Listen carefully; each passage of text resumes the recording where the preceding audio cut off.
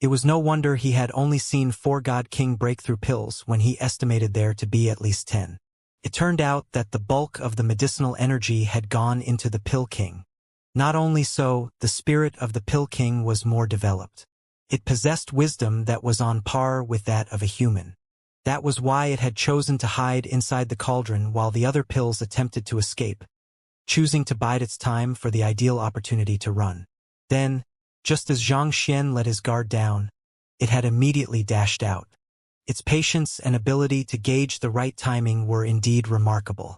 If Xianxia allowed the Pill King to escape, he would be missing out on the true treasure. "Do you think that I'll let you escape?" Xianxia scoffed as he channeled his Jinqi into his feet and leaped powerfully into the air. Boom! He swiftly flitted in the direction of the Pill King, leaving behind ripples in the air. Having driven the red dust heaven ascending steps to its limits, he was able to fly at a speed even faster than that of the pill. A high-tier celestial god is actually flying? Fu Jiangchen widened his eyes in disbelief. It was an unchanging law in the firmament that only God Kings were capable of flight. But it was one thing for the other party to be able to subdue those 4 pills with a single move, but to think that he would be able to fly at a speed that was not any slower than him.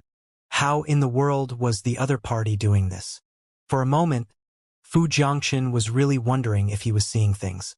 The escaping Pill King was also taken aback to see the high-tier celestial god chasing after it so quickly. Seeing that the other party was going to catch up with it soon, it swiftly morphed into the appearance of a ferocious-looking young man and turned around to slap the other party. It was a simple move, but it harnessed a terrifying amount of power. In terms of strength, the Pill King had already reached a level comparable to God Kings. Humph! With an awful look on his face, Xianxia halted his footsteps to dodge the attack before counterattacking with the sword in his hand. He realized that even though he had rid his body of his Heaven's Path Jinqi, his fighting prowess did not fall. Instead, he was stronger than ever. The only issue was that the amount of Jinqi he had was much lower than before, so he could not afford to use his Jinqi recklessly. Thus, he had to end the battle as quickly as possible. Furthermore, this was not just an issue of his Jinqi running out. More importantly, the escape of the Pill King had caused quite the commotion, such that he could feel dozens of people's spiritual perception gazing over there in just a few short breaths. If he did not resolve this problem quickly, the situation might go out of control. Only on demise will a silkworm run out of thread. Only as ashes will the tears of a candle dry up. Xianxia executed the sword art he had comprehended from the pathos of heaven, and a thin thread shot forth from his sword and wrapped itself around the Pill King. As if the final spark of flame before a candle died out or the last yarn of thread a silkworm produced, this thin thread carried a heavy sentimentality and tied the Pill King down, preventing it from escaping. "You!" The Pill King was astonished. Celestial gods and God Kings should have been 2 beings of different levels of existence. It thought that it would be able to get rid of the young man easily by retaliating with its full strength, but who could have known that it would be bound even before it could finish its attack? Were the high-tier celestial gods really this powerful? Collect! Knowing that he would not be able to keep this up for too long with the limitations of his Jinqi, the earlier flight at his full speed and the 2 sword arts that he had executed had really sapped a lot out of him. He quickly pulled the thread made out of sword chi toward him to capture the Pill King. Arg!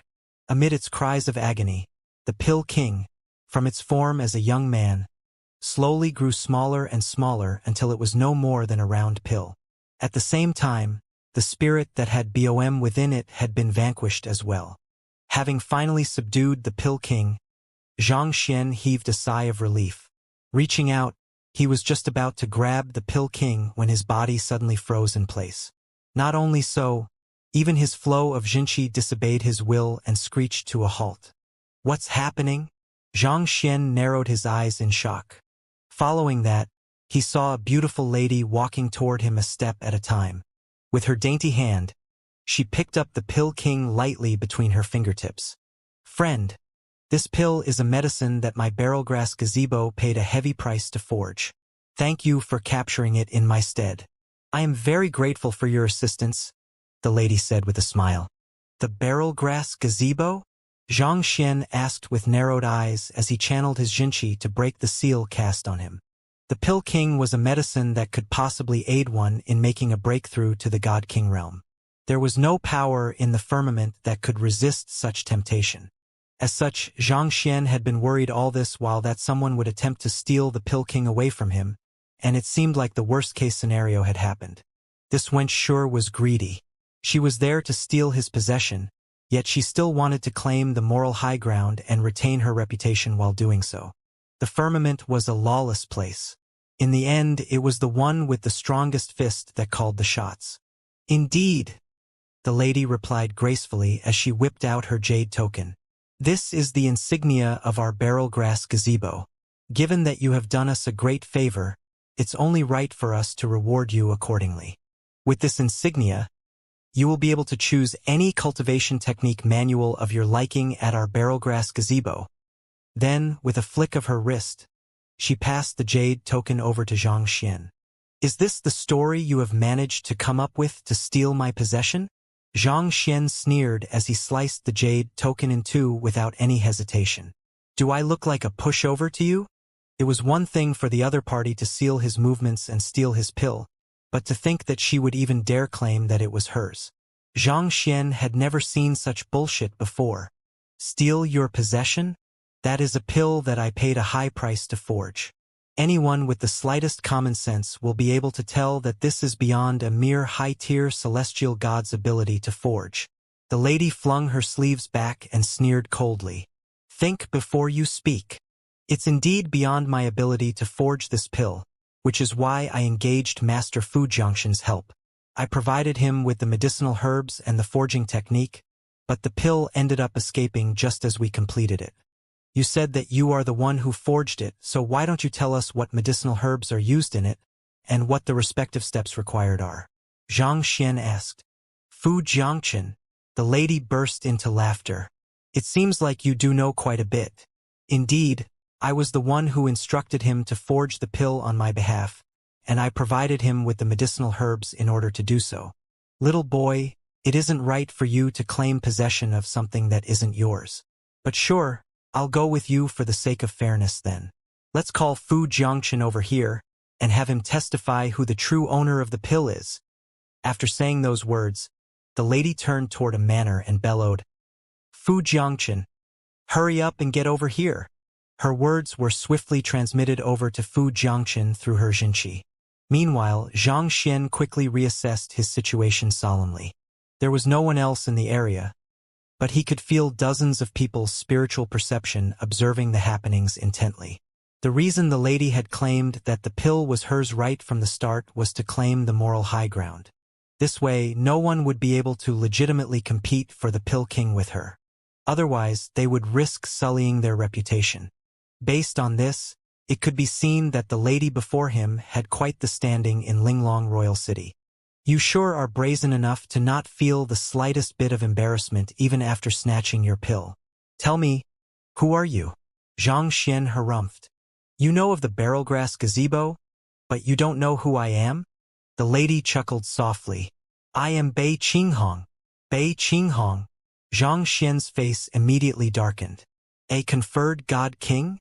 When he arrived at Linglong Royal City, he had inquired about the general political situation within Royal City from the guards at the Great Displacement Teleportation Formation.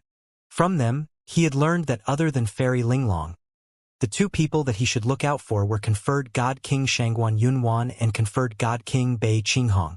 Those two of them could be considered equals, and each dominated over half of Royal City. As one of the few ravishing female conferred God Kings of the firmament, she had many loyal and powerful followers pursuing her. Xianxia had thought that the shameless person who was trying to snatch his pill would just be a God King at the very most, but to think that it was a conferred God King. On second thought, however, it was not all that surprising for a conferred God King to want to claim the Pill King for herself. Each God King breakthrough pill could potentially create a God King, and the Pill King's effectiveness was far higher than that. If one used it sparingly, it could at least give rise to 4 additional God Kings. Even conferred God Kings would not be able to hold back their greed when there were great profits at stake. Seeing that the other party finally knew of her identity, Bei Qinghong placed her hands behind her back, putting on airs reminiscent of a queen.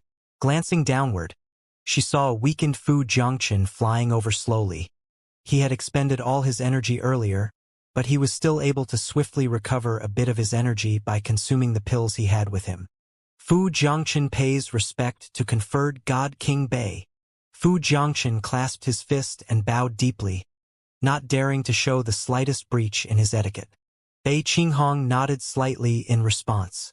The reason I called you here is so that you can clarify to everyone who the owner of this pill is. Am I the one who provided you with the medicinal herbs and pill formula to forge this pill? Read more at Ellis novel. This? Fu Jiangchen's face froze upon hearing those words. He anxiously glanced over at Zhang Xian before biting his lips hesitantly. Yes. Apothecary Fu Yu? Zhang Xian did not think that Fu Jiangchen would betray him at this crucial moment. The way he addressed Fu Jiangchen also changed back from Brother Fu to Apothecary Fu. Apothecary Zhang, it's indeed true that conferred God King Bei is the one who instructed me to forge this pill.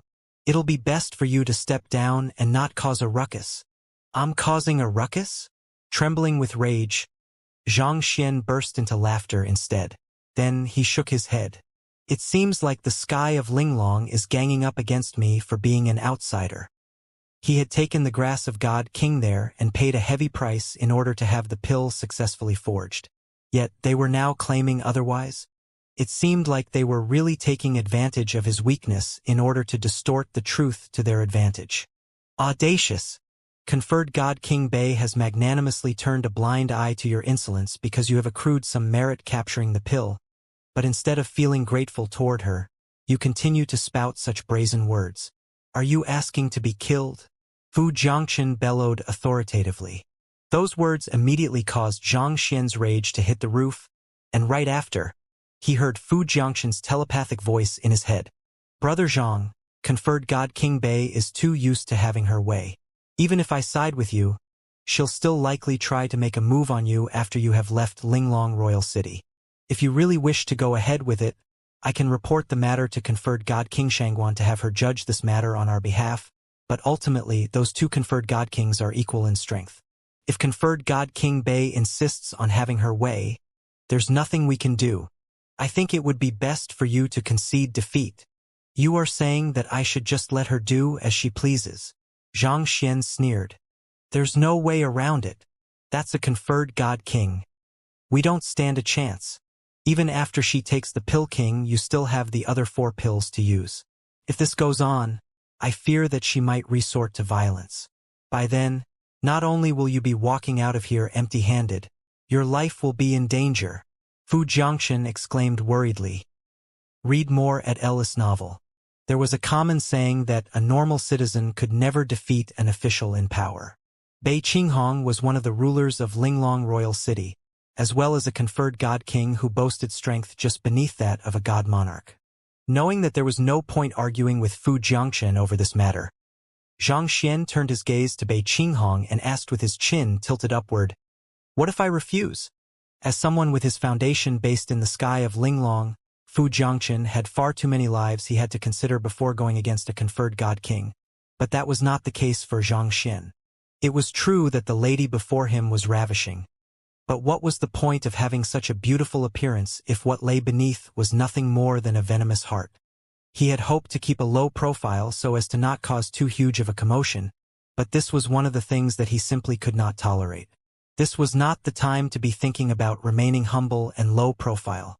If he allowed it to happen this once, it would surely happen again and again. It was time for him to let the others know that even though he, Zhang Xian, had only arrived in the firmament a month ago, he was not a person whom anyone could bully that easily. Conferred God King Bei. Having made up his mind, Zhang Xian's rage swiftly cooled down as he gazed at Bei Qinghong with cold, rational eyes. I'll give you a chance. Declare the truth and concede your mistake.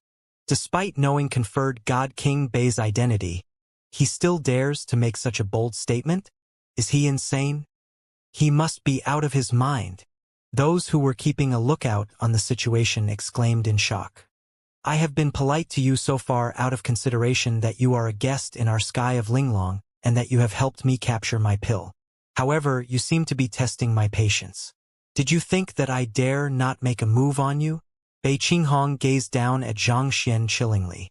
An indomitable pressure burst forth from her, shrouding the entire Linglong royal city. The sky darkened, and the air turned incredibly heavy. This pressure was felt by everyone within Linglong royal city, but this was even more so for Zhang Xian, whom this pressure was directed toward. His breathing became ragged as a result of that, and his zhenqi seemed to have frozen in place. If not for the God King's sword in his grasp warding away some of the pressure, he might have plummeted from the sky. This was a force that even real God Kings would not be able to withstand, let alone a high-tier celestial god. The powers of a conferred God King were indeed frightening. Zhang Xian swiftly drove his pathos of heaven, and the pressure on him finally alleviated. He shook his head and remarked in pity, "I presented the opportunity to you, but you don't know how to cherish it. There's nothing else I can do then." Seeing how Zhang Xian was still spouting such words when he was already standing right before death's gates, Bei Qinghong harumphed coldly. Humph! The arrogance of a person who doesn't know his place. It had been far too long since the last time someone dared speak to her in such a manner. She raised her hand to teach the young man before her a lesson, but before she could even move, her body suddenly stiffened in place. An overwhelmingly powerful force had suddenly locked onto her, sealing her strength. Shocked, she quickly raised her head, only to see a golden book floating quietly above her. "What is that?" Bei Qinghong uttered. The book that was floating above her actually left her with a feeling of deep trepidation. She felt as if a higher being had set its eyes on her, and she would not be able to retaliate or escape no matter what she tried. It was as if her existence was being rejected by the heavens themselves. "It's just a book," Zhang Xian replied. He did not want to resort to this, but he could not tolerate this anymore. He had given her a few chances to back down, and since she was not willing to turn back, there was no reason for him to show her mercy. He knew that this move could very well offend Fairy Linglong, but he did not care that much anymore. "You exploited your strength to oppress those weaker than you, and you display an absolute lack of regret and repentance in your actions. I can't even begin to imagine what evil you have committed over the course of your long life. Since there is no one else to pass judgment upon you, I shall be the one to do so," Zhang Xian said with a grand wave of his arm. Hong Long, with the sound reminiscent of a collapsing mountain, the Book of Heaven's Path descended from the sky. And no! Bei Qinghong had thought that her opponent was just an ordinary high-tier celestial god whom she could suppress with ease. Never in her wildest dreams did she expect the other party to have such a powerful artifact with him. She tried to gather her strength to stand against the golden page, but under the crushing weight of the book, her entire arm immediately fractured upon impact. She could not even last a single breath. "Ah! What the heck is this?" Bei Qinghong exclaimed with a voice filled with fright. It was known in the world that the only ones who could truly stop a conferred god king were the god monarchs. It was for this reason that Bei Qinghong dared to act as she pleased without worrying about the consequences. Yet, she had never expected the high-tier celestial god she was confronting to have such a powerful artifact with him. She felt as if the weight of the heavens was pressing down on her. It was a force that was comparable to the strength of a god monarch. Even though she was a conferred god king, she did not stand a chance against such a powerful force. "I can't die like this! Shatter! Shatter!" Bei Qinghong screamed with all her might as she furiously pumped her energy outward to stop the book above her. Ripples appeared in the sky as she forcefully drew in all the anima of yearning within the sky of Linglong to protect herself. In terms of individual prowess, a conferred god king was not too different from an ordinary god king. The truth behind their strength lay in their ability to manipulate the anima of yearning within their conferred territory, turning it into their strength. That effectively made them nigh invincible existences within their own conferred land. But no matter how much energy Bei Qinghong tapped into, she could not possibly hope to rival the strength of the heavens. The barrier that she had formed with the anima of yearning dissipated with little resistance. Pooh! This had really left Bei Qinghong utterly terrified. In this instant, She was truly panicked. She realized that if she did not do something to stop the book soon, there was a good chance that she would be reduced to minced meat within the next few breaths. Spare my life. I have wronged you. I saw the concentrated energy within the pill and got greedy. I shouldn't have tried to selfishly claim it. The truth is that I don't know what pill it is and where it came from. Without any hesitation, Bei Qinghong cast aside her reputation and admitted to her guilt. Between her reputation and her life, the latter was clearly the priority. Conferred God King Bei tried to snatch the pill of another person? She spoke with such gusto earlier that I really trusted her. To think that it was all an act. I have viewed her as my goddess for the past few centuries. Ever since I was just a 20-year-old lad. I can't believe that a proud conferred God King would resort to something as despicable as this. Hey, you also saw how much energy lies within that pill. Can you say for certain that you wouldn't do the same as her if you were in her position? To this, I guess I can understand her rationale for doing that, but still. Those who were watching the situation with their spiritual perception were all taken aback. Given how Bei Qinghong had appeared right after the pill was captured, as well as how confident she had spoken all this while, everyone had swiftly been convinced that the pill was indeed hers. To think that she was the plunderer, this admittance had effectively soiled her reputation as the goddess of countless men. In the end, even conferred God Kings were mortals. It was impossible for them to be completely devoid of greed. Your words mean nothing to me anymore. It's always easy to express your regret after you realize the consequences of your own actions. I gave you a chance earlier, but you failed to grasp it. You have to take responsibility for your own decisions.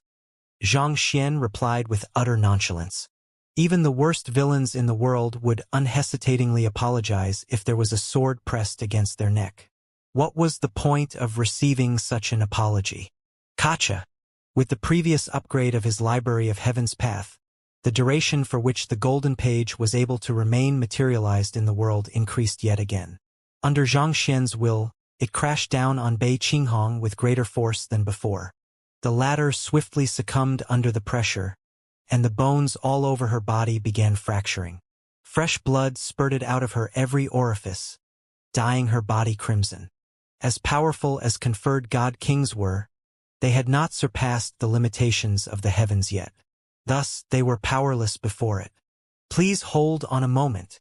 There was an abrupt pulse of wind, and another ravishing figure appeared in the area. The other conferred God King of the sky of Linglong, Shangguan Yunwan. Bei Qinghong is a conferred God King chosen by her sovereignty herself. Your act of killing her will be viewed as blatant defiance toward her sovereignty's authority. You have already made your point clear, so I ask of you to spare her life, Shangguan Yunwan said. Are you threatening me in the name of your god monarch?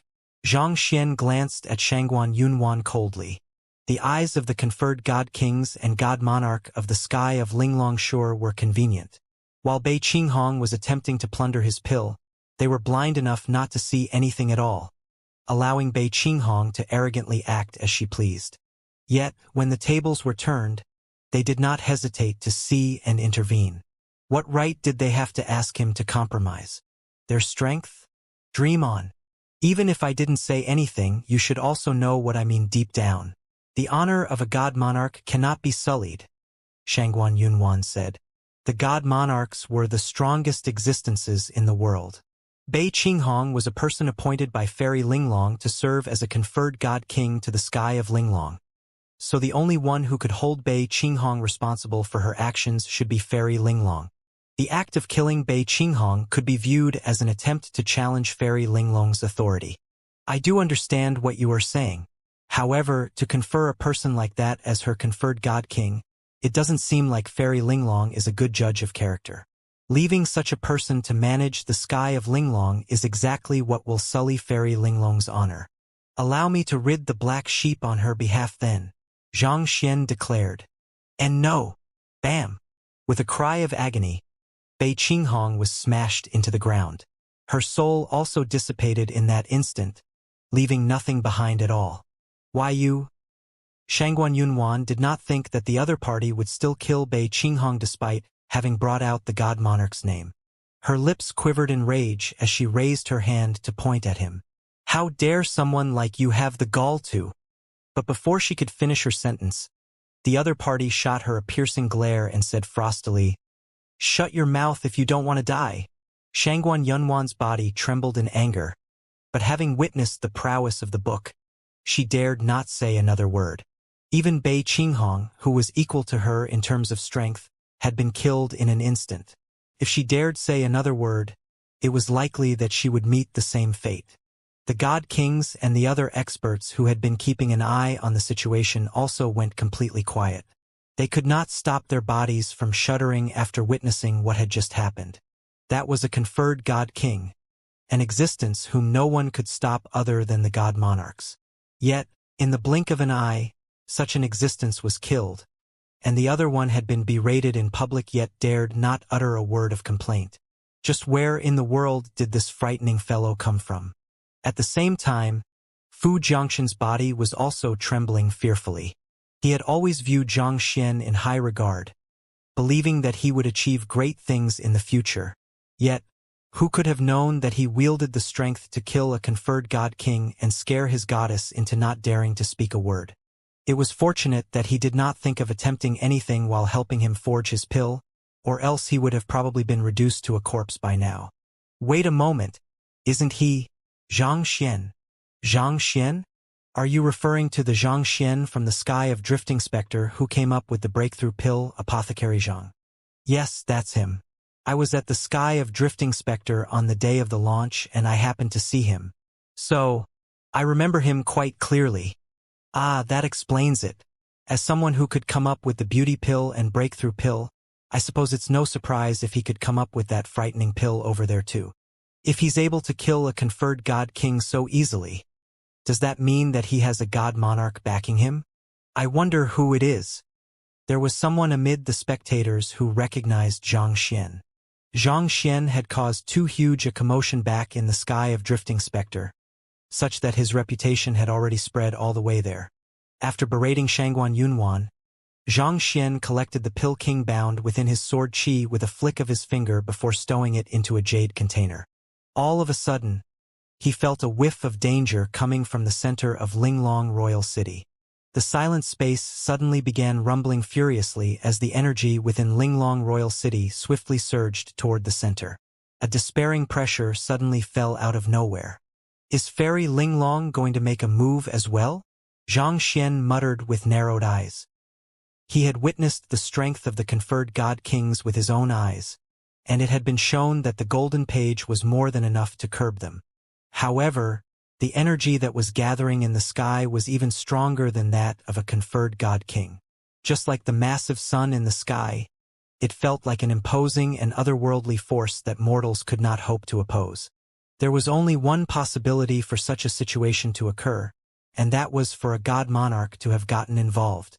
It seemed like the sky of Linglong's Fairy Linglong was still quite involved in the affairs of her territory. She could not resist making a move after seeing her conferred God King getting killed. Her sovereignty? Fu Jiangxin and the others also noticed the anomaly, and their faces warped in horror.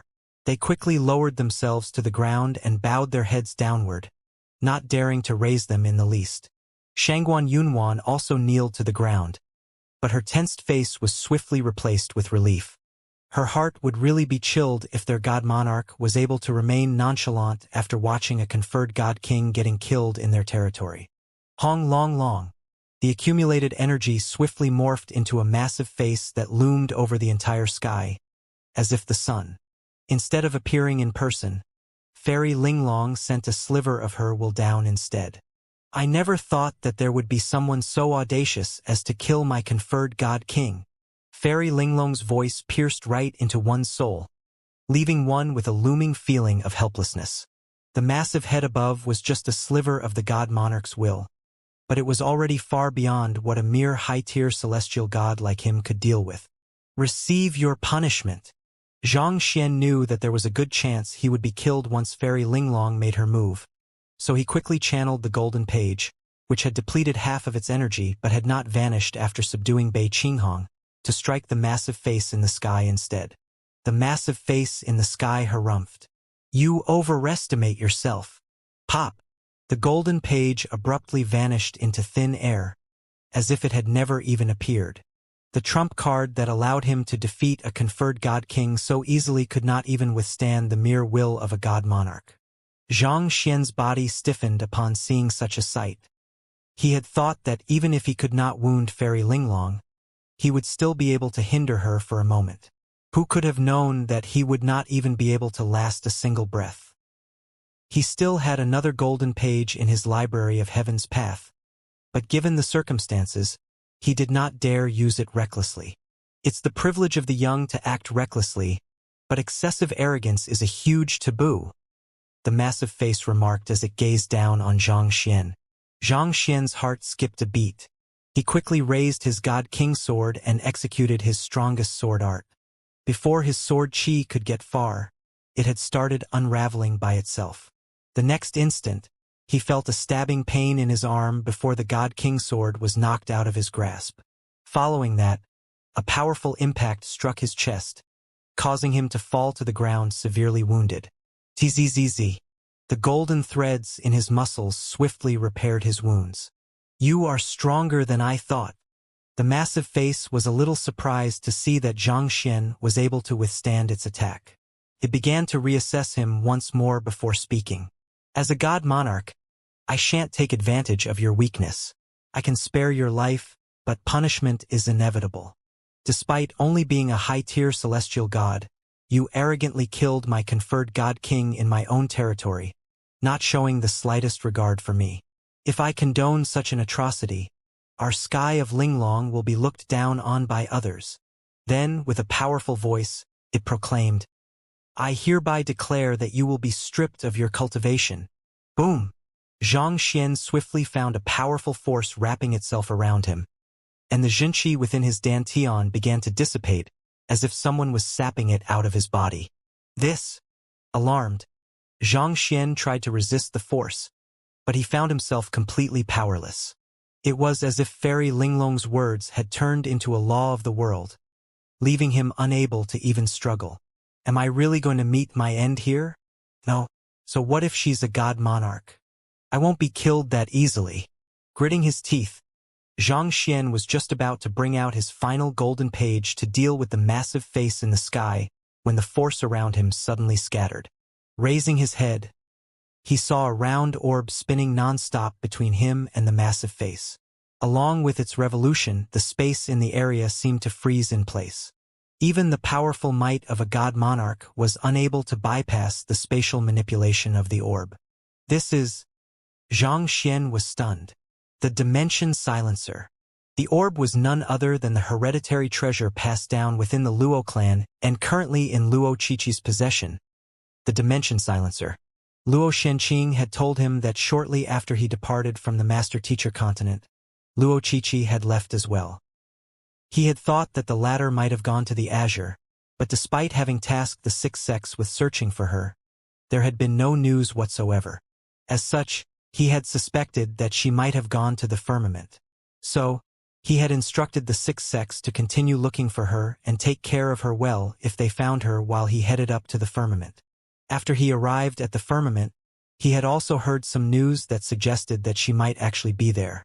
That being said, he had never expected her to suddenly appear at this moment to protect him from the attack of a god monarch. The massive face in the sky was also taken aback by the sudden intervention. With a displeased voice, it questioned, Qiqi, what are you doing? Who? The Dimension Silencer quivered a little before morphing into the form of a beautiful lady. The beautiful lady clasped her fist and said, He is the person whom I like. Your sovereignty. I ask of you to show him mercy. She was none other than Luo Qiqi. It had been several months since they had last met, but she was still the same as the quiet and gentle lady in his memories. When she turned around to look at him, he could see a hint of anticipation mixed together with many complex emotions. Even though she appeared to be the same as before, her strength far surpassed what it used to be. Taking a closer look, she was actually at God King Realm Pinnacle, just like Fu Jiangqin. Xianxia had been perplexed for a long while about why the anima of yearning he had collected suddenly increased so much. But thinking about it now, her sentiments probably played a huge part in that. A god-king realm pinnacle dimension silencer. In terms of fighting prowess, she was definitely far stronger than Fu Jiangqin. Perhaps she might even be able to rival Bei Qinghong in a fight.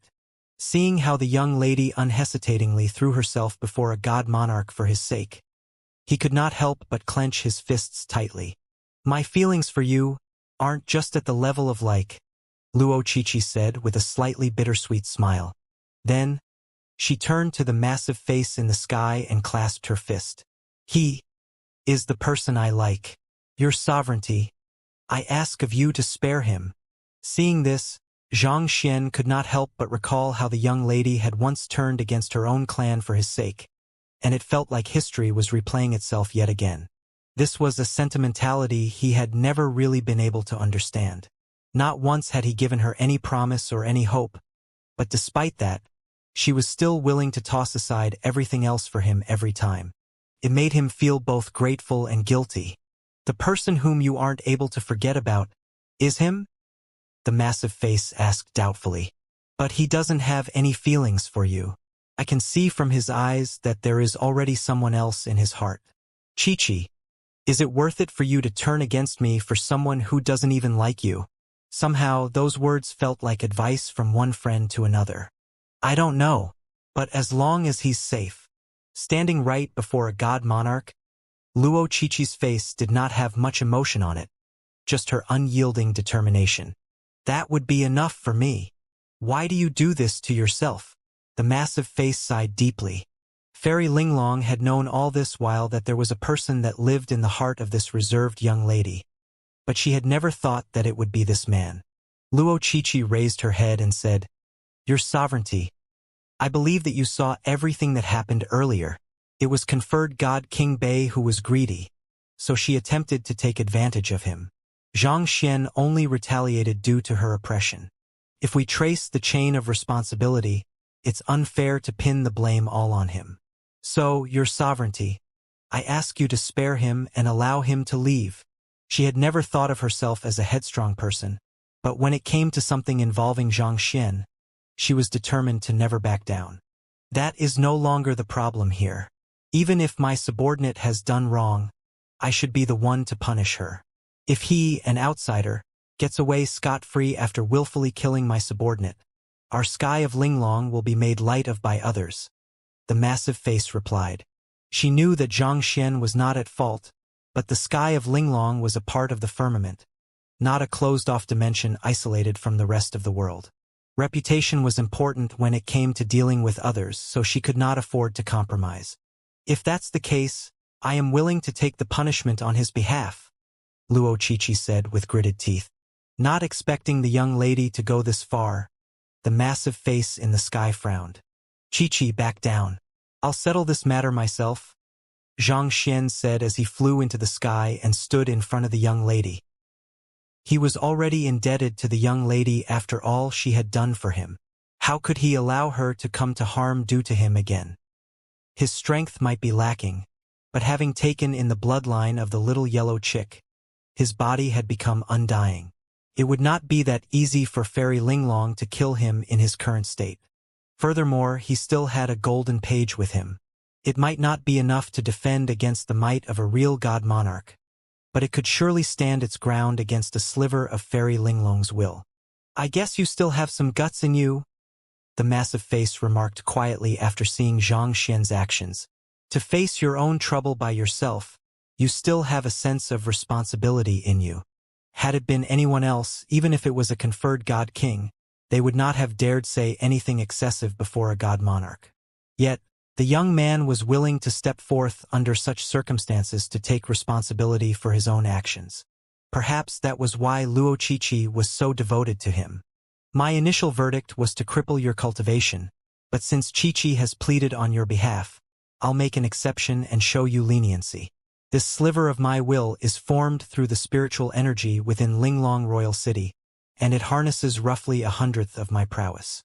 If you can withstand an attack of full might from me, I'll let the matter today go. Otherwise, you can only blame yourself for your weakness, the massive face said. Your sovereignty, Luo Qiqi protested with a pale face. While the massive face was formed out of spiritual energy, the fact remained that it harnessed the will of a god monarch. Putting aside Xianxia, even ordinary conferred god kings would not be able to withstand it. I have already made up my mind. If he can't even survive something of this extent, he's not worthy of your feelings. A powerful will descended from the sky, and Luo Qiqi immediately fell silent. She suddenly found herself unable to speak or move. Most likely, Fairy Linglong had chosen to immobilize her temporarily to prevent her from meddling in this. Let's get started then. Knowing that there was no avoiding this, Zhang Xian began channeling his Jinqi to its limits in preparation of facing Fairy Linglong's attack. Even though the attack only harnessed 1/100th of her full strength, it was still a force not to be underestimated. Who? With a wave of his hand, the God King's sword immediately flew back into his grasp, and he swung it toward the face with great power. Through this slash, Zhang Xian executed the 3 sword arts of the pathos of heaven simultaneously, and he manipulated the sword qi to form a massive barrier right before him. Despite your young age, you have comprehended your own sword art. Not bad. The massive face nodded. The next moment, a powerful force crushed down from above, and the barrier that was created using the 3 sword arts began to break apart at a visible pace. What terrifying might, Zhang Xian murmured. He would have expected no less from a god monarch. Even 1/100th of Fairy Linglong's strength was still way beyond what he could deal with. I can only put my life on the line then. Once his sword art caved in and the force struck down on him, he would surely sustain severe injuries. To be frank, Zhang Xian was still fairly confident that he would survive this ordeal. After his body had been tempered through the lucid lunar lake, it was able to recover from even the most severe of injuries as long as he was given enough time. However, the problem was that he had to rush back to the sky of Spirit Origin to make it in time for the tournament to earn the qualification to enter Spirit God Palace. If he missed it, the next opportunity would be 100 years from now. So, he could not afford to be crippled. Thus, he was trying his hardest to avoid sustaining any injuries at all. Left with no choice, Zhang Xian turned to his library of Heaven's Path to summon his golden page. But at this crucial moment, a voice suddenly sounded in his head. Let me do it instead. Following that, Little Chick leaped out of his dantian and opened its beak wide. Glomp! With a huge breath, it swallowed the massive face in the sky, leaving a big bloated yellow chick reminiscent of an oversized balloon floating quietly in the air. Zhang Xian's cheeks twitched. He knew that the little yellow chick was capable of swallowing artifacts and items that were far stronger than it. But that was a sliver of a god monarch's will. Is it really fine for you to swallow it just like that? Shouldn't we at least spare her some face?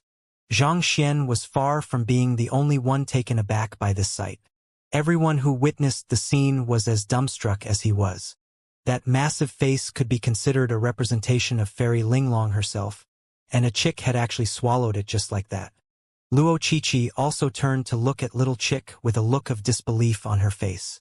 If she had known that Zhang Xian had such a powerful trump card, she would not have intervened at all.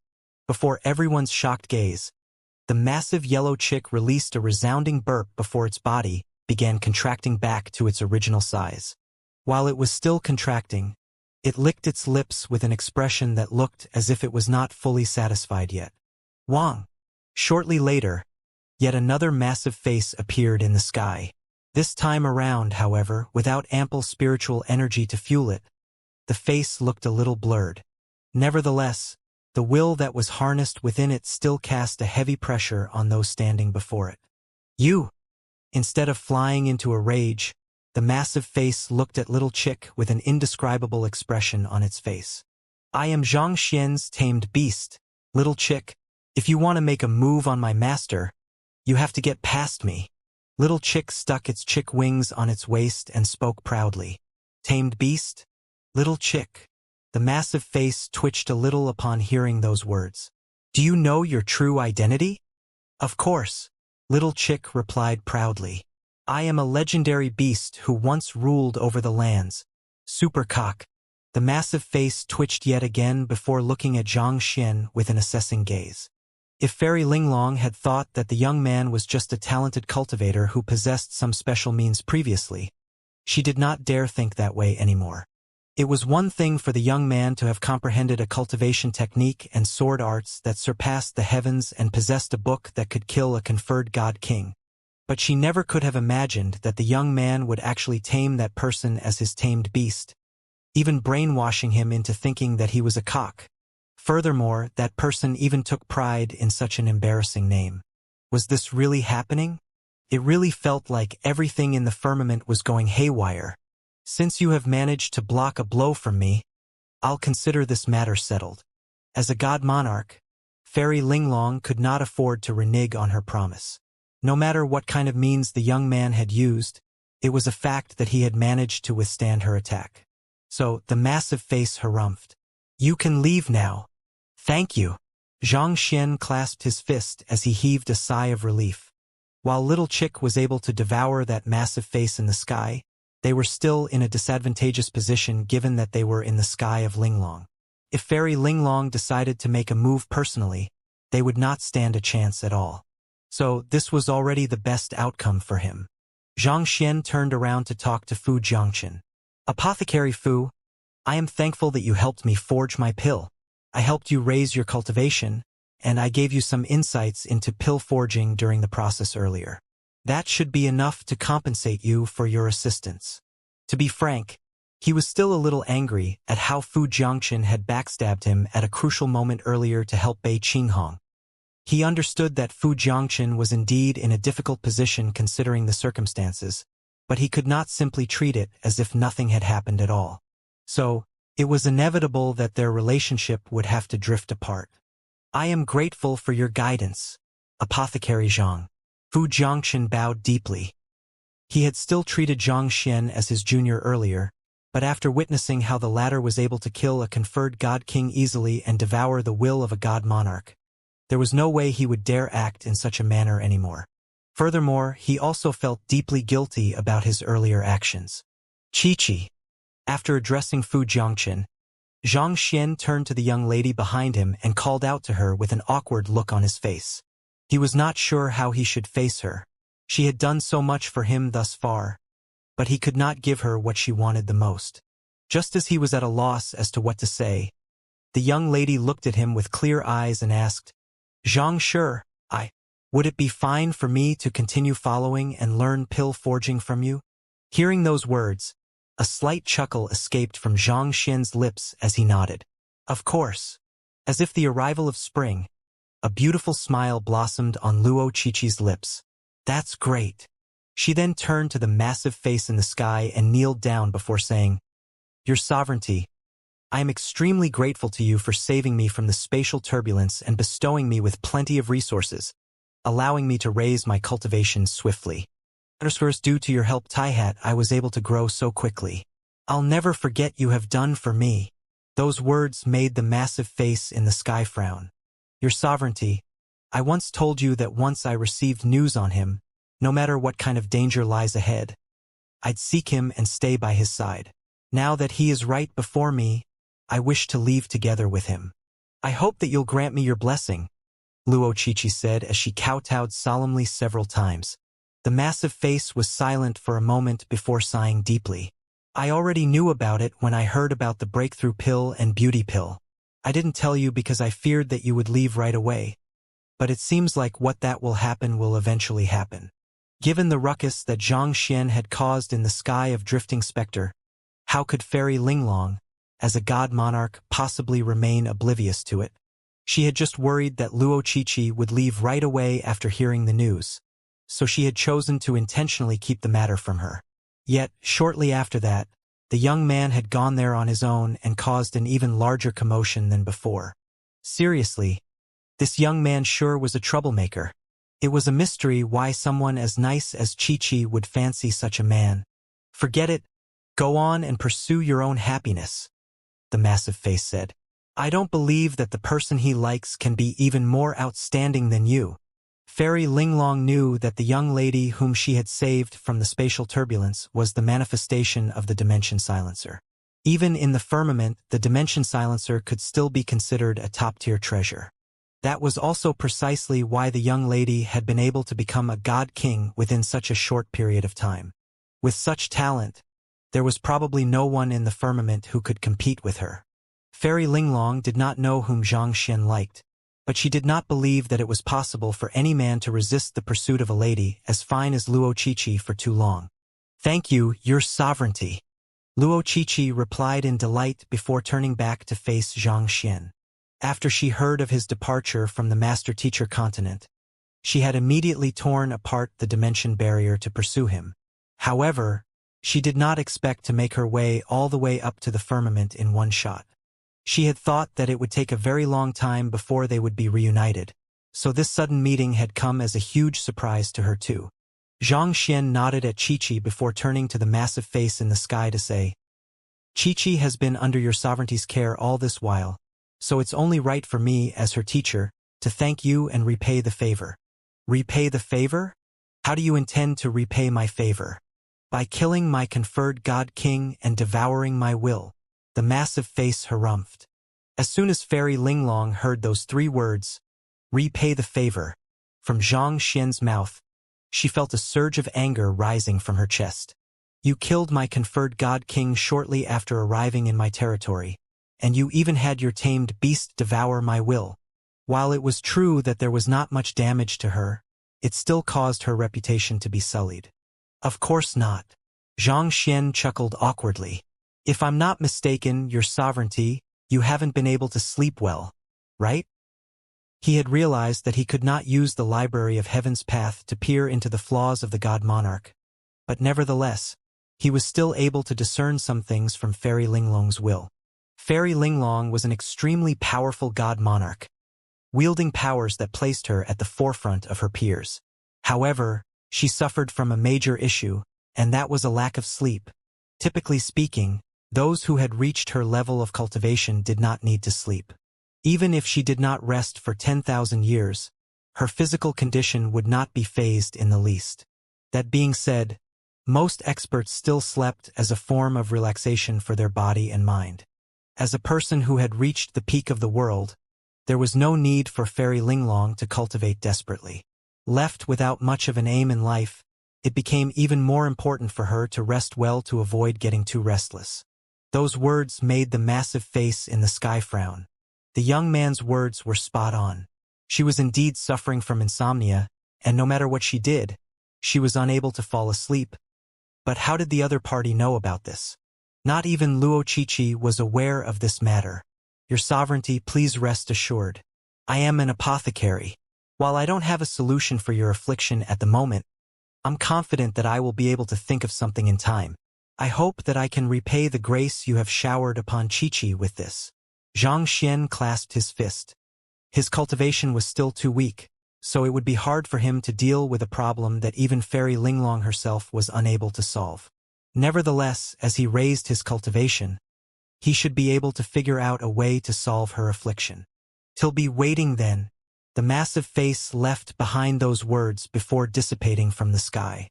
Heaving a sigh of relief, Xianxia turned to Luo Qiqi and said, "Let's go." Luo Qiqi turned to him and smiled before nodding quietly. With that, the two of them began making their way outside the city.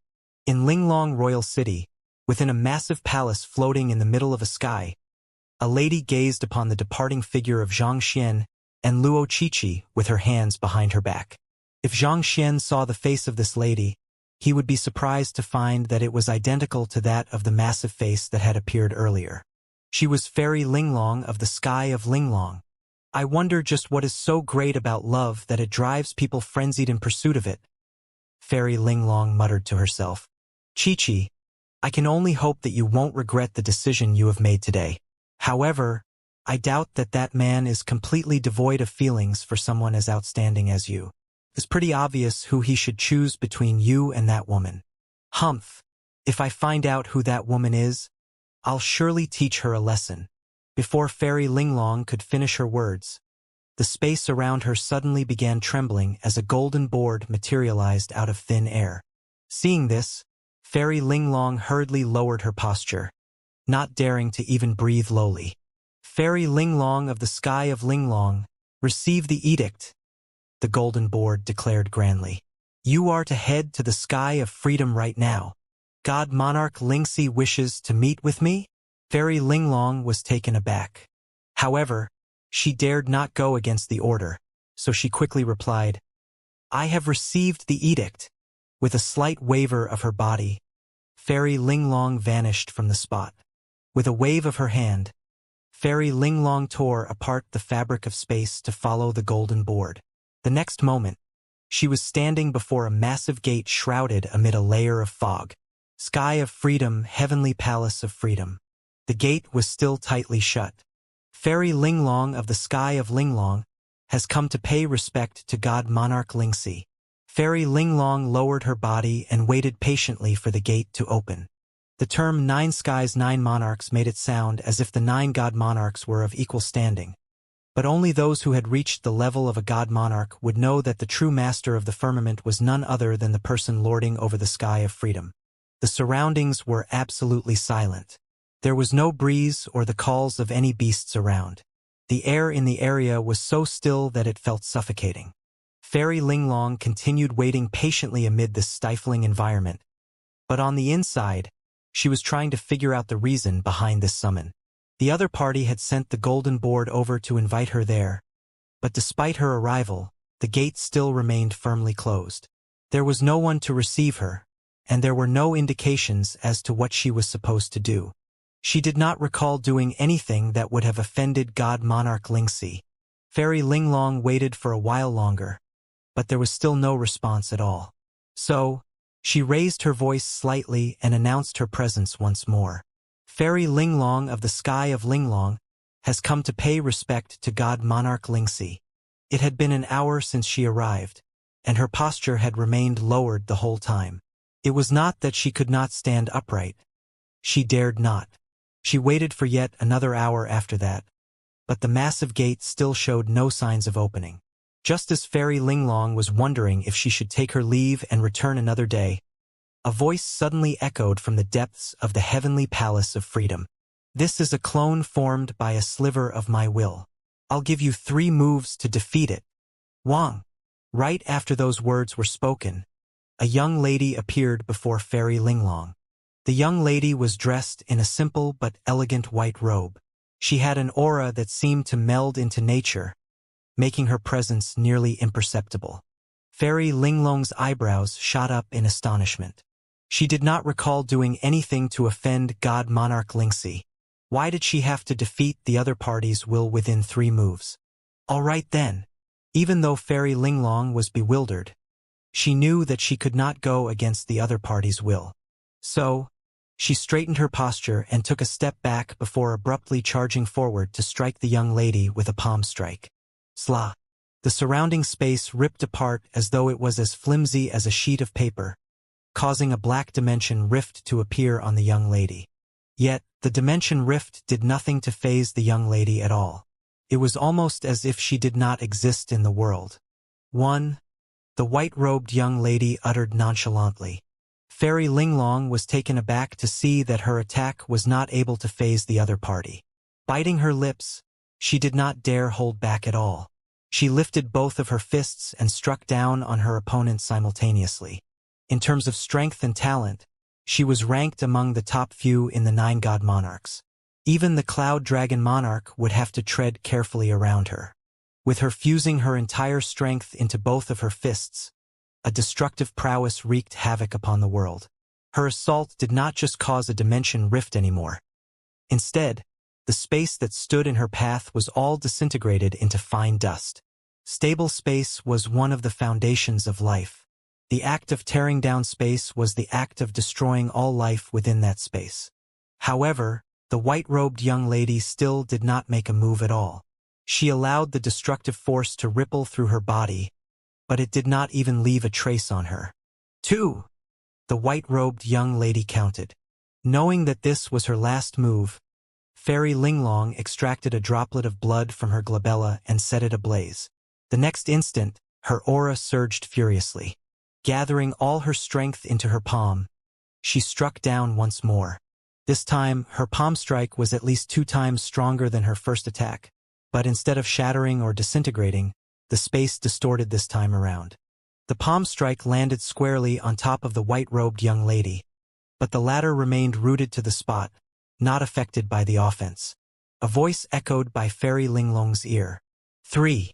Then, the white-robed young lady lifted her finger and flicked it. Pong! Fairy Linglong was immediately sent flying. Blood spewed from her mouth as she tumbled through the air before crashing heavily onto the ground with a pale face. This single strike had left her with severe injuries. It was obvious that the two of them were not on the same level. Enduring her pain, Fairy Linglong gritted her teeth and rose to her feet. She lowered her head and said, God Monarch Xianxia, thank you for your guidance. If I may ask, have I done something wrong? The God Monarch of the Sky of Freedom rarely summoned the other God Monarchs. The fact that the other party had called her all the way here only to treat her in such a manner, it could only mean that she had done something that displeased the other party. But the issue was that, I don't even know what I have done to offend you. Why don't you at least tell me what I have done, so that I can take note of it in the future? You called me here and started pummeling me without telling me the reason. What am I supposed to make of this? You need to work a lot harder if you wish to teach me a lesson. Your current strength is still far from sufficient. Leaving those words behind, the white-robed young lady morphed into a droplet of clear water and fell to the ground. To think that the opponent she had been facing all this while was a clone made out of a mere droplet of water. The God Monarch of the Sky of Freedom was indeed on a different level from the rest of the God Monarchs. While she was astonished by the prowess displayed by God Monarch Xianxia, she could not help but be baffled by the words of the other party. Teach you a lesson? Given your prowess, I wouldn't dare to teach you a lesson even if someone were to inflate my guts by tenfold. Wait a moment. It was right after I muttered to myself that I would teach the person whom Xianxia likes a lesson that the golden board appeared and summoned me here. Could it be that? A look of horror suddenly appeared on Fairy Linglong's face. If what she was thinking right now was really true, then Xianxia was truly a terrifying individual. To have such a tamed beast and such a girlfriend, was he really just a high-tier celestial god? It feels like nothing is going right for me these days. I really should try my best to steer clear of that fellow in the future. Fairy Linglong was not sure whether her conjecture was right, and she dared not verify it. In any case, it was best to avoid trouble wherever possible. Sighing deeply, she waved her hand and returned to the Sky of Linglong. Shortly after she returned to her palace, a middle-aged lady suddenly rushed into the room and kneeled before her. My deepest congratulations, Your Sovereignty. Congratulations! A conferred god king of hers had just been killed, but she had not been able to deal with the culprit, and just a moment ago, she had been summoned to the Sky of Freedom only to get pummeled. She could not think of anything that could lift her spirits at a moment like this. Your Sovereignty, the two people whom you brought back from the Celestial Mountain have been cultivating in the space-time mirror, and just a moment ago they managed to reach God King Realm Pinnacle while clearing the trial, the middle-aged lady reported. They've cleared the trial? Fairy Linglong's eyes widened in surprise before a delighted smile emerged on her face. This was indeed the best news that she could have received heard after the day of setbacks. She had picked out 2 talented cultivators from the Celestial Mountain, and she had devoted a lot of resources to groom them. With their breakthrough, the Sky of Linglong would be in a much better position in the upcoming flood of spiritual energy. At the very least, they would not be forced to take a passive position as they did previously. Let's head over there to take a look, Fairy Linglong said, as she quickly made her way over to the space-time mirror. On the outside, the space-time mirror appeared to be no different from an ordinary mirror. Concealed within it, however, was a dimension where time flowed 10,000 times faster than that of the firmament. In other words, several hundred years had already passed for those 2 cultivators ever since she brought them back from the Celestial Mountain. It was truly an impressive feat for those 2 people, who had barely reached the God Realm when she first brought them to the Sky of Linglong, to reach God King Realm Pinnacle within just several hundred years. Who? With a thought, she brought the 2 cultivators inside the space-time mirror out. They were 2 ladies. One looked quiet and reserved, whereas the other one emanated a frostily cold vibe. Despite having spent hundreds of years within the space-time mirror, It did not seem like the passing of years had left its mark on them. They still looked almost the same as they did when they first entered the spacetime mirror. As soon as they appeared from the mirror, auras powerful enough to tear apart the fabric of space burst forth from their bodies. Despite only being at God King Realm Pinnacle, the auras they emanated were already even more powerful than those of normal conferred God Kings. Be it their cultivation techniques or their temperament, they were indeed ideal candidates for conferment. The more Fairy Linglong looked at them, the more satisfied she was with them. She looked at them with eyes filled with anticipation as she said, "The two of you have already reached God King Realm Pinnacle, which means that you are strong enough to bear the power of conferment. Are you willing to become my conferred God Kings?" "Conferred God King?" the two female cultivators asked hesitantly. A cultivator who had reached God King Realm Pinnacle, as long as he was able to earn the recognition of a God Monarch, could be granted a conferment.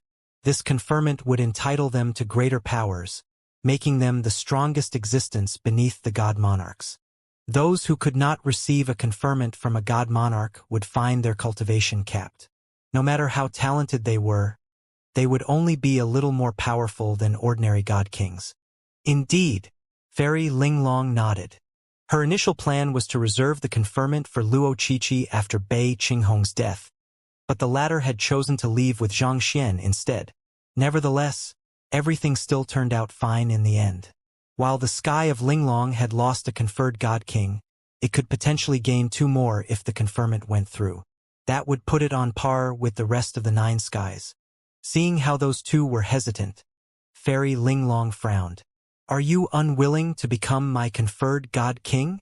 We would be glad if the conferment grants us greater powers than before, but—" The quiet and reserved lady paused for a brief moment here before continuing. "If we become your conferred God King, will we have to follow your orders unconditionally, such that we'll have to turn against our kin as long as you order us to?" Fairy Linglong chuckled after hearing the other party's question. "You have misunderstood. Becoming a conferred God King means to receive the acknowledgement from a territory of the firmament, thus entitling you to the anima of yearning of those living in the area. If you receive the acknowledgement from a territory within the sky of Linglong, you will be considered my subordinate, but there is no restriction on the conferment that forces you to obey my orders unconditionally. If a conferred God King had to obey every single one of their God Monarch's orders, that wouldn't be a conferred God King but a puppet." Hearing those words, the two female cultivators nodded in realization.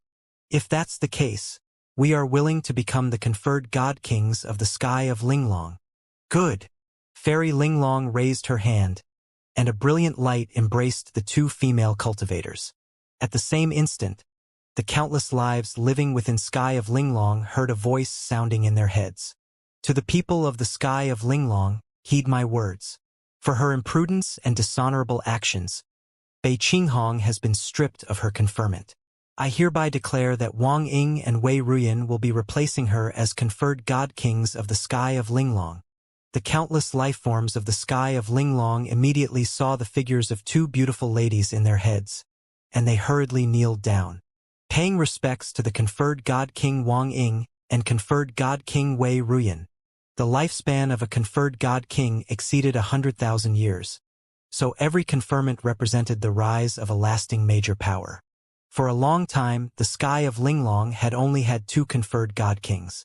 When news started spreading that Bei Qinghong had been killed, many were worried that the sky of Linglong would lose the power to curb the other skies. Yet, contrary to that, Fairy Linglong had conferred 2 new God Kings right away. Not all cultivators who had reached God King Realm Pinnacle could be conferred. Those who were able to receive the conferment were all exceptional individuals who possessed talent beyond their peers. Hong Long. With the submission of the populace, the 2 young ladies immediately felt a powerful will seeping into their bodies.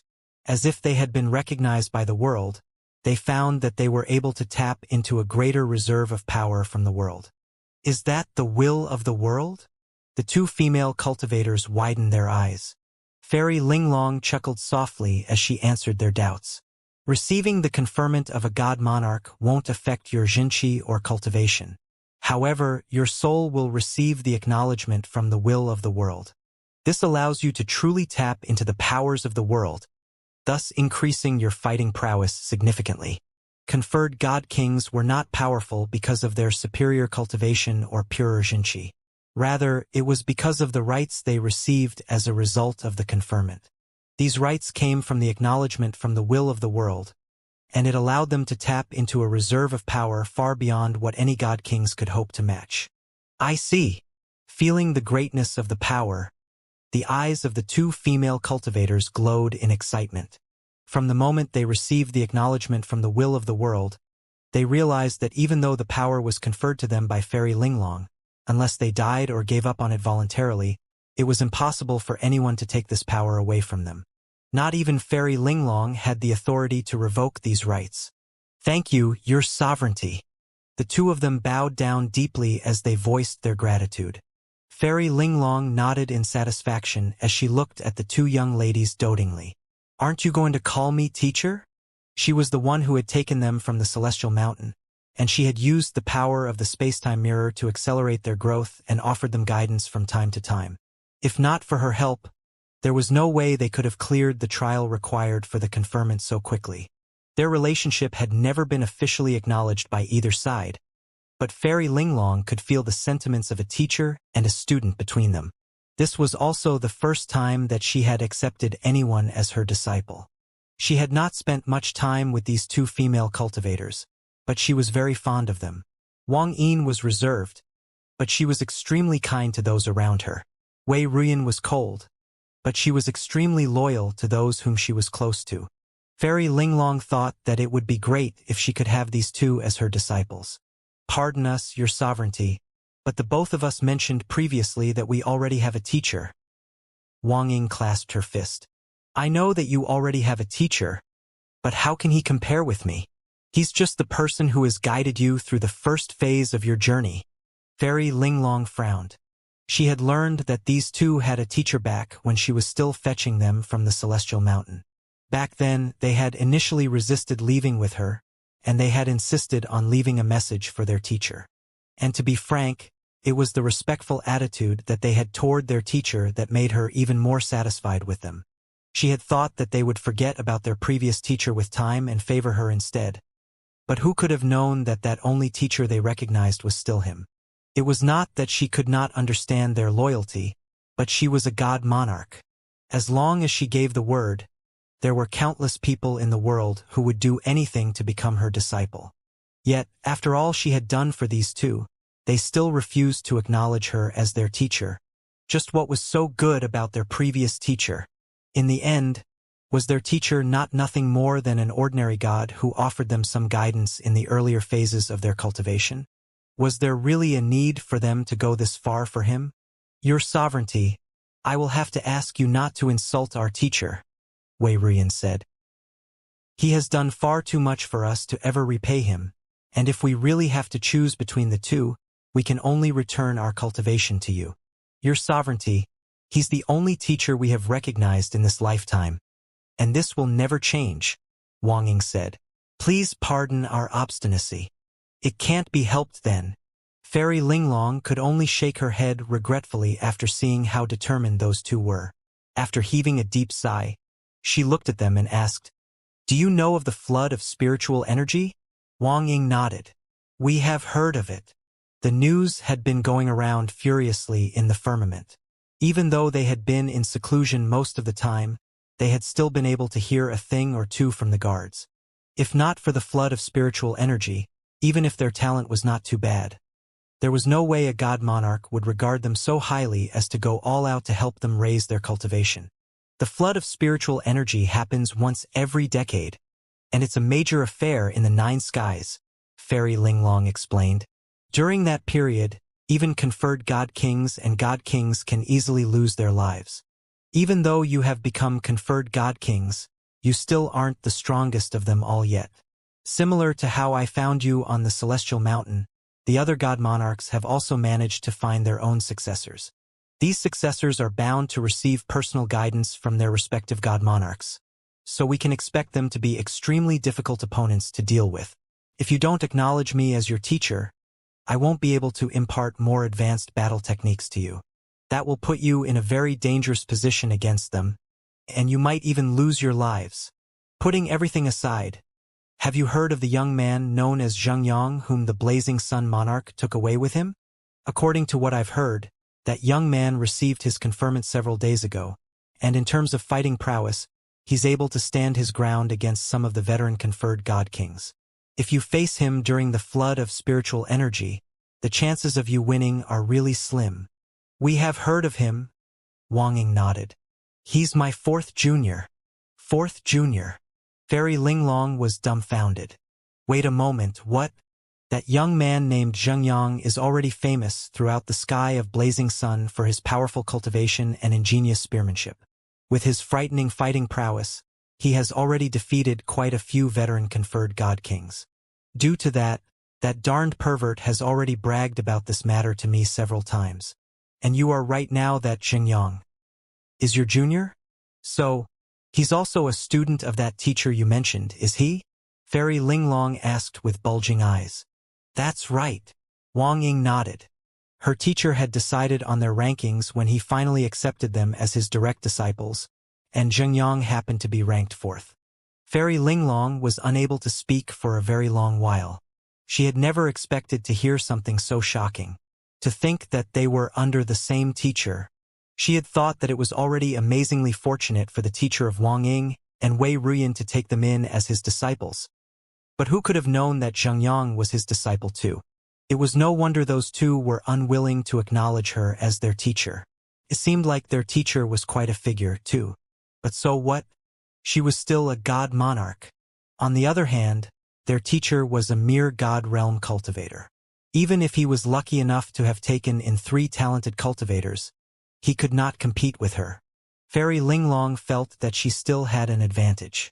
No matter what, she had to convince these two about the perilous situation they were in. Otherwise, she would not be able to impart her techniques to them, and they would not be able to compete with the conferred god kings of the other skies. Fairy Linglong quickly calmed herself down before carrying on with a solemn voice. Even if Xianxia is your junior and will go easy on you, there are still other strong conferred god kings that you need to pay attention to. Take the disciple whom God Monarch Fuming has taken in Xiaoya, for example. She is rumored to be on par with Xianxia in terms of strength. The sky of adamant gold is located in the west of the firmament, whereas the sky of Linglong is located in the southwest. Due to our close proximity, there's a great likelihood that we'll come to blows with one another. If you don't brush up on your skills under my guidance, it'll be hard for you to stand against her. That's my first senior, Wang Ying replied quietly. Fairy Linglong's eyelids twitched upon hearing those words. Unable to keep her cool, she asked, "What about conferred God King Lu Chong of the Sky of Drifting Spectre? He should have nothing to do with you, right? He's actually really powerful." "That's my 6th junior."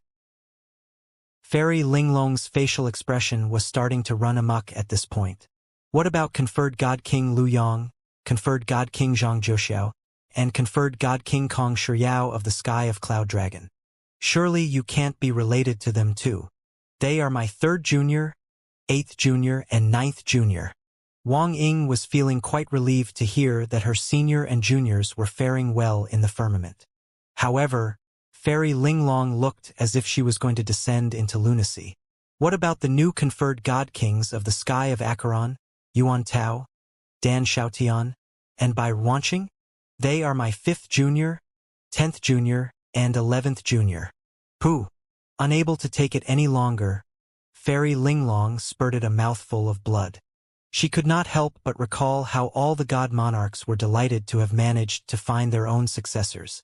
All of them were confident that they would be able to gain more resources for themselves for the flood of spiritual energy. But in the end, it turned out that all their successors had the same teacher. They were all from the same lineage. It could still be considered luck if a teacher accepted 2 or 3 talented cultivator as his disciples, but to have 11 of such disciples, such a thing definitely could not be shrugged off as mere luck. "Is your teacher really just a god realm cultivator?" Fairy Linglong asked. "Indeed. When we entered the Celestial Mountain, our teacher was still at the god realm, An ordinary god wouldn't have had the privilege of enjoying an abundance of cultivation resources and the space-time mirror, so I reckon it's unlikely for him to have become a celestial god. For such a person to actually have so many conferred god kings as his disciples. Fairy Linglong could hardly come to terms with this reality. Was that fellow not a little too frightening? No, wait a moment. Since their teacher had not caught the gaze of any god monarchs yet, if she found him first and convince him to submit to her, would she not gain control over all of those conferred god kings as well? With such thoughts in mind, Fairy Linglong's eyes lit up as she asked, "Is your teacher still in the sky of drifting specter? Is there anyone who knows of his relationship with you?" Wang Ying pondered for a moment before replying, "Our teacher has always preferred to keep a low profile. He'll be content as long as we're getting along fine, so it's highly unlikely that he'd talk about his relationship with us of his own accord. As for whether he's still in the sky of drifting specter or not, we haven't contacted him for a month now, so we don't really know for certain. If there was anyone who knew Xianxia the best, it was his direct disciples. Kind, humble, and low profile, their teacher was a person overflowing with virtues. Even though they had already been through 3 worlds together, they still had not been able to see anyone who could match him in terms of character. Unless any of them were in a position of danger, it was unlikely that he would show himself before the god monarchs. Currently, her juniors and senior were getting along well, and they had even managed to become conferred god kings. Given her understanding of their teacher, he would probably try to stay out of their path to avoid troubling them. That's good. Fairy Linglong heaved a sigh of relief. The fact that the person's identity had not been revealed yet meant that the other god monarchs would not be able to get to him before her. Forcefully calming herself down, Fairy Linglong asked, "May I know your teacher's name? What does he look like?" She would have to first find him based on his name and appearance before figuring out a way to forge a good relationship with him. Our teacher seeks a humble and low-profile life. He'll be displeased if he finds out that we revealed his identity to another person. Your sovereignty, I have to ask for your understanding in this matter. Wang Ying bowed deeply. As her teacher's disciple, she had to respect her teacher's wish for privacy. I understand that you are concerned about your teacher, but once your relationship with Xiaoya, Zhengyang, Yuantao, and the others is known by the others, there will surely be people who start looking into this matter. No matter how low profile your teacher might be, it's only a matter of time before someone figures out his relationship with the rest of you.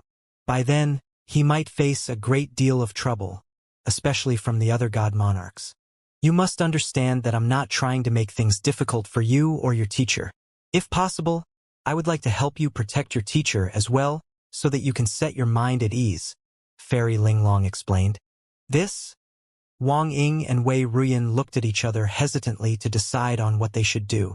There was a grain of truth to what Fairy Linglong had said.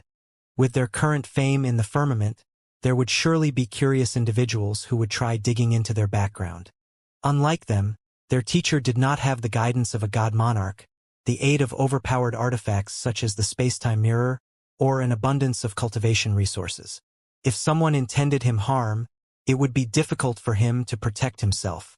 So, it would be wonderful if Fairy Linglong was sincere in wanting to help them protect their teacher. That would really set their minds at ease. Rest assured, I am a woman true to my words. I only want to know his identity in order to protect him. I have no plans of causing him any trouble. As a god monarch, I won't stoop so low as to spout lies to you too. Fairy Linglong further reassured them. Your sovereignty, we trust you. There was no reason for someone as powerful as a god monarch to fool them like that. Knowing that Fairy Linglong had good intentions at heart, Wang Ying hesitated for a moment before adding, if you manage to find our teacher, I hope that you can bring us over so that we can pay respects to him. That isn't a problem, Fairy Linglong replied. All right then. It's unlikely that your sovereignty will have heard of our teacher. He's a humble cultivator who goes by the name of Xianxia. Put on. Fairy Linglong's foot slipped, and she fell to the ground. Fairy Linglong was utterly flabbergasted to discover that the Xianxia they were talking about was indeed the same Xianxia whom she knew of. For the entire conversation, those two had been emphasizing again and again how humble and low profile their teacher was. such that she actually believed their words. After all, he was indeed a person who managed to groom so many talented experts without making his name known. Yet their teacher was actually Xianxia. You said that he keeps a low profile? Low profile your head. You said that he is an ordinary god? Ordinary your head. There's hardly any cultivator who doesn't know of his name after he launched the beauty pill and breakthrough pill in the sky of drifting specter. Not only so, just a few hours ago, that man came over to the sky of Linglong and killed one of my conferred god kings, devoured my will, and took the dimension silencer away with him. As if that isn't frightening enough, that man had that person as his tamed beast, and his girlfriend is actually the strongest person in the firmament. You call that low profile and ordinary? Pooey. He is the very antithesis of low profile and ordinary. There is no celestial god who is more high profile and extraordinary than him. More importantly, the reason I asked you for his name is so that I can find him and rally him over to my side. But after that bitter spat between us earlier, how am I supposed to do so now? Fairy Linglong's mind began churning non-stop as she tried to figure out what she should do with the current situation. Even if we didn't have a conflict with one another earlier, it wouldn't be easy to bring him over to my side given his tamed beast and girlfriend. Should I just bestow him a conferment for the sake of it? But it would be better to keep this news under wraps. It wouldn't be good if the other god monarchs learned about this matter. Having successfully left Linglong Royal City without any issues, Xianxia heaved a sigh of relief. It was fortunate that Little Chick had stepped forward and protected him earlier, or else he would have been in a really difficult position. Xianxia was not worried about anyone else making a move on him, especially after what he had done earlier. So, while he made his way over to the Great Displacement Teleportation Formation, he glanced over at the young lady behind him and asked, "How did you get here? And how did you get to know Fairy Linglong?" After I left the Master-Teacher continent, Luo Qiqi began recounting her story. She had morphed into the Dimension Silencer and broken the Dimension Barrier. However, in a series of unfortunate events, she had ended up getting caught within a spatial turbulence. In the end, she had been found and saved by Fairy Linglong, who then brought her over to the firmament. In the first place, the Dimension Silencer was an artifact that was from the firmament but had somehow fallen to the Master-Teacher continent.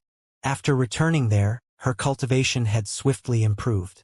Within a short month, she had raised her cultivation all the way up to God King Realm Pinnacle. Paired with her abilities as the Dimension Silencer, even ordinary conferred God Kings would find it hard to put up a fight against her. On the other hand, Xianxia did not expect Luo Qiqi to have met with so many hardships. With a deep sigh, he shared with her how the Luo clan had been faring when he returned to the Master-Teacher continent a while back. "I have really let my clan down," Luo Qiqi mumbled with reddened eyes. The flow of time in the firmament was 10,000 times that of the Master-Teacher continent.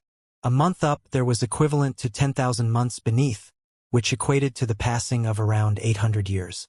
Most of her kin were probably aged by now. After arriving there, she had realized that she could not break the dimension barrier as easily anymore. Most likely, she would not meet her family members again in her lifetime. Xianxia patted her back quietly in consolation for a while before asking, "While you were with Fairy Linglong, did you happen to meet my two direct disciples, Wang Ying and Wei Ruyan?"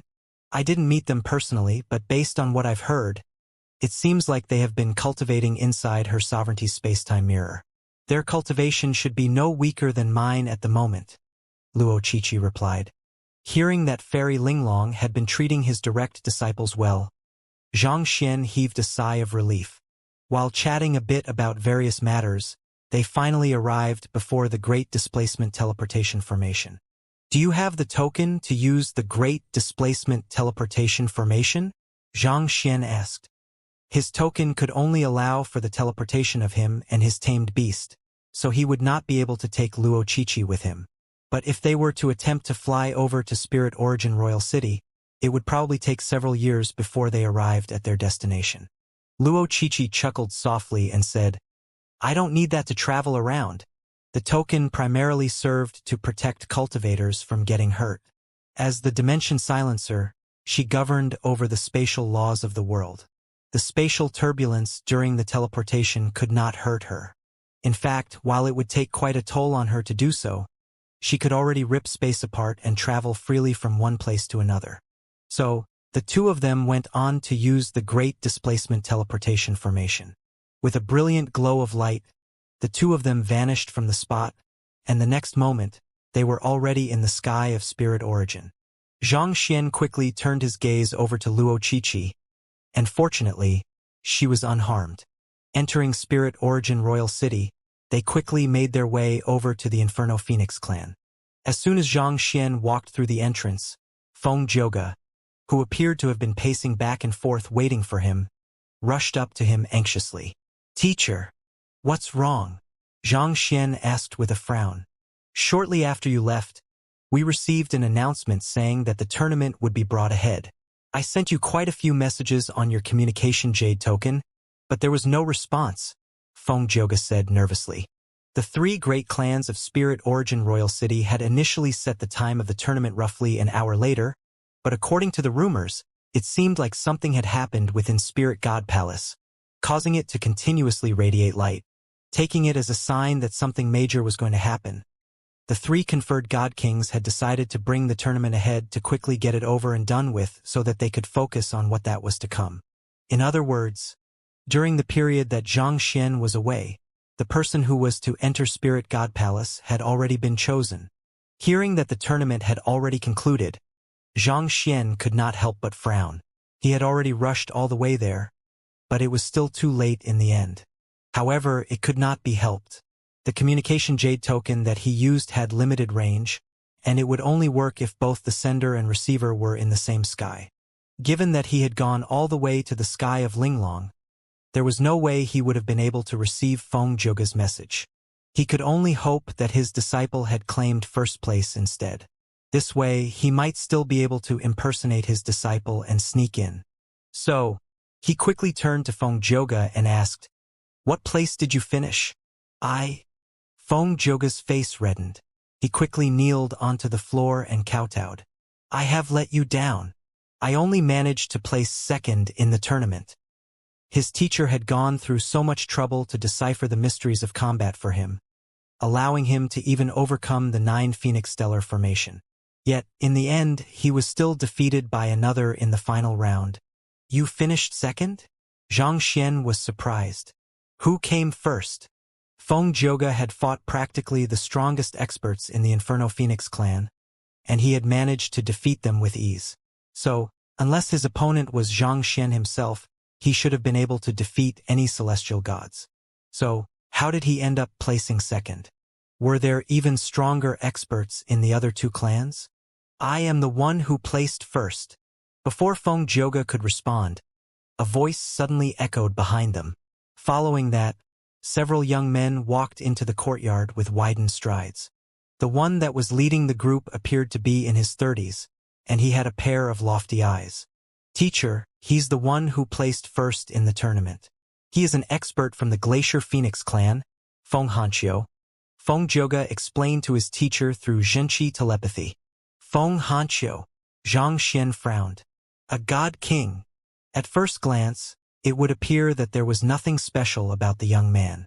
However, when taking a closer look, one would realize that there was a frightening amount of energy harnessed within his body, reminiscent of a massive snow mountain that had the potential to cause a terrifying avalanche. It was clear that he had already reached the level of a god king. But was the tournament not intended for celestial gods? Why would there be a god king in the tournament as well? Besides, what was the point of a god king going into Spirit God Palace? "He made a breakthrough on the spot while fighting against me," Feng Zhouge said. Initially, he had still had the upper hand against Feng Hanqiu, but perhaps due to the pressure continuously heaped on him, Feng Hanqiu managed to make a breakthrough on the spot and become a god king. That resulted in a vast difference in their strength, and eventually Feng Zhouge lost. Xianxia finally nodded in realization. While he had imparted his combat skills to Feng Zhouge, the latter had not managed to grasp the quintessence of them yet. It was inevitable that he would be no match for a real god king. "I heard that you are the strongest cultivator among the younger generation of the Inferno Phoenix clan." Do you dare have a match with me? Feng Hanqiu asked. Even though he had managed to defeat Feng Zhouge, he still has not fought with the latter's teacher yet. As such, the first place that he had received through the tournament was not exactly proper. For this reason, he had headed right over to the Inferno Phoenix clan as soon as the tournament ended in order to wait for Feng Xian's return and challenge him. If I defeat you, will you pass the opportunity to enter Spirit God Palace over to me instead? Zhang Xian asked. If you are able to defeat me, that right will naturally be passed down to you. Feng Hanqiu replied. Spirit God Palace contained the artifacts that the Deathless Monarch had left behind. Through studying the artifacts of the Deathless Monarch, a celestial god could greatly increase their chances of becoming a god king. However, Feng Hanqiu was already a god king, so it did not matter whether he entered Spirit God Palace or not.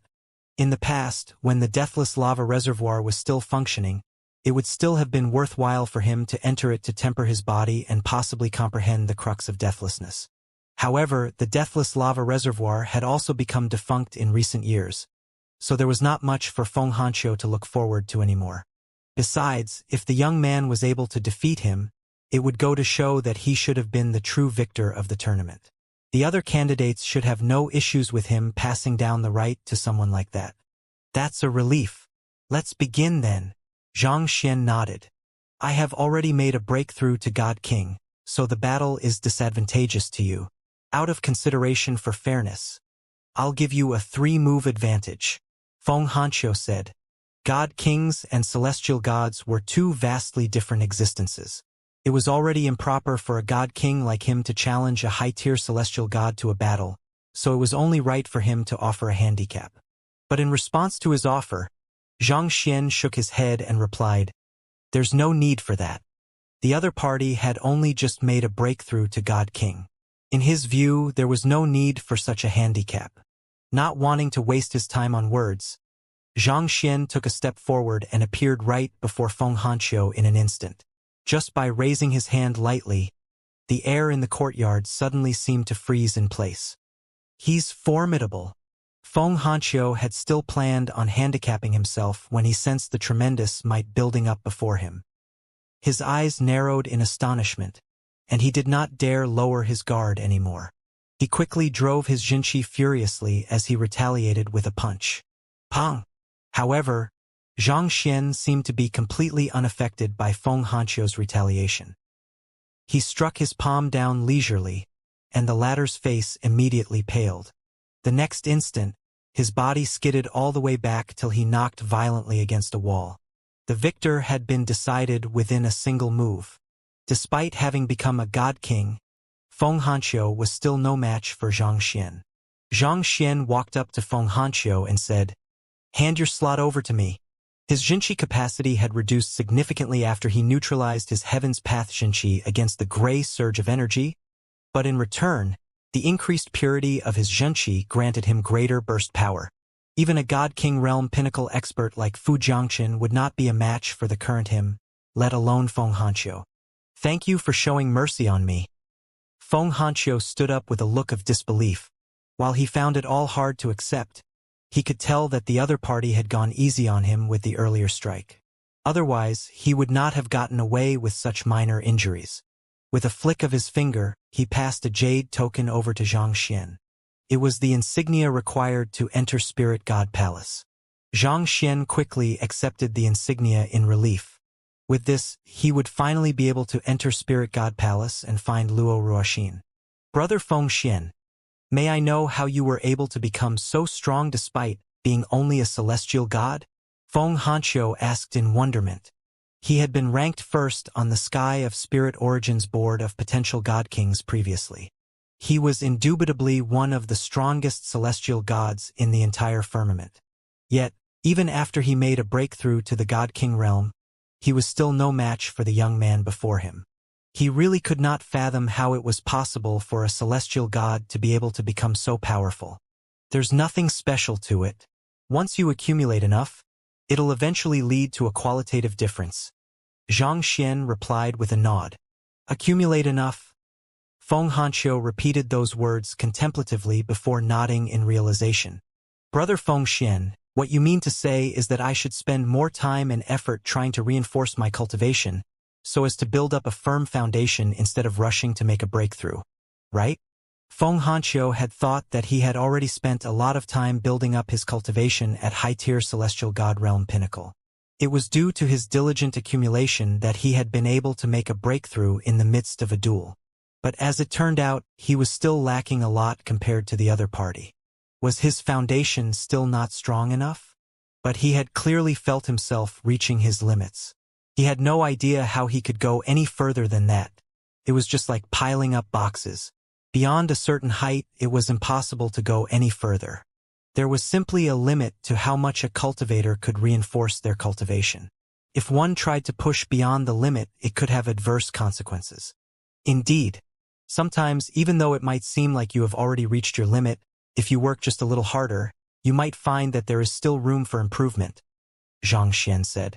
It was similar to how he thought that the Heaven's Path Jinqi was the most formidable Jinqi in the world. But when he finally cultivated the pathos of heaven, he realized that there was actually a level even higher than where he already was. I have benefited from your guidance. Hearing those words, Feng Hanqiu lowered his head and thanked Xianxia. A curious glint flickered across his eyes as he asked, Brother Feng Xian, it must have taken you quite a bit of effort to reinforce your cultivation to such an extent, right? Indeed. Recalling all the difficulties he encountered in his cultivation, Xianxia felt like he could grumble for days on end. Ever since I reached high-tier celestial god 5 days ago, I have been working hard every single day to reinforce my cultivation. No matter how busy I am, I still reserve at least an hour every day specifically for my cultivation. Sometimes I might even cultivate up to 4 hours without rest. You can probably imagine the hardships I have been through in order to reach my current level. F5 days. Feng Hanqiu was stunned. You have only cultivated for at most 4 hours a day for 5 days after reaching high-tier celestial god? After hearing what Xianxia had said, he thought that the latter would have cultivated for at least decades in order to reach his current level, but 5 days? Scram. Hardship my ass. Even a single seclusion of mine would be far longer than that. Furthermore, there was even a day when you cultivated for an hour. Indeed, it has already been 5 days, so I should have already made a breakthrough by now, but I just can't find a suitable cultivation technique, Xianxia said. This sure is a bummer. Oh right, Joga. Why don't I help you make a breakthrough? If not for the fact that he had an urgent need to enter Spirit God Palace, he could have devoted his time to figuring out the next level of the pathos of heaven, and he could have already made a breakthrough by now. It was obvious that he was lagging behind. Just by imagining how strong his direct disciples would be by now made him feel a little anxious. He really had to pick up his pace, or else it sure would be awkward if he met them. So, you have spent less than 20 hours cultivating since you made a breakthrough to high-tier celestial god realm pinnacle? Feng Hanqiu was really feeling a little frenzied. Brother Feng Xian, it's not that I want to nag at you, but becoming a god king is more than just reinforcing your cultivation. You need to be able to grasp the powers of nature, and that will take quite a bit of effort and time in order to do it. Halfway through his words, Feng Hanqiu realized that Feng Xian was not paying attention to him at all, and his words slowly trailed off. While he was talking, Feng Xian had already walked up to Feng Joga, and the latter was nodding excitedly. Since I have some spare time, let's do it right now. Without further ado, Xianxia took out a pill and placed it into Feng Joga's mouth. Following that, he placed his palm on Feng Joga's back and sent a powerful surge of Jinqi into his body. Kacha kacha kacha. Feng Joga's eyebrows shot up as he swiftly overcame the limitations of his cultivation. An amazing amount of energy gathered within his dantian before bursting outward in the form of an indomitable aura, rising right toward the clouds. This is the power of a god king. Standing by the side, Feng Hanqiu and his group of followers clawed at their hair in disbelief. Feng Joga really managed to make a breakthrough just like that? It was just a moment ago that Feng Hanqiu had talked about how difficult it was to become a god king, and the next moment, Feng Xian had already helped his disciple make a breakthrough. Was there a worse way to slap a person's face than this? More importantly, The person whom he had helped achieve a breakthrough was known to have his cultivation regressing continuously for the past 2 years due to his unique condition, such that he had even been expelled from the Inferno Phoenix clan a few days prior. Given that Feng Zhouge had just regained his cultivation, he should still have been in the midst of reinforcing his cultivation. Yet, with just a single pill, Feng Zhouge had managed to reach the realm that he had worked hard for decades to reach. Feng Hanqiu could not help but feel as if his world had been turned upside down. When did becoming a god king get so easy? If it had been so easy all this while, what had he been doing all his life? Even though Feng Zhouge's cultivation had regressed for 2 years, he had managed to temper his soul and spirit well within this period. From his lofty position as the genius of the Inferno Phoenix clan, he had fallen to the bottom and experienced the warmth and coldness of the world. These experiences were invaluable in building up who he was, and it had made his soul more resilient than ever.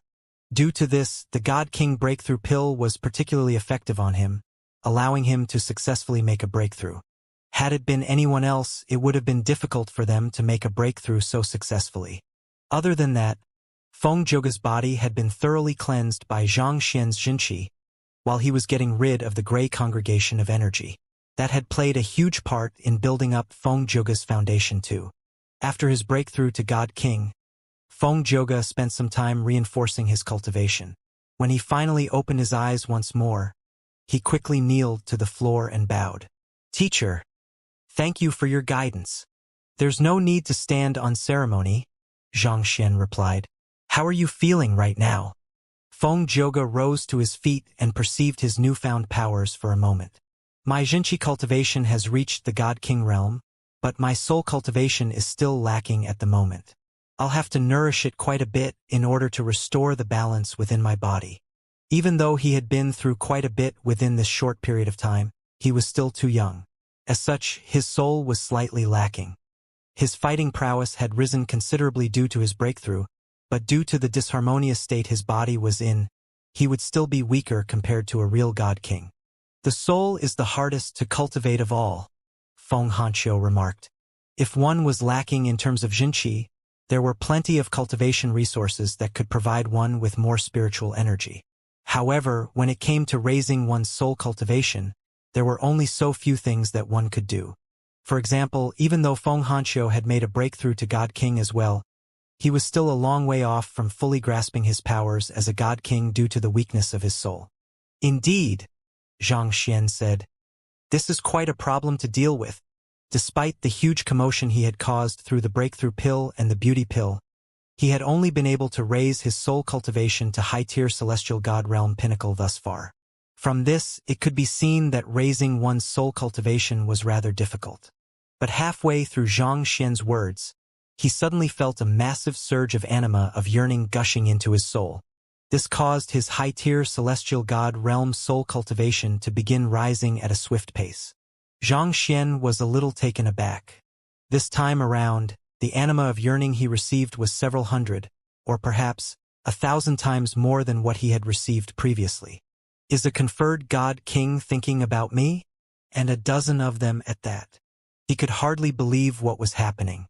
Incredibly pure anima of yearning was surging into his soul continuously, as if 10 additional conferred God Kings had started thinking about him. Hong Long. Before he could even say anything, his soul cultivation surged past his bottleneck, causing a staggeringly powerful aura to burst forth from his soul. Just like that, his soul cultivation had reached the God King realm. Feng Hanqiu was frenzied once more. Could cultivation become more like child's play than this? Even though it was baffling to see Feng Zhouge to achieve a breakthrough to the God King realm all of a sudden in his Jinqi cultivation, it was still within the realm of reason. After all, he had achieved a breakthrough in the midst of a battle as well. But for someone to suddenly make a breakthrough in his soul cultivation with such incredible vigor, the heck! If you had the ability to do this in the first place, why did you agree with me in saying that it's hard to raise one's soul cultivation? It is almost as if you are trying to break my sanity. Stop it. Feeling a little faint-headed from all the shocks that kept coming non-stop, Feng Hanqiu swayed weakly on his feet. Unfortunately, the worst had yet to pass for him. As he lifted his gaze, he realized that something that was even more ridiculous was happening right before his eyes. Even after the other party's cultivation had made a breakthrough to the God-King realm, it was showing no signs of stopping. God-King realm primary stage. God-King realm intermediate stage. At a rate visible to the eye, the other party's soul cultivation rose all the way to God-King realm pinnacle. It was only at this point that his swiftly rising soul cultivation finally slowed down. Seeing this, Feng Hanqiu felt his eyes becoming a little moist. He really felt like weeping. He had still felt so good about himself a moment ago when he successfully made a breakthrough in the midst of his battle. He had thought that his time had finally come, and he would be able to forge a legend about himself in the world. It was with such confidence that he marched to the Inferno Phoenix clan to challenge their number one. But all that had happened was him suffering mental traumas one after another. It was harder to raise one's soul cultivation than one's Xianxia cultivation. Yet, the other party had made consecutive breakthroughs, climbing all the way up to God-King realm pinnacle in a single shot. Those that had gone there along with Feng Hanqiu were also traumatized beyond words. What a pity! I don't have a cultivation technique that would help me make a breakthrough to God-King realm for my Xianxia cultivation, Xianxia murmured. While he had no idea why so many conferred God Kings had suddenly started thinking about him, he was more than happy to accept their anima of yearning. He had been getting worried because his soul cultivation did not seem to have grown much over the past 5 days. But with this breakthrough, he would not have to worry about it for a long time. It would set a strong foundation for his Xianxia cultivation to make a breakthrough to the God-King realm in the near future. Let me give it a try. Xianxia channeled his condensed soul energy together, and he could immediately feel the space around him rippling in response to his might. This is the strength that God Kings wield? Xianxia was astounded. When he fought with God Kings, he had thought that their strength was just so. However, after making the breakthrough himself, he could really see the huge gap between a celestial god and a God King. Just the pressure he emanated from his soul would be enough to halt the Xianxia circulation of any celestial god. With his current strength, even without resorting to his golden page or little chick, he would be able to stand his ground even against a conferred God King like Bei Qinghong. While he could not say that he was confident of victory, at the very least, he would be able to put up a fight. Once I make a breakthrough in my Xianxia cultivation, I should be able to subdue someone of Bei Qinghong's prowess. While there was supposedly a huge gap between God Kings and conferred God Kings, through the pathos of heaven, a cultivation technique that surpassed the heavens, and the superior resilience of his soul, he was confident that he would be able to fight them as equals and even kill them once he became a full-fledged God King. That would also mean that he was another step closer to Luo Ruoxin. After exploring his newfound strength, Xianxia breathed out deeply before opening his eyes once more. Rising to his feet, he was just about to check if there were any unexpected side effects from Feng Zhouge's breakthrough when he suddenly noticed that a middle-aged man had entered the room and was staring at him with a look of agitation. "Who are you?" Xianxia asked with a frown. "I am the clan head of the Inferno Phoenix clan," the middle-aged man replied. The clan head? Xianxia was taken aback. Thinking back, he had met the first elder and second elder thus far, but he had not met the clan head before. Junior Feng Xian pays respect to the clan head. Xianxia clasped his fist and bowed. "Ah, there's no need for such formalities.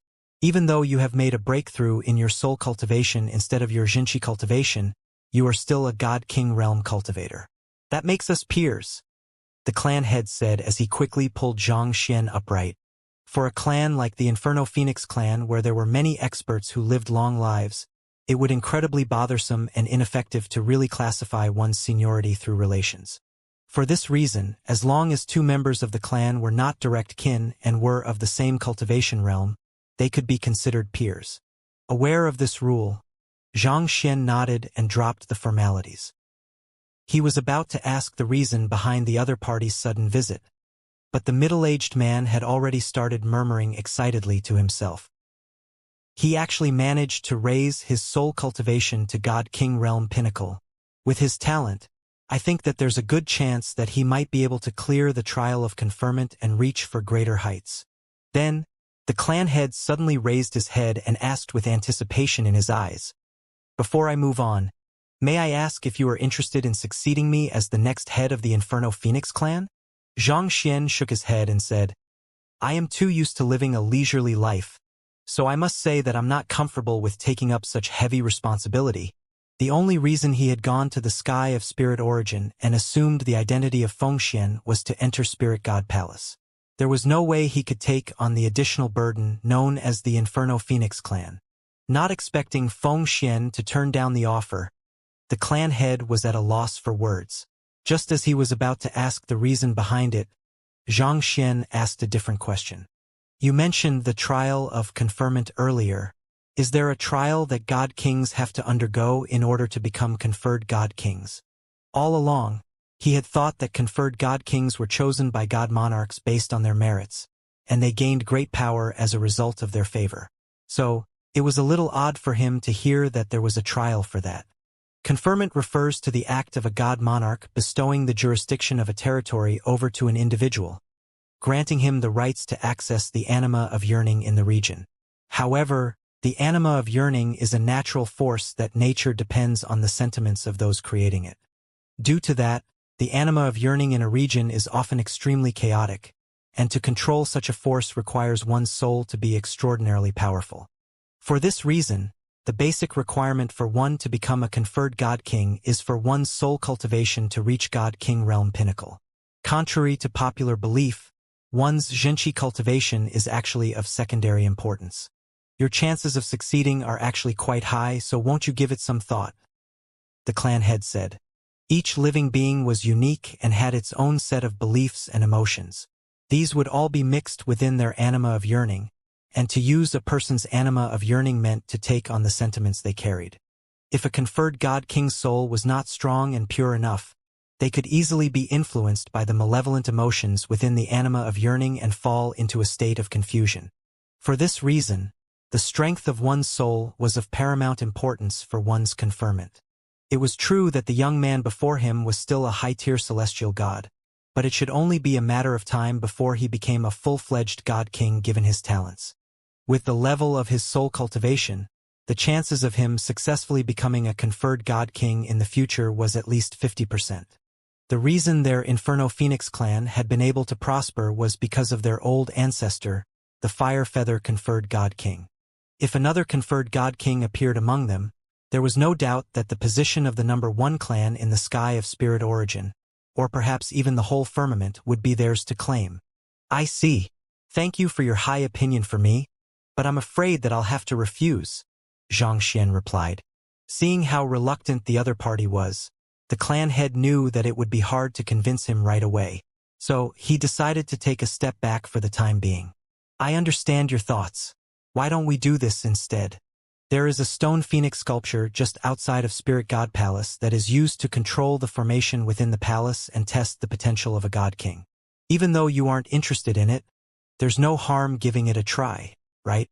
With the flood of spiritual energy looming around the corner, there was no power that would not want to increase the number of conferred God Kings on their side.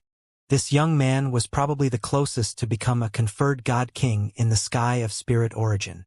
As long as they could prove his talent to the other 2 clans, he would be able to convince them to devote their resources to help him achieve a breakthrough in his Xianxia cultivation.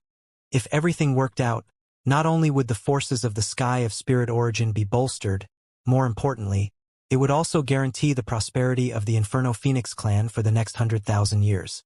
You are going to enter Spirit God Palace anyway.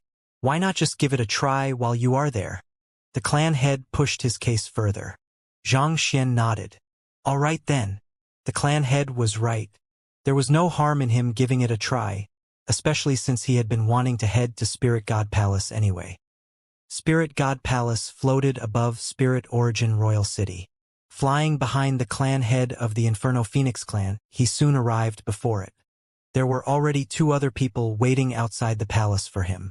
They were the heads of the other 2 clans. Feng Yuanqi, you said that his soul cultivation has already reached God King Realm Pinnacle? As soon as they landed on the ground, one of the clan heads stepped forward with a look of displeasure in his eyes and an ice-cold aura. He was the head of the Glacier Phoenix clan, Feng Hanxue. It should have been their clan's Feng Hanxue to enter Spirit God Palace, but he ended up being replaced by someone from the Inferno Phoenix clan. Furthermore, the Inferno Phoenix clan had even gained a God King and a God King realm pinnacle cultivator in succession over the last few hours. There was no way he could have been happy about it. That's right. The head of the Inferno Phoenix clan, Feng Yuanqi, nodded. Feng Hanxue turned to look at Xianxia, and he found that the latter's soul was indeed unfathomably deep. Despite being a God King, he was actually unable to see through the young man's soul cultivation. This made him even more stifled, but it would not be appropriate for him to kick up a fuss. So, he waved his hand impatiently and said, "Let's start the trial. Let me say it in advance. The trial of conferment is very dangerous, and the slightest carelessness can result in your soul getting crushed." Feng Yuanqi nodded before turning to Xianxia and discreetly sending him a message through Zhenqi telepathy. "Your goal is just to test if you have the potential to push for a breakthrough to conferred God King. That will put us in a better position to demand more resources from the other two clans for you. So, if you find yourself reaching your limits, back down right away. Don't force yourself to persevere through it. All right?" Xianxia nodded before asking, "How does the trial work? Do you see the stone phoenix sculpture ahead? Behind the sculpture, you will find a constellation map of the sky of spirit origin. Through channeling your soul energy into the stone phoenix sculpture, you'll be able to light up the stars in the constellation map. If you can light up a star, it shows that you have potential. If you can light up 100 stars, it means that you have the right to become a conferred God King," Feng Yuanqi said as he pointed ahead. Xianxia glanced over, and right outside Spirit God Palace, there was indeed a massive stone phoenix sculpture. Behind it was an even larger constellation map with countless stars twinkling on it, numbering in the tens of thousands at the very least. Looking at it from afar, it looked like a massive phoenix soaring in a boundless sky. To only need to light up 100 stars on the constellation map in order to qualify as a conferred God King. Was it not a little too easy? Feng Yuanqi saw through Xianxia's thoughts and explained with an awkward chuckle, "Don't underestimate the trial. The stone phoenix sculpture has his sovereignty's will infused within. So you'll experience a tremendous amount of pressure as you attempt to infuse your soul energy in. In other words, you will need to overcome his sovereignty's will while lighting up the stars, making it an extremely difficult trial. I, together with the other two clan heads, have tried the trial before, but in the end, we couldn't even light up a single star." "I see." Xianxia nodded. If it was that easy to become a conferred God King, there would not be just 3 of them in the entire sky of spirit origin. The 3 clan heads had already discussed this matter beforehand, so there were no issues hindering them. Xianxia walked up to the stone phoenix sculpture and placed his hand on it. As soon as his palm touched the sculpture, he immediately felt a powerful pressure coming from within the sculpture. Without any hesitation, he began to channel his soul energy into the sculpture. Hong Long. Xianxia's soul rattled a little under the pressure, and vaguely, he could see a massive phoenix appearing before him. In comparison to this massive phoenix, his soul energy appeared to be no more than a speck of dust in the midst of a desert. Do I have to overcome this phoenix in order to clear the trial? Things were indeed not as easy as he had expected. The pressure coming from the phoenix was simply too great. Even though he had made a breakthrough in his soul cultivation, it still would not be easy for him to overcome it. I should still give it a try anyway. He was already there, so no matter how difficult it might be, he should not give up without at least putting up a fight. Above the God Kings were the conferred God Kings. If he wished to become a God Monarch like Kong Shi, this was a route that he had to take. Since that was the case, there was no reason for him to run away from it. So, he swiftly gathered his soul energy before directing it toward the phoenix before him. This isn't right. Xianxia soon realized that something was amiss. Given the tremendous pressure weighing down on him, he thought that it would get progressively harder for him to push his soul energy forward. Yet, as he got closer to the phoenix, he oddly felt a sense of intimacy. Instead of getting repelled, he was able to easily channel his soul energy past the phoenix to reach the constellation map.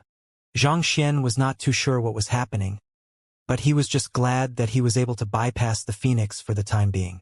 So, he directed his soul energy toward one of the stars. Who? As if someone had flicked on the switch, all the stars lit up simultaneously to radiate a brilliant light. Xianxia was stunned. It's all lit up. Is it supposed to be so simple? Should it not have been difficult to light up even a single star on the constellation map? Why would everything suddenly light up together when he had not really done anything? While Xianxia was still trying to make sense out of this abnormal situation, the three clan heads behind were rubbing their eyes again and again, fearing that their eyes were playing tricks on them. Lighting up 100 stars meant that one possessed the ability to receive the conferment of a god monarch. If all the stars lit up, did it mean that the conferment was not a big deal to him at all? How could this be? The three clan heads found themselves incapable of accepting such an outcome. It was not just about the young man lighting all the stars up, but how fast he was able to do so.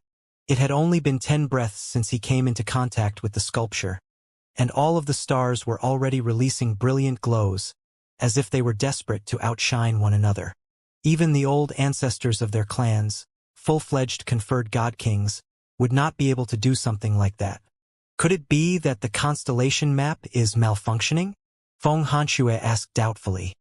His sovereignty's will is inside. How could it possibly be malfunctioning? Feng Yuanqi immediately shot down that notion.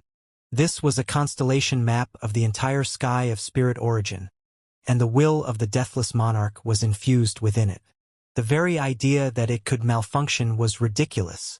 The only possibility, as difficult as it might be to believe it, was that the young man had cleared the test with his true skills. Meanwhile, Xianxia reassessed the stone phoenix sculpture before him. Since the pressure coming from the phoenix had finally alleviated, he could not help but notice that the aura it emanated was extremely familiar. It was something that he had felt many times before. This is Little Chick's aura? Xianxia thought with clenched fists. Was his previous conjecture correct? Was that fellow really the deathless monarch of the sky of spirit origin? With this thought in mind, Xianxia quickly sent a telepathic message to Little Chick. Hey! Come out and see if you recognize this phoenix. Who? Little Chick materialized right in front of Xianxia. Looking at the sculpture before it, it cocked its head to the side as saliva started dripping from the corner of its lips. With dazed eyes, it muttered beneath its breath, "Hungry!" Without any warning, it leaped into the air. Who? In a single mouthful, it swallowed the whole sculpture. You? What are you doing? Feng Yuanqi and the others were taken aback by this abrupt development. That sculpture had the will of their god monarch in it, and a chick had swallowed it whole. Xianxia was also horrified. I only called you out here to take a look so as to see if you are able to remember anything, but you actually swallowed the other party whole. How am I supposed to explain this to the clan heads? They will dice me into pieces. Xianxia's head slowly creaked in trepidation to look behind him, and just as he had thought, there were 3 heads with infernos blazing in their eyes directed toward him. The stone phoenix sculpture was clearly something of great significance to the sky of spirit origin, possibly on the level of a national artifact, so watching someone else swallow it right before their eyes was like a huge slap to their faces. There was no one in their position who could tolerate something like that. Feng Xian, hand that chick over right now. You are courting death. The 3 clan heads bellowed furiously as powerful auras burst forth from their bodies. They were going to make their moves. But before they could really make a move, the ground began trembling intensely. The stone phoenix sculpture was the centerpiece of Spirit God Palace, and its disappearance dealt a fatal blow to it.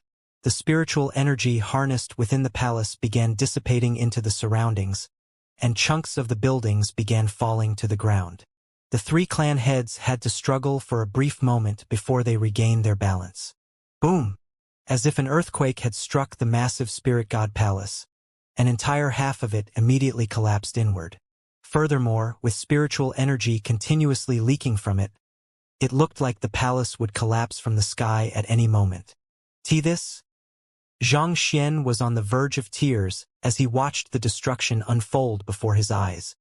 He had heard from his direct disciples that back when he was still on the master-teacher continent, there were quite a few people who called him the god of destruction.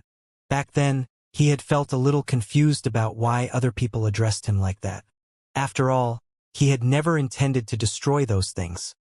It was always due to a series of unfortunate coincidences.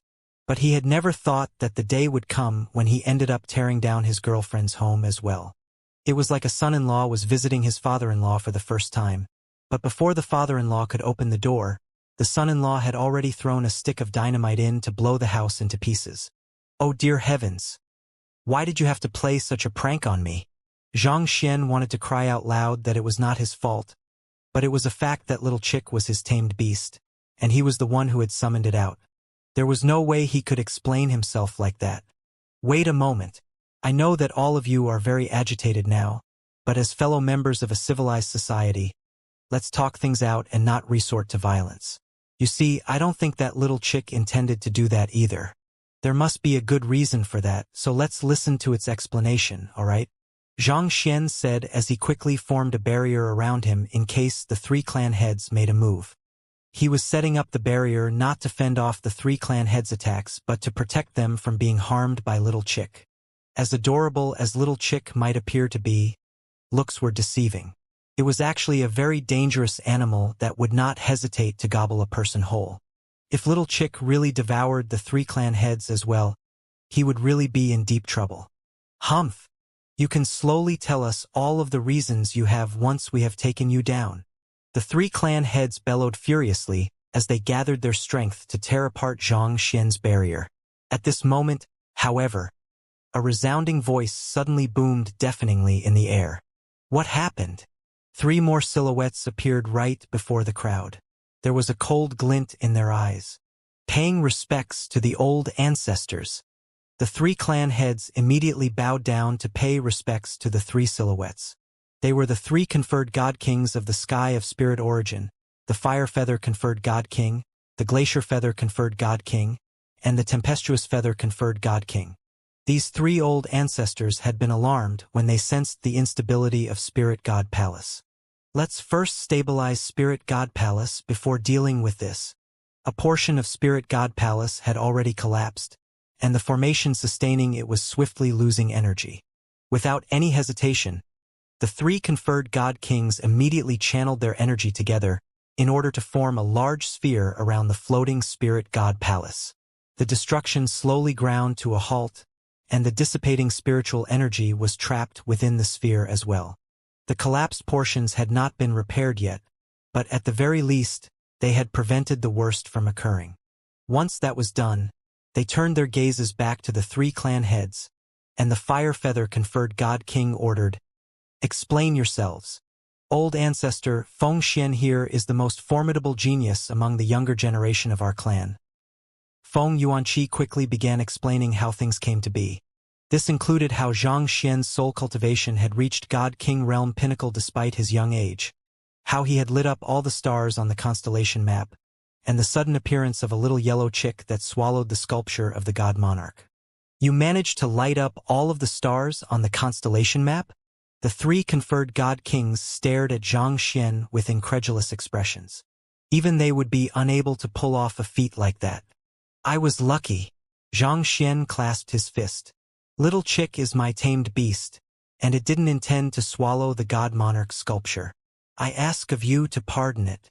The fire feather conferred god king harumphed as he looked at the little yellow chick with cold eyes. It's an act of blasphemy to treat his sovereignty's sculpture in such a manner, as well as a show of grave disrespect toward the sky of spirit origin. This warrants the death penalty. The glacier feather conferred god king glanced at Zhang Xian and said frostily, "Even though it wasn't your primary intention for this happen, it doesn't change the fact that the chick is your tamed beast. You have to take responsibility for its mistakes. Let's not waste time and do it." The tempestuous feather conferred god king said. The three conferred god kings raised their hands, and the entire world began trembling uncontrollably. It was almost as if the Armageddon was happening right before their eyes. At this moment, an impassive voice rumbled from Spirit God Palace behind them, causing the world to turn even darker. The three of you wish to kill me? The gall of you! Right before everyone's eyes, a humongous silhouette of a black phoenix appeared behind the adorable little yellow chick. Its wingspan was large enough to rival the size of Spirit God Palace, and there was no being that could not appear insignificant in its presence. God Monarch! The three conferred God Kings gasped in astonishment, and they quickly kneeled on the ground. The silhouette of the black phoenix flew out of Little Chick's body and towered before everyone in the sky. Even Spirit God Palace appeared to be small before it. That is the Deathless Monarch? Xianxia's body trembled as he looked at Little Chick with a complicated expression. He had thought of such a possibility before, but he could not help but be shocked witnessing such a sight before him. It was no wonder the little yellow chick kept mentioning that it was a legendary beast that had ruled over the lands when it was still a gourd. For a very long time he had thought that the other party was bragging. But to think that it was one of the 9 god monarchs. It was no wonder it sensed a feeling of familiarity back in the city of collapsed space, and the air of degeneration was completely ineffective on it. In the end, it was actually Little Chick's city. To have accepted a god monarch as his tamed beast. No, that isn't right. All of a sudden, a new thought arose in Xianxia's mind that caused his body to jolt in shock. Little Chick is a new will that was born after the death of the Deathless Monarch, which is also why it submitted to me so easily. The black phoenix in the air comes from the previous Deathless Monarch. If he refuses to acknowledge our relationship, I will be in grave danger. He had not figured out the secrets behind the Deathless Monarch's resurrection yet. But if one thing was clear, it was apparent that Little Chick's memories had been sealed, and it did not know a thing. From the Black Phoenix's point of view, it would appear as if he had taken advantage of its weakness to turn it into his tamed beast. Would it go on a rampage for that? And as if his worst worries were coming true, the massive black phoenix in the sky suddenly turned its eyes toward him. While it did not attack him, Xianxia could feel an overwhelming pressure weighing down on him. It almost felt as if the sky was collapsing down on him. Even with his recent breakthroughs in his soul cultivation, he was still completely powerless before such pressure. His body slowly shriveled together as he shuddered weakly in the face of the pressure. No. Xianxia hurriedly drove his Jinshi to ward off the pressure, and his bent body slowly straightened up bit by bit again. My moniker as the Deathless Monarch doesn't mean that I have fully transcended death. My soul can dissipate, and my body can die, but in due course, I will rise from ashes and return to life, the Black Phoenix said with a voice devoid of feelings. In order to protect myself during my resurrection, my body seals off its own memories until my cultivation reaches up to par. Yet, you exploited my weakness to turn me into your tamed beast. Such reprehensible and dishonorable creatures humans are. There's no one in the world who is worthy of becoming the master of the Deathless Monarch. Boom! As the Black Phoenix spoke, the space seemed to compress inward, squeezing the air out of the lungs of those present. Xianxia felt as if he was carrying a massive mountain on his back, and the sheer weight of it caused his spine to bend once more. He felt like he would succumb very soon. Even the world would be shattered in the face of a god monarch's rage. That person actually dared to exploit his sovereignty's weakness during his resurrection to tame him? How brazen! How could someone think of something as ridiculous as that? Even if his sovereignty hasn't regained his strength, he still harnesses the aura of a god monarch within him. Isn't that fellow afraid of suffering the backlash? The 3 conferred god kings stared at the young man in disbelief. The 9 god monarchs had reached the peak of evolution in the world. Even if the Deathless Monarch was still in his weakened state from his resurrection, his bloodline would still be beyond what any ordinary human could withstand. Just how foolish must that fellow be to have taken the Deathless Monarch as his tamed beast?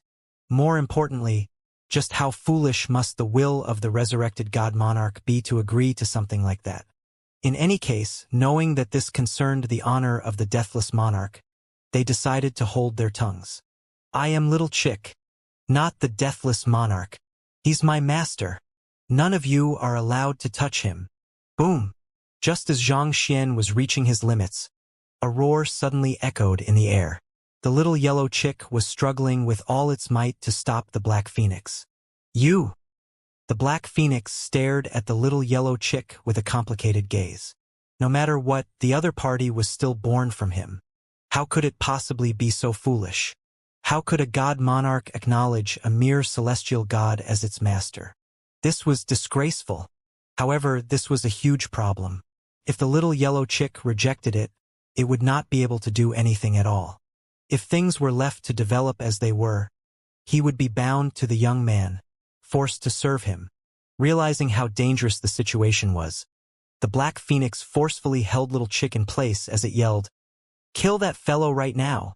Hearing those words, the three conferred god kings immediately got to action. They flitted forth and encircled Xianxia without any hesitation. They knew clearly where their loyalty lay, and they would not defy the will of their god monarch. "How dare you!" Little chick bared its teeth as it cried out with reddened eyes. It had not awoken its memories yet, so the feelings it felt were not aligned with those of the black phoenix.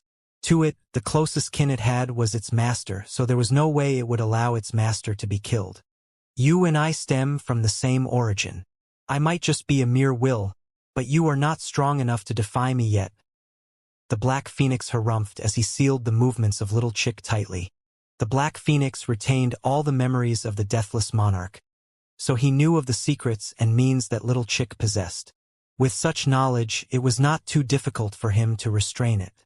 Despite being surrounded by three conferred god kings who bore hostile intentions toward him, Xianxia did not appear worried in the least. Instead, he looked at them calmly as he said, "This is a personal matter between me and your god monarch, so I advise you not to get involved in this. If you kill me today, do you think that little chick will spare you once it regains its full strength?" The three conferred god kings could not help but hesitate upon hearing those words. The young man was right. The deathless monarch that was commanding them was no more than a sliver of the old deathless monarch's will. It was only a matter of time before it dissipated. On the other hand, little chick was the newly resurrected god monarch. If they killed little chick's master, once it regained its strength and returned to its throne, it would surely kill the three of them in vengeance. This was something far greater than they had imagined. Their decision would seal their fates. "Hurry up and kill him!" the black phoenix bellowed in fury. "Do you think that I will still acknowledge a man as my master after I regain my memories?" And those words caused the three conferred god kings to waver yet again. They had known the deathless monarch for over 10,000 years, and they were familiar with the latter's temperament.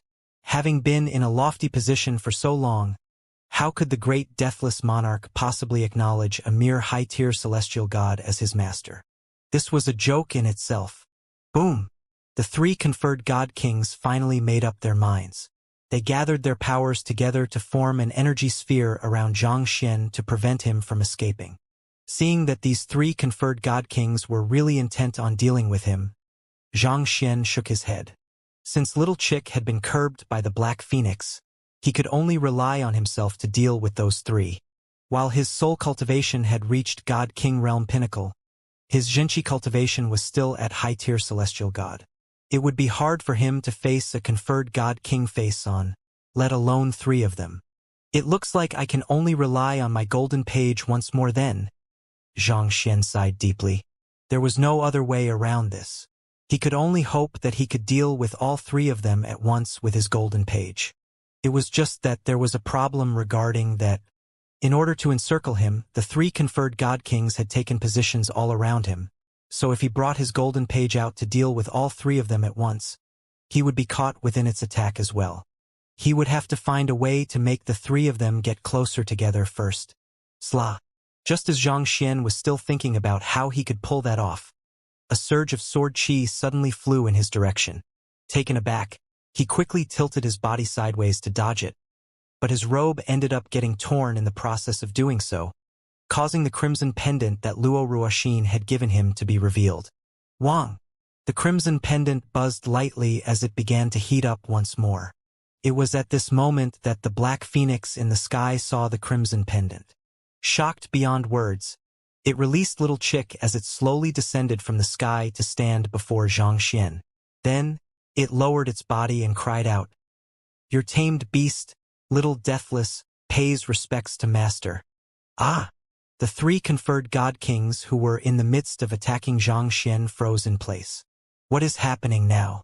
Should we continue attacking, or should we stop?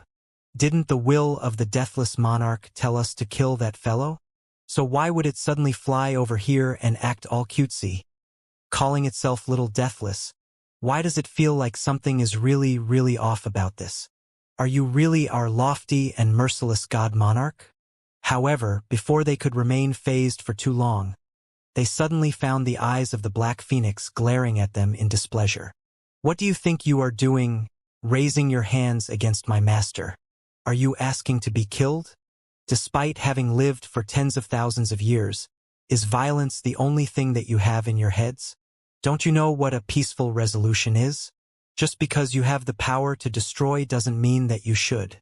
Do you know that each time you destroy something, it takes others a great deal of effort to conduct reparation work? Boom! The space quivered a little before the attacks of the three conferred god kings dissipated into the surroundings, as if it had never appeared before. The three conferred god kings were utterly frenzied. Could not be that the little chick had possessed the Black Phoenix, could it? They were not the only ones who were flabbergasted by this turn of events. Little Chick and Xianxia were also shocked. Earlier, when the Black Phoenix heard Little Chick calling Xianxia its master, it had been so furious that it looked as if it would unleash hell upon the world. Yet, in the blink of an eye, it became the most subservient servant that one could ever imagine. When did the deathless monarch become a comedic relief character? Or is this actually the deathless monarch's true temperament? Xianxia wondered as he recalled just how unreliable the Little Chick could be at times. Considering that Little Chick was the reincarnation of the deathless monarch, they should be pretty similar in terms of character. If so, it was understandable that the Black Phoenix was so shameless. However, there was still one thing that baffled him. Why would the Black Phoenix suddenly recognize him as his master all of a sudden? Could this have something to do with the crimson pendant? Now that he thought about it, it was shortly after the pendant started heating up that the attitude of the deathless monarch began changing. Had the deathless monarch recognized the crimson pendant? As this idea surfaced in Xianxia's mind, he hurriedly turned to the Black Phoenix, held up the crimson pendant, and asked anxiously, "Could it be that you recognize this pendant? Then, do you know where Ruoxin is?" He had traveled all the way to the sky of spirit origin and competed for the right to enter Spirit God Palace just to find Luo Ruoxin. However, even after causing such a huge commotion, Luo Ruoxin was still nowhere to be found. That could only mean one thing. She was not there at all. "Ruoxin?" the Black Phoenix asked in incomprehension. "I am referring to the owner of this pendant," Xianxia exclaimed in agitation. "That is blood of the Black Phoenix nodded in realization. "I think I get it. The Ruoxin you are talking about must be referring to God Monarch Lingxi." God Monarch Lingxi? Xianxia was stunned. That name was very familiar to him. Back when they were on the Master-Teacher continent, when he took on the persona of Luo Tianya, the name that Luo Ruoxin took on seemed to be Lingxi. Back then, he had even clapped in delight, saying that no matter how far apart they were, their hearts would be connected with one another. "Yes, the person I am looking for is indeed God Monarch Lingxi. Do you know where she is?" Xianxia asked anxiously. He had been guessing all this while that Luo Ruoxin was a fake name, and it was indeed just as he had thought. But the truth was that she had told him her real name as well, but she could only reveal it under the guise of a fake name. How could he have missed such an important clue all this while? God Monarch Lingxi is the God Monarch of the Sky of Freedom, so it goes without saying that she is in the Sky of Freedom. The Black Phoenix replied with a doubtful on his face. "You have already accepted me as your tamed beast, but you don't even know the names of the 9 God Monarchs? Sky of Freedom?" Xianxia's face stiffened as he muttered to himself. "No, I should have known." He had already learned about the names of 8 of the God Monarchs from Fu Jiangqin, and the only one that remained a mystery to him was the God Monarch of the Sky of Freedom. He should have known as soon as he heard the title God Monarch Lingxi. In the end, The person he was seeking was not in the sky of spirit origin but at the centermost sky of freedom. Seeing Xianxia's reaction, the Black Phoenix suddenly recalled something and said, "There is going to be a life-and-death duel between God Monarch Lingxi and the Heaven Subjugation Monarch on the night of the next full moon." Even though he had only been a sliver of a will trapped within the stone phoenix sculpture, he was still aware of the happenings around the firmament, especially the upcoming fight between the two god monarchs. Life-and-death duel on the night of the next full moon? That is, in 5 days. Xianxia's body shuddered as he narrowed his eyes in shock. He had heard of this duel shortly after he arrived in the firmament, and all this while, he had not been paying any attention to it. He thought that Kong Shi would surely emerge victorious in the battle. But he did not think that the opponent would be Luo Ruoxin. And to make matters worse, it was actually a life-and-death duel. Did that not mean that one of them would not walk out alive of the battle? Yes. So far, the battles between god monarchs have never gone to the extent of life and death, but those two made the decision to proceed like that. I believe that there's a deeper reason behind their decision, but I'm afraid what I know is quite limited, the Black Phoenix replied. I need to head to the sky of freedom and stop them, Xianxia murmured beneath his breath. Luo Ruoxin was the only person he had ever harbored romantic feelings for, and while he had never met Kong Shi, he had heard many things about the latter, and he carried the deepest respect for him. He could not stand the idea of anything happening to either of them. Stop them? The two of them have already made up their minds, so who could possibly stop them? The Black Phoenix gazed down at Little Chick and shook his head. I wouldn't have been a match for either of them even when I was at my peak, let alone in my current state. At this point, Xianxia suddenly paused as another thought came to his mind. Given the ruckus that he had caused in the sky of Linglong, it would be safe to assume that Luo Ruoxin, as a god monarch, had heard of the matter. Yet, there was no movement from her. Was this a sign that she was reluctant to meet him? But why would that be the case? Did it have something to do with her upcoming battle against Kong Shi? And this brought him back to the very first question. Why did they need to have a life-and-death duel with one another? The reason Ruoxin descended to the Master-Teacher continent was to claim the Great Codex of Spring and Autumn. That is an artifact that Kong Shi devoted many years to forging, and it's highly likely that he has infused the power of the Heavens Order into it. Even though Luo Ruoxin had never explicitly told him about the reason behind why she descended to the Master-Teacher continent, he was still able to guess as much. Right after she got her hands on the Great Codex of Spring and Autumn, she broke open the dimension barrier and left shortly after. It would not take a person too much to figure out as much. All along, Xianxia had been wondering why someone from the firmament like her would pay such a heavy price to descend to the Master-Teacher continent to obtain the Great Codex of Spring and Autumn. After all, there were far more powerful artifacts here. But looking at it once more, it was clear that she was preparing for the upcoming fight against Kong Shi. Why does she have to kill Kong Shi then? Xianxia muttered. All the questions filling up his mind made him feel as if his head was going to explode. Just as the Black Phoenix had mentioned, Kong Shi had challenged the other 8 god monarchs so far, and they had all been friendly spars. To date, the other god monarchs were still living perfectly well. So why did the final match with the god monarch of the Sky of Freedom have to be a life-and-death duel? Even if I can't stop them, I need to at least find out the reason behind it, Xianxia said with clenched fists. Given his current strength, he was indeed in no position to interfere in a fight between god monarchs. But so what? No matter how impossible it was, he would still give it a try. Even if it did not work out, he should at least find out what the hell was going on. Having seen through Xianxia's intention, the Black Phoenix in the sky advised, Master, you'll require the strength of a god monarch at least if you wish to head over to stop them. Without that much, you won't be able to do anything. You're right. I need to grow stronger in order to have a greater say in matters. Otherwise, I might not even be able to meet them at all, Xianxia said grimly. There had to be a compelling reason behind why Kong Shi and Luo Ruoxin had made such a decision, so it was unlikely that his words would somehow be able to magically convince them out of it. If he wanted to make a difference, he needed to have the strength to make it happen. But alas, his rate of cultivation was still too slow.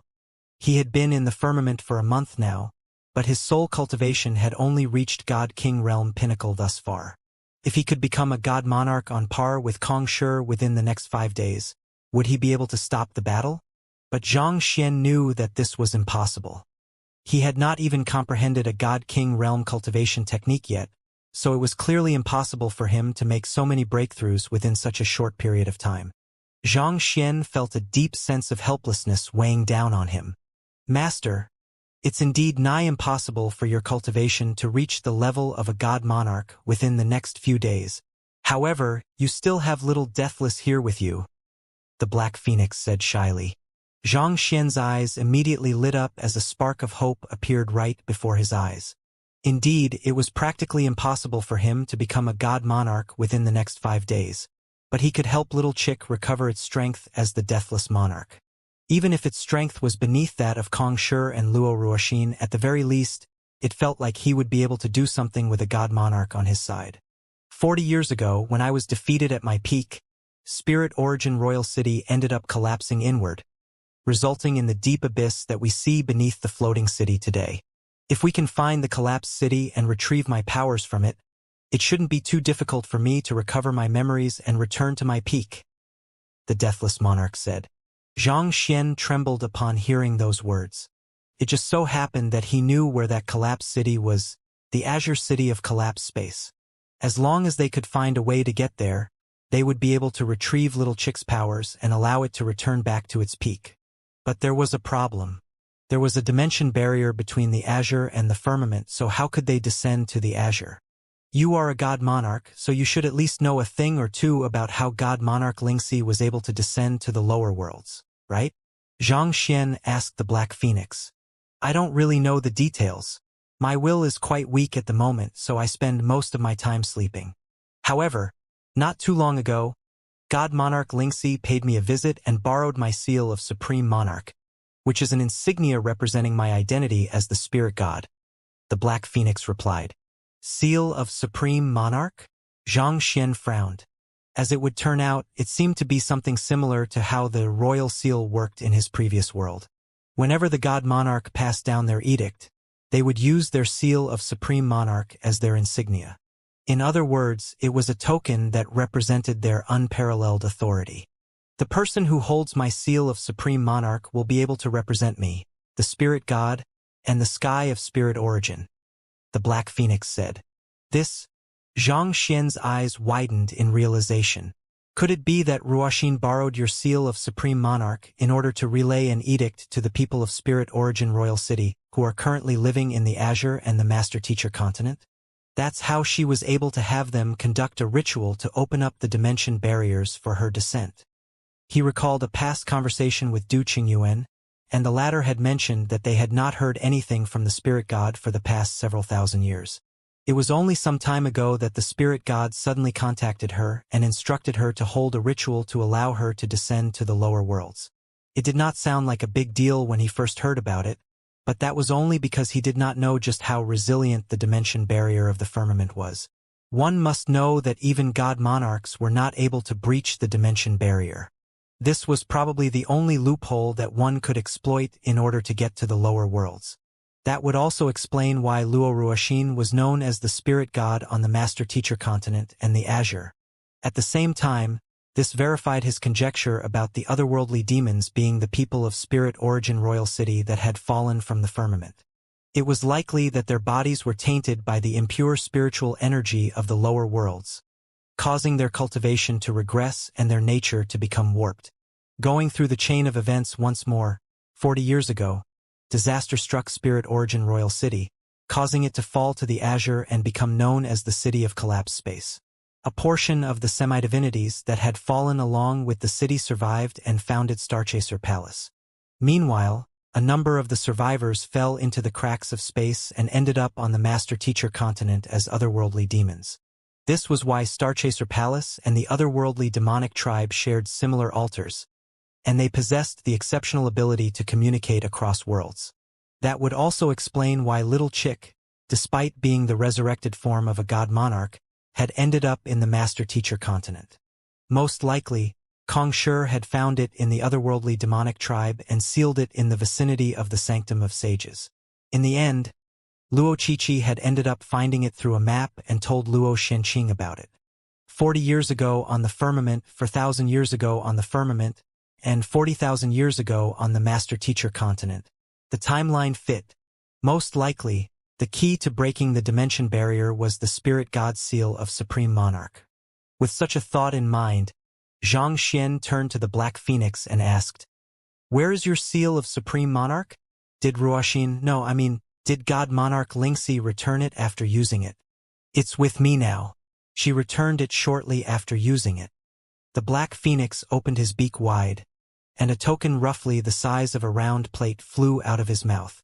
As the round plate revolved quietly in the air, Zhang Xian felt as if all the energy within the sky of spirit origin was swaying along with its movements. If the conferred God Kings governed over the territories within the sky of spirit origin, this seal effectively granted one authority over the entire sky. This included not just the land but the sky as well. "Can you lend it to me?" Zhang Xian asked. "Of course.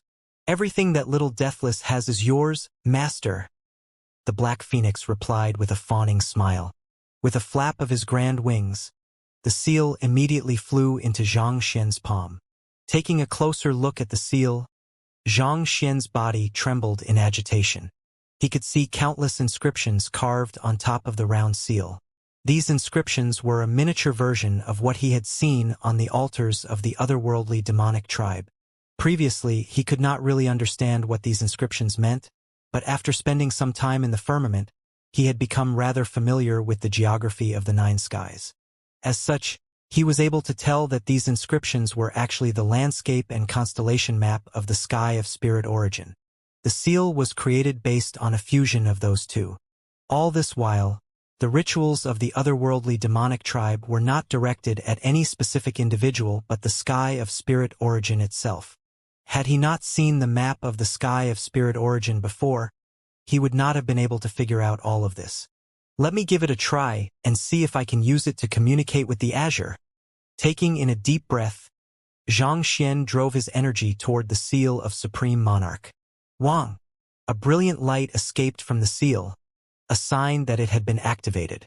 Seeing this, Zhang Xian began speaking in an obscure language. It was the same language that Du Qingyuan used for her rituals. He had learned it back in his time on the Master-Teacher continent and the Azure. "That's the God Monarch's deathless celestial phoenix language," the Fire Feather conferred God King said grimly. Other people might not be able to comprehend this language, but as a conferred God King, one of the strongest existences of the sky of spirit origin, he could tell what it was.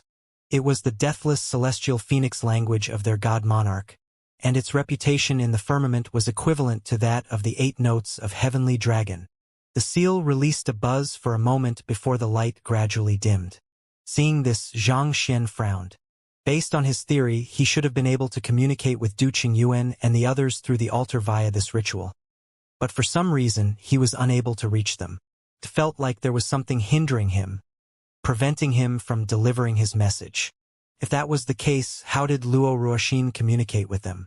Would it easier if we head to that distorted space from before? Little Chick, who had been silent all this while, suddenly proposed. It had been with Zhang Xian through the Azure, so it was able to tell what Zhang Xian was planning to do. "The distorted space," Zhang Xian repeated before nodding excitedly in agreement. Indeed, if his previous conjecture was correct, the abyss beneath Spirit Origin Royal City should be linked to the Azure. Even if there was still a dimension barrier there, it should be much thinner compared to elsewhere. Perhaps this was how Luo Ruoxin was able to successfully descend to the Azure and enter the Master-Teacher continent. "Let's head there to take a look," Zhang Xian said. Little Chick nodded as it spat out the stone phoenix sculpture that it had swallowed earlier. Without any hesitation, the Black Phoenix immediately entered the sculpture once more. It was already in a feeble state due to its earlier exertion, and it looked like it would not be able to last too long. Seeing how even the will of the old deathless monarch had acknowledged Zhang Xian as his master, the Fire Feather conferred God King and the others did not dare utter a word of objection. They bowed deferentially to send Zhang Xian off. Descending from Spirit Origin Royal City, Xianxia was just about to enter the abyss when he was suddenly joined by Luo Qiqi. "Bring me with you," she said with a determined gaze. Understanding Luo Qiqi's intentions, Xianxia nodded in agreement. If they descended to the Azure, Luo Qiqi would be able to return to the Master Teacher continent and meet Luo Shenqing and her other family members. This was one of her greatest regrets all this while, so it would be good if she could resolve it. The two humans and a chick quickly descended the passageway of the abyss, and about an hour later, they were finally standing before the spatial vortex. "I'll be heading down first." With the previous experience, little chick unhesitatingly dived into it. "I'll give it a try too," Luo Qiqi added with a chuckle. Before her body even fell into the spatial vortex, the space around her had begun warping to mimic the movements of the spatial vortex. As a result, she was able to maneuver freely within the spatial vortex without sustaining any injuries. As the spirit of the dimension silencer, she was extremely sensitive to the manipulation of spatial laws. Furthermore, her cultivation had already reached God-King realm pinnacle. With that, it was not too difficult for her to pull off this feat. "I guess I'm the only one left," Xianxia muttered as he took a deep breath. Unlike the last time he was there with Feng Jioge, his soul cultivation had already reached God-King realm pinnacle, and he had the spirit god seal of Supreme Monarch in his possession. It should not be too dangerous for him to enter the spatial vortex. Thus, he channeled his soul energy to form a massive barrier around him before leaping into the spatial vortex, while clutching the seal of Supreme Monarch tightly. Wang! As soon as his body touched the spatial vortex, he began to twist as if he was a noodle. Despite having straightened his body, he could still see his feet warping like a reflection in a distortion mirror. He was unable to control his body. Luo Qiqi swam over to his side and said, "The space within a spatial vortex is actually not too different from normal space. Don't believe what you are seeing through your own eyes." "Don't believe what I'm seeing through my own eyes?" Our eyes and senses perceive what we see and sense in normal space to be right because it is what we are accustomed to. So, in an area of distorted space, we must view the world from a distorted perspective in order for it to make sense to us. Luo Qiqi explained the unique properties within the spatial vortex to him. As the spirit of the dimension silencer, she was able to grasp the secrets of the spatial vortex shortly after entering it. After hearing Luo Qiqi's words, Xianxia quickly adjusted his point of view, and he could finally perceive the world in the same way that he was used to. Seeing that Xianxia was finally adapting to it, Luo Qiqi gestured forward and said, "The spatial vortex is not the same throughout. The degree of distortion can change very quickly as we move from place to place, such that even conferred god kings will have trouble trying to venture too deep."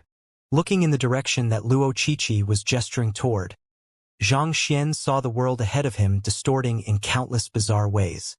There were some areas that were incredibly broad and some areas that were almost as thin as a needle. It was as if the laws of the world had suddenly collapsed within this area. To make matters worse, the space was flowing non-stop, such that what he saw a moment ago could become drastically different a few breaths later. With such vast changes in the spatial laws, even the conferred god kings would face grave danger in there. It was not to say that conferred god kings were not strong enough, but the laws that governed this spatial vortex were very different from those of the firmament. Their conferred powers would not work in this area, so they could only wield the strength of a god king in there. That would mean that they would not be any stronger than Xianxia and Luo Qiqi. The two humans and the chick advanced through the spatial vortex for roughly 2 hours, but in order to adapt to the distorted space, they actually only managed to advance 500 meters within this period of time. The spatial vortex ahead of them stretched on, and it could possibly be hundreds and thousands of li. If they were only able to cover 500 meters within 2 hours, how long would it take for them to get to the end of it?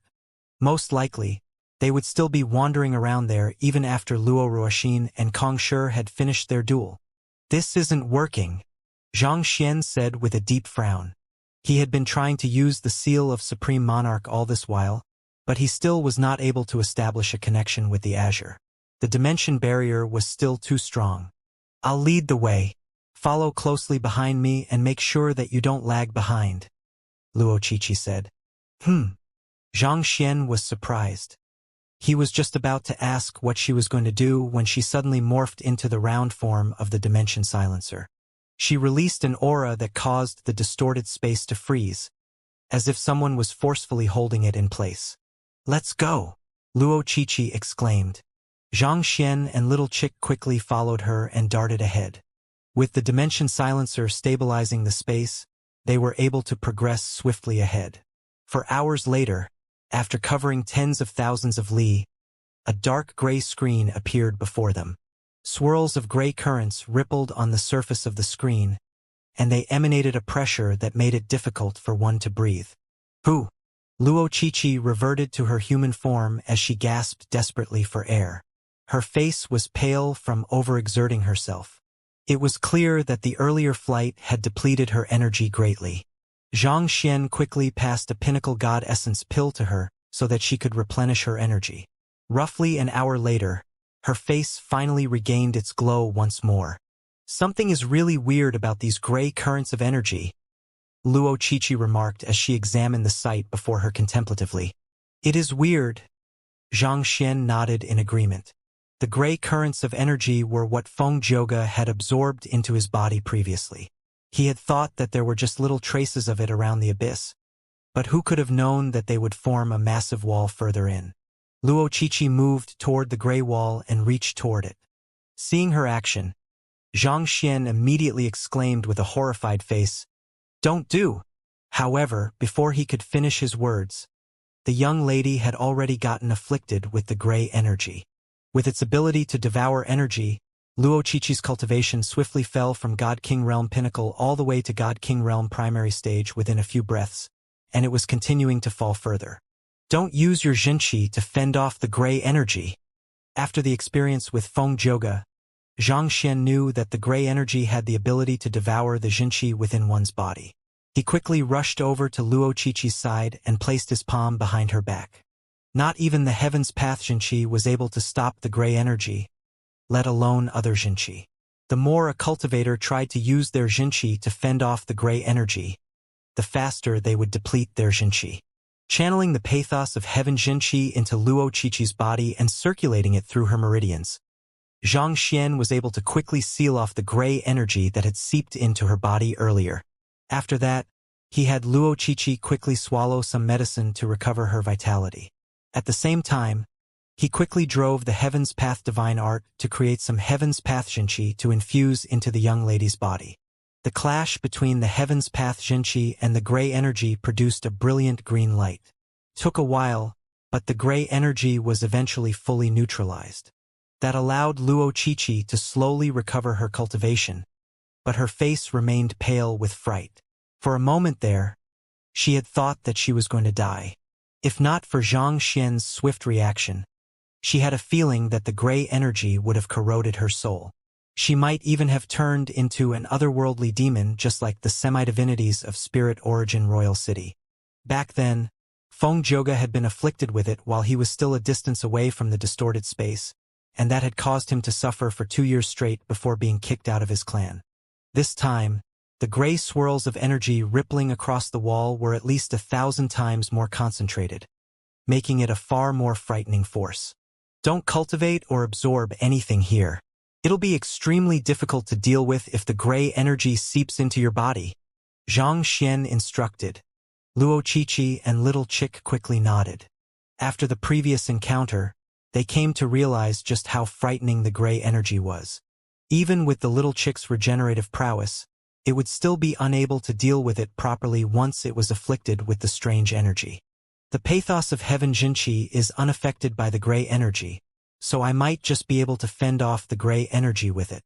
From the looks of it, it seemed like all energies that were beneath the level of the firmament's heavens would be unable to ward off the gray energy.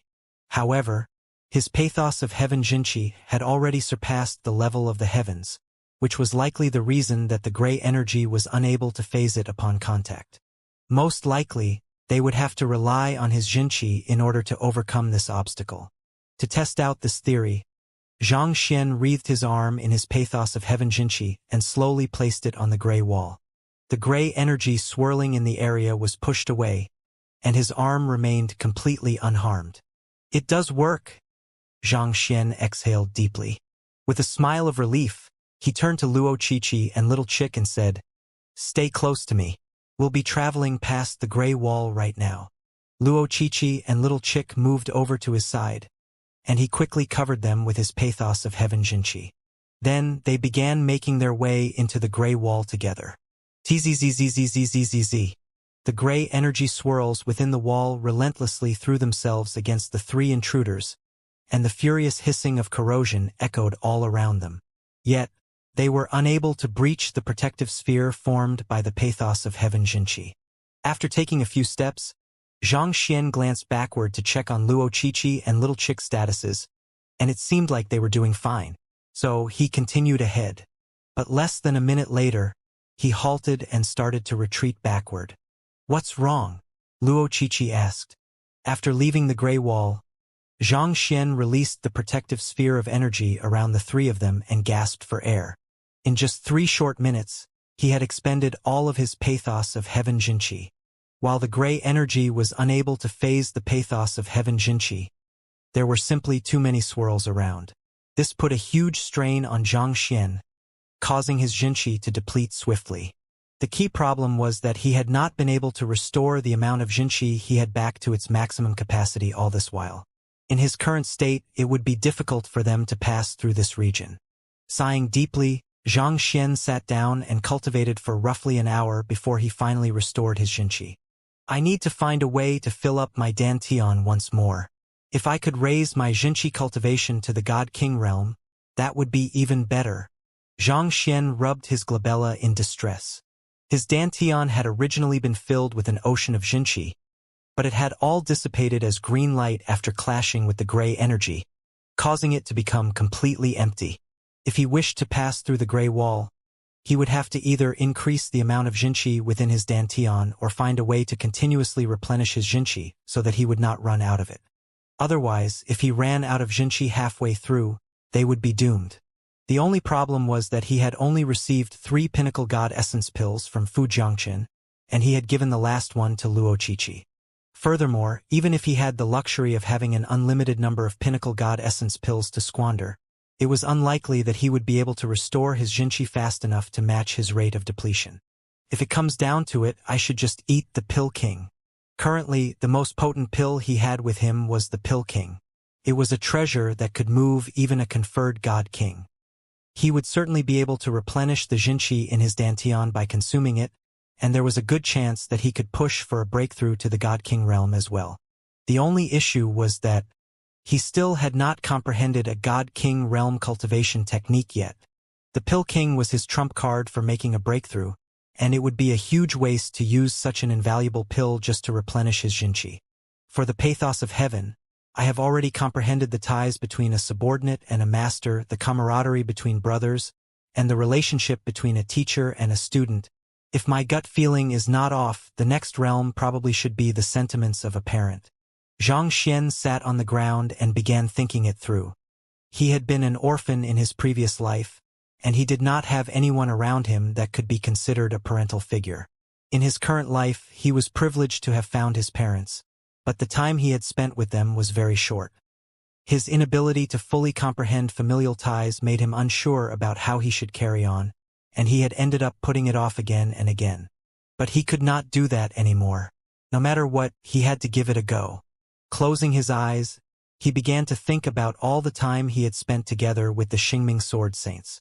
In order to find him, his parents had gone through a lot. Even as the whole world told them time and time again that he was already dead, they had persevered for the sake of the slim chance that he might still be out there in the world. For him, they were willing to cast aside their lives. The sentiments that they carried for him were nobler than anything in the world. But while Xianxia could understand all of that rationally, he was unable to connect to those feelings emotionally.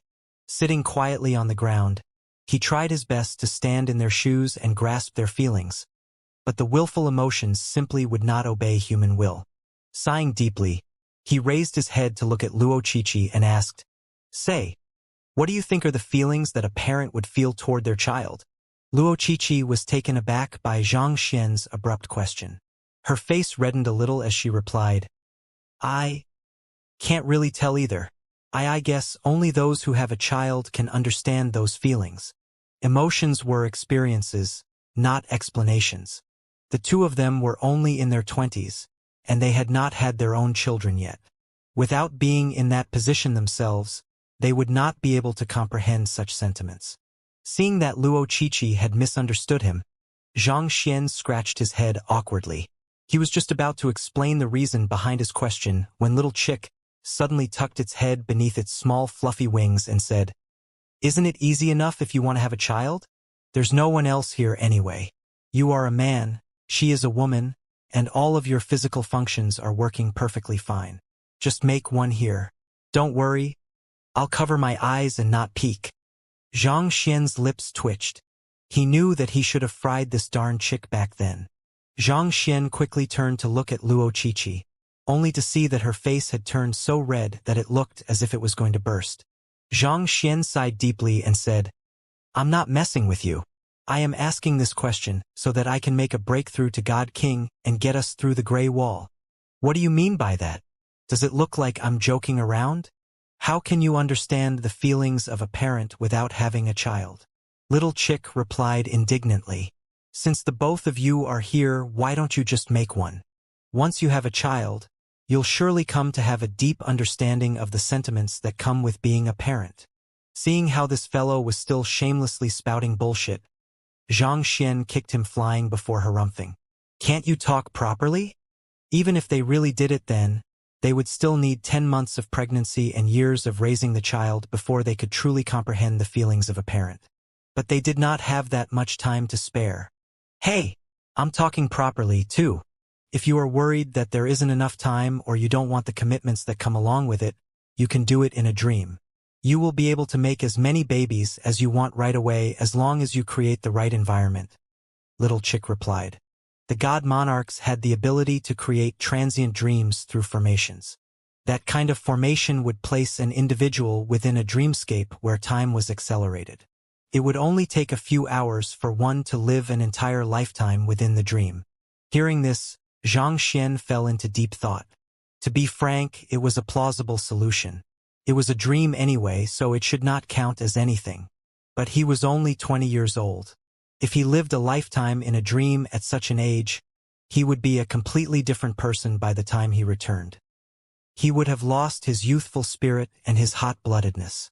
Furthermore, once he had a wife and a child in a dream, regardless of whether it was a dream or not, it would be unfair to Luo Ruoxin.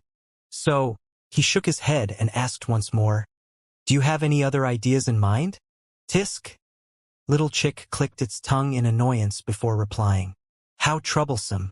Well, you might not have any children, but you do have quite a lot of disciples. As they say, a day as a teacher, a lifetime as a father. Your sentiments for them can probably rival those of their parents, so it might work if you can comprehend it from such a perspective. It really could not stand that blockhead of a master. He has such a beautiful young lady who's devoted to him, but he simply refuses to grasp the opportunity. It serves him right to be single. Humph. Wait a moment, I'm also a single chick. At least this darned fellow has someone who likes him. But I don't even have a chicken or duck that is into me." Little Chick sank to the ground in depression. Meanwhile, Xianxia's thoughts were triggered into action after hearing those words. A day as a teacher, a lifetime as a father. He was unable to comprehend the feelings of a parent because he was without a child, but there was no denying that he cared and doted on his students quite a lot. He was willing to do anything just so that they could lead a better life, and he would not hesitate to stand up for them if anyone dared take advantage of them. Despite that, there was not a single moment when he thought that he was sacrificing himself for their sake. On the contrary, as long as they were doing well, he felt fulfilled and content. Were these the feelings that parents had toward their children? As Xianxia thought of this, the smiles of the Xingming sword saints surfaced in his mind. There were many times when they had stood in front of him to protect him from danger, even when they were weaker than him. Nothing could shake their conviction to keep him safe, and they would do anything for his sake.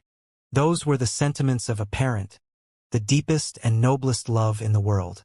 The act of humbly supporting their child, not expecting anything in return. Thread in the hand of a compassionate mother, clothes on a wanderlust son.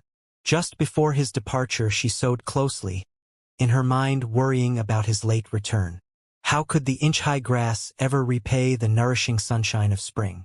An emotion rippled through Xianxia's heart as his Jinqi began circulating throughout his body along with his words. At the same time, sword qi began to form and revolve around his body, slicing through the distorting space. He is comprehending his cultivation technique and sword art together? Little Chick remarked in bewilderment. Having followed its master for quite some time now, it knew that its master would usually comprehend his cultivation technique first before figuring out the corresponding sword art. Yet, he was actually comprehending both together this time. The wind batters unceasingly on the unwilling tree. A son seeks to be filial, but time slips through his fingers. His sword qi was filled with both indignation and melancholic longing. In his previous life, his parents had died prematurely, so he had never been able to meet them before. In this lifetime, he had been so wrapped up by everything around him that the time he spent together with parents was miserably limited. He could not fully understand what it was like to be a son, but he could imagine his parents' worry for him. It would be similar to how he felt for his students. His 11 students were divided across the 9 skies, and it would be a lie if he said that he was not worried about them. By taking on such a perspective, he could see just how worried and conflicted they must feel about him. They did not wish to tie down their child and limit his future, but at the same time, they could not bear to see him braving so many dangers. This was the contradictory feeling of a parent, the sentiments they felt for their children. Who, without any hesitation, Xianxia took out the pill king and swallowed it. Rich medicinal energy flooded his body. Through circulating the medicinal energy around his body, he refined it into pathos of heaven Jinqi and deposited it into his dantian. The pill king contained the purest medicinal energy contained within the grass of god kings, harnessing almost as much power as a real god king. His dantian, which had emptied out due to the depletion of his heaven's path Jinqi, filled up at an incredible pace. Kacha! As his dantian was filled up, he finally overcame the bottleneck in his Jinqi cultivation and rose to the level of a god king. Xianxia's aura surged like a majestic dragon rising from the seas, transforming into something deeper and stronger. Some time later, the fluctuations of his energy finally came to a halt. Xianxia exhaled deeply before rising to his feet. He had successfully reached the God King realm, but he was only at primary stage. He had simply depleted too much energy before, and the pathos of heaven's requirement on the purity of the spiritual energy was also too steep. If he wanted to reach God King realm pinnacle, he would need at least several pills on the level of the Pill King. The fact that the Pill King was able to fill his massive dantian and allow him to raise his cultivation to the God King realm was evidence of its rich medicinal energy. I should keep the 3 remaining God King breakthrough pill for my parents and Sun Chong, Xianxia thought with a smile. It would indeed raise his cultivation if he swallowed them, but the effects would not be too apparent. It might not even be enough for him to reach God King realm intermediate stage. They would be put to better use with his parents and Sun Chong. Xianxia examined the changes in his body as a result of his breakthrough, and he found that his Jinqi had become even purer. At the same time, his Jinqi capacity had also increased considerably. He would not have to worry about running out of Jinqi quickly anymore. Let's go! Knowing that there was no need to worry anymore after making a breakthrough, Xianxia took out the God King sword and swung it lightly. It swiftly generated several surges of sword qi that warped around their bodies to form a protective barrier. This was the God King realm sword art that he had comprehended from the pathos of heaven, filial piety. The sword art contained the emotions of regret and longing. So what if his cultivation was high? So what if he was rich? It was easy to put his parents in second place in his list of priorities in order to pursue all else, but it would be too late by the time he finally wanted to accompany them. This was simply how humans were. They always put off things that they should be doing until it was too late, and they blamed themselves regretfully for not cherishing what they had. Who? Little Chick and Luo Chi-Chi entered the barrier of sword chi as well, and the 3 of them began venturing through the gray wall. The gray currents of energy ahead of them were sliced apart by Xianxia's sword intent, allowing them to venture forward without any issues. They had to travel for almost an hour before they were finally out of the gray wall. It was also at this point that they came to a halt. They had come to the end of the road, and there was nowhere else to advance to. The space ahead of them was utterly sealed. "Let me see if I can reach the azure from here," Xianxia said as he took out the seal of Supreme Monarch. He infused his consciousness into it, and the inscriptions carved on the seal swiftly lit up.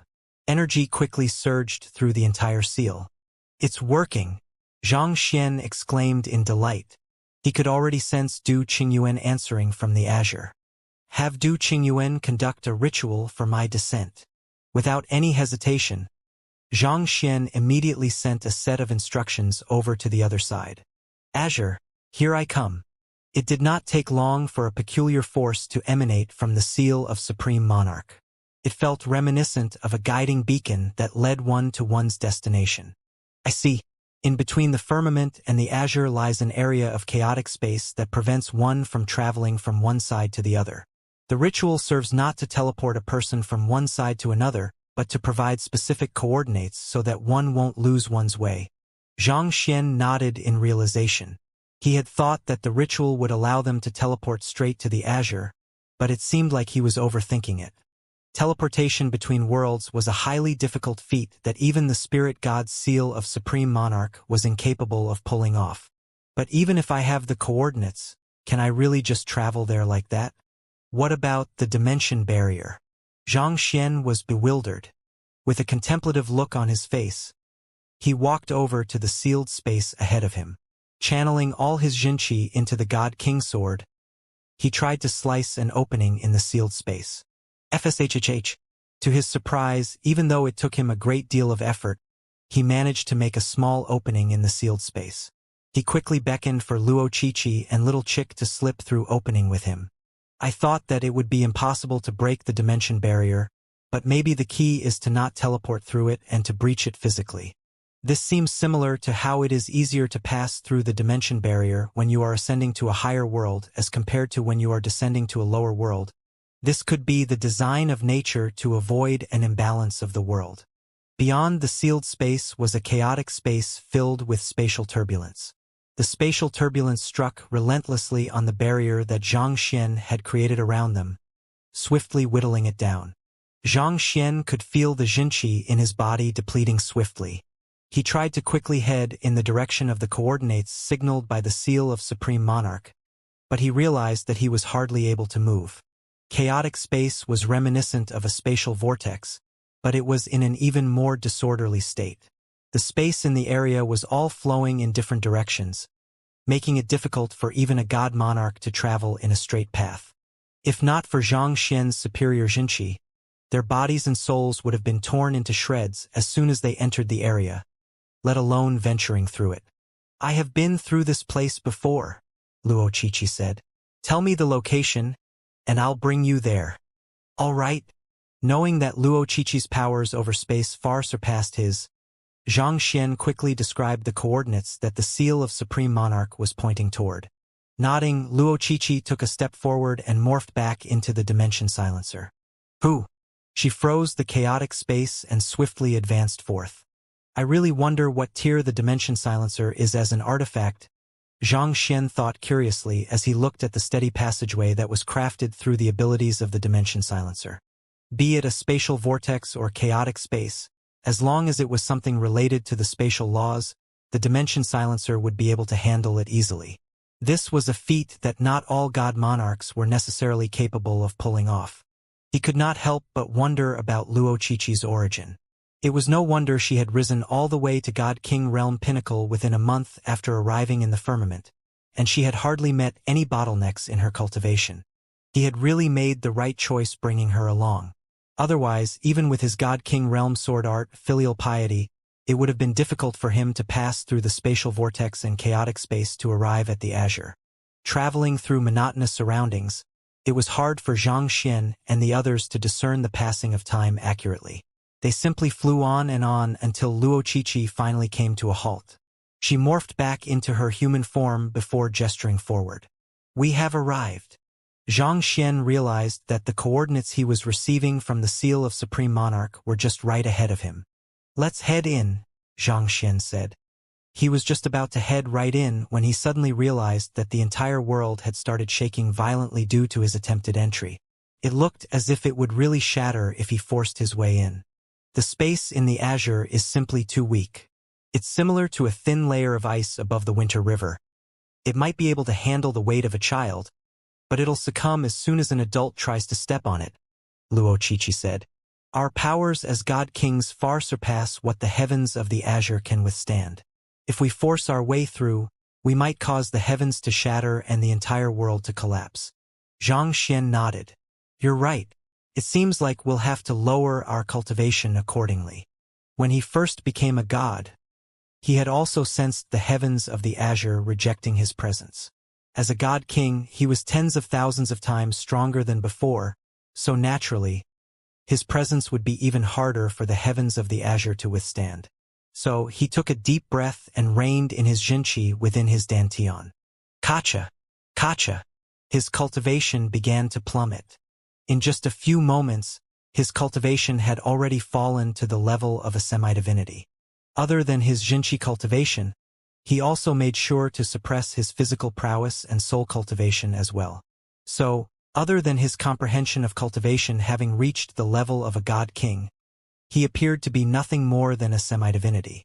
Even a god monarch would not be able to see through his disguise. Luochichi quickly did the same. She sealed her powers using her spatial abilities, causing her cultivation to fall all the way to that of a semi-divinity.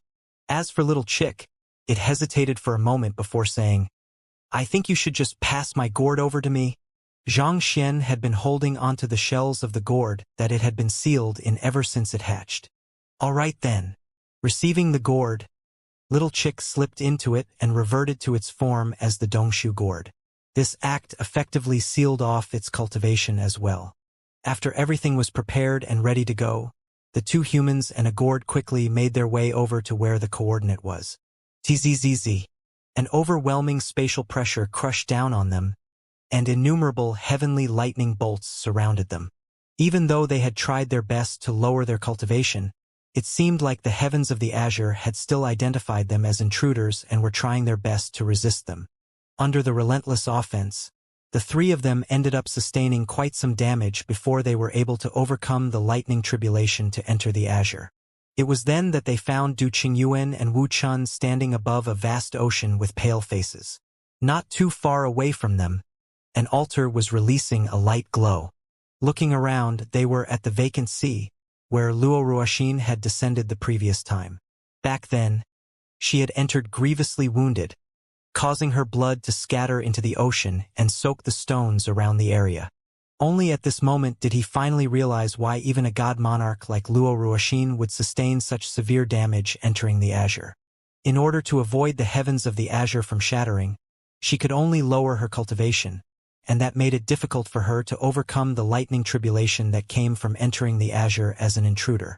Paying respects to young master. Paying respects to sect leader Zhang. Du Qingyuan and Wu Qin bowed deeply. The news they had received was that the spirit god was going to descend among them, so they did not expect to meet Xianxia instead. When did he become the spirit god? Let's head to Starchaser Palace first. Without any hesitation, he tore apart the fabric of space and traversed straight to Starchaser Palace. Even though his cultivation was only at semi-divinity, through his deeper comprehension of space and more refined control over his Jinchi, he was still able to tear open and traverse through space. After arriving at Starchaser Palace, Xianxia took a swift look around and found that there were far more pseudo-immortals, true immortals, and high immortals. He nodded in approval at this sight. It seems like the azure has been developing swiftly. Over the past 10 years, we have had 30 cultivators reaching the semi-divinity realm and over 200 cultivators reaching the high immortal realm. As for the other realms, their numbers are even higher, Du Qingyuan replied with a smile. It had only been slightly more than a month in the firmament, but 10 years had passed for the azure. 10 years was usually insignificant in comparison to the long lifespan that cultivators enjoyed, but due to Zhang Xian defeating Kong Shi's clone, The resources that had been hoarded by the ethereal hall were reorganized and distributed among the six sects. On top of that, the Hall of Gods was no longer guarded by any powers.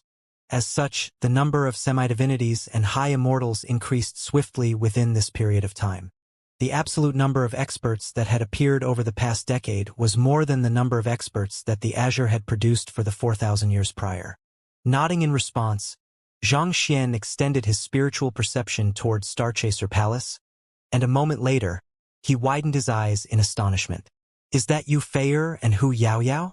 A pair of familiar figures appeared within his perception, and they were none other than Yu Feier and Hu Yaoyao from the Master Teacher continent. The two of them were standing atop a towering cliff, and their light red robes fluttered along with the wind. "Who?" All of a sudden, the two of them moved simultaneously. Flitting from one point to another with incredible nimbleness, they traded heavy blows with one another. Luo Qiqi moved over to Zhang Xian's side, and it did not take her too long to notice the two ladies as well. Her eyes lit up in excitement as she exclaimed, "It's Yu Feier and Hu Yaoyao." Yu Feier had been her closest friend ever since their time on the Master Teacher continent. But when she left for the firmament, Luo Qiqi had never expected to see her ever again. She never would have thought that the other party would ascend to the Azure, and on top of that, both Yu Feier and Hu Yaoyao had become semi-divinities. "Yes, they are sparring with one another," Du Qing'an said. "The two of them are very hard-working. They've spent practically every single day over the past decade cultivating, and it's due to their diligence that they've been able to grow so much stronger within such a short period. There was no cultivator in the world who could rise to the top without working hard. Even for someone like Zhang Xian, he had still put a great deal of time and effort into cultivating in order to get to where he currently was." After sparring for a moment, the two red-robed ladies finally concluded the duel and rested by the side of the cliff. Their beautiful faces were marred with a hint of dejection. "Don't bother wasting your effort. Without the aura of divinity, we won't be able to overcome our bottleneck and ascend to the firmament," someone said. Following that, a 30-year-old man leaped to the top of the cliff as well. Luo Xianqing. The current Luo Xianqing had also reached the semi-divinity realm, and he was no weaker than the two ladies. "I know, but is there really no way?"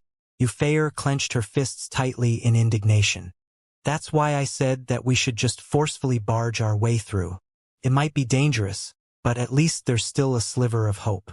If we just continue waiting here, it'll really be an eternal farewell," Luo Xianqing said. "Eternal farewell," Yu Feier muttered in desolation. The gap between the Azure and firmament was unlike that between the Azure and the Master Teacher continent, which one could cross with a little bit of effort. Furthermore, even if they successfully reached the firmament, there was no saying whether they could endure the 100 times increase in spatial pressure.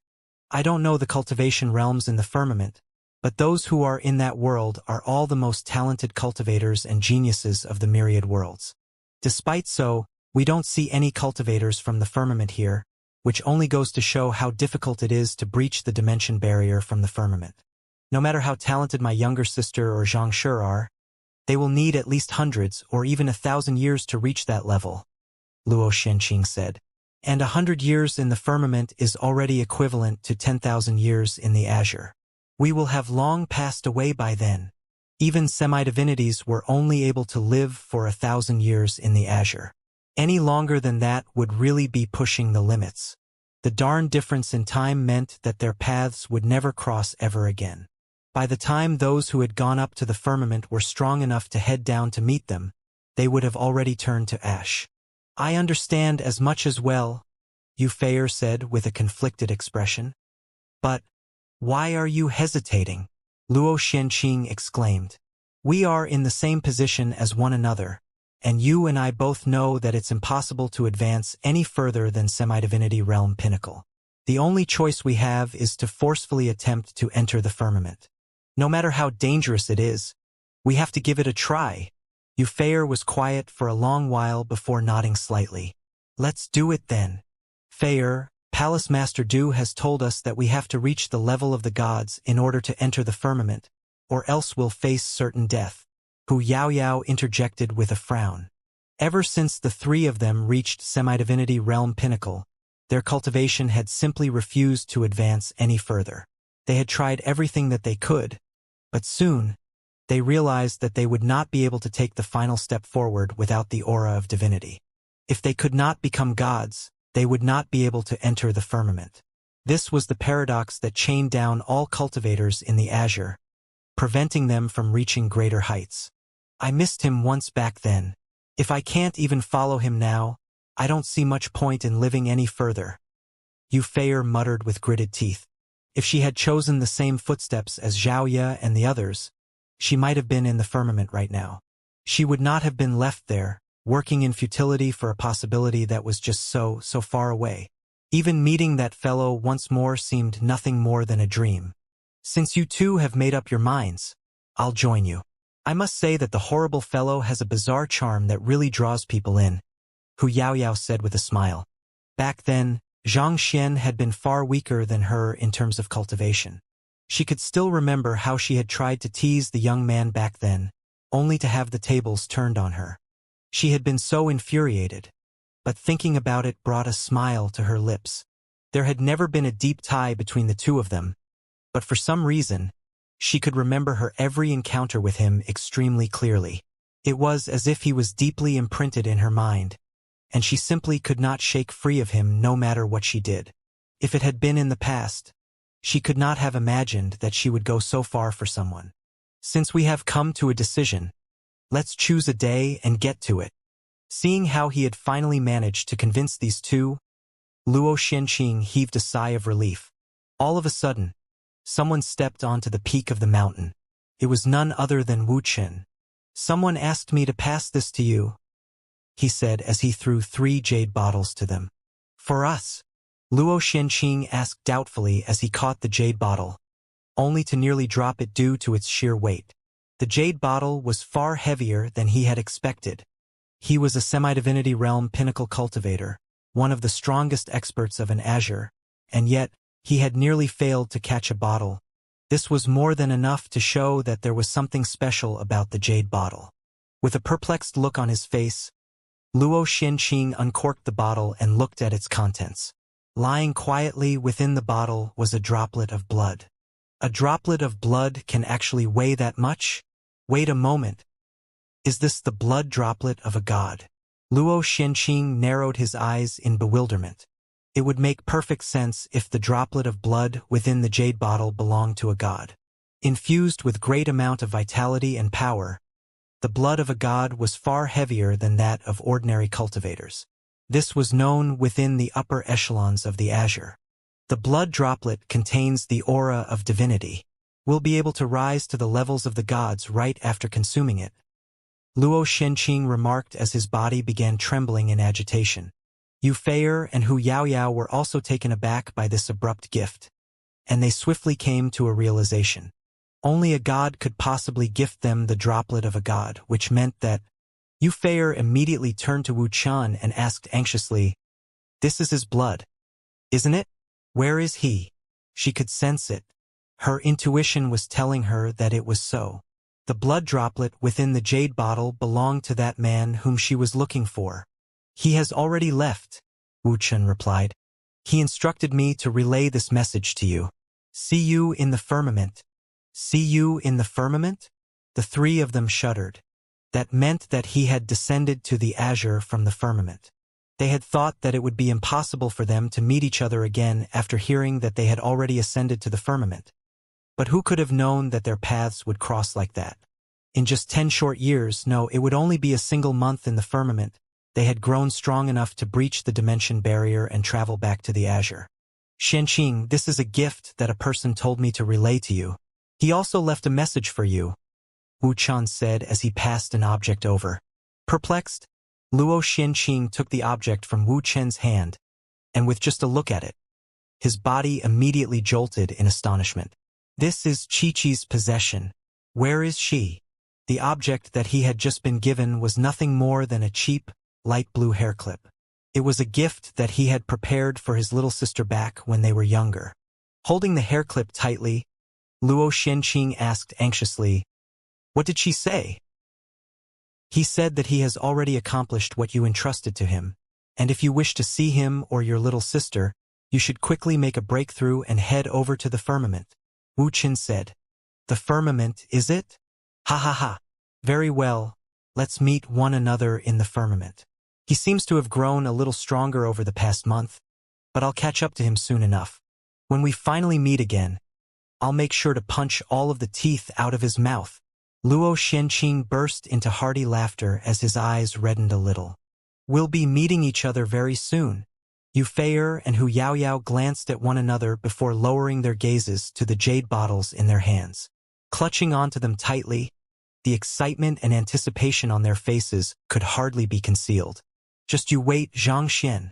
We are coming right after you. Is this the city of collapsed space you mentioned earlier? Looking at the decrepit city before her, Luo Qiqi could not help but look at Xianxia doubtfully.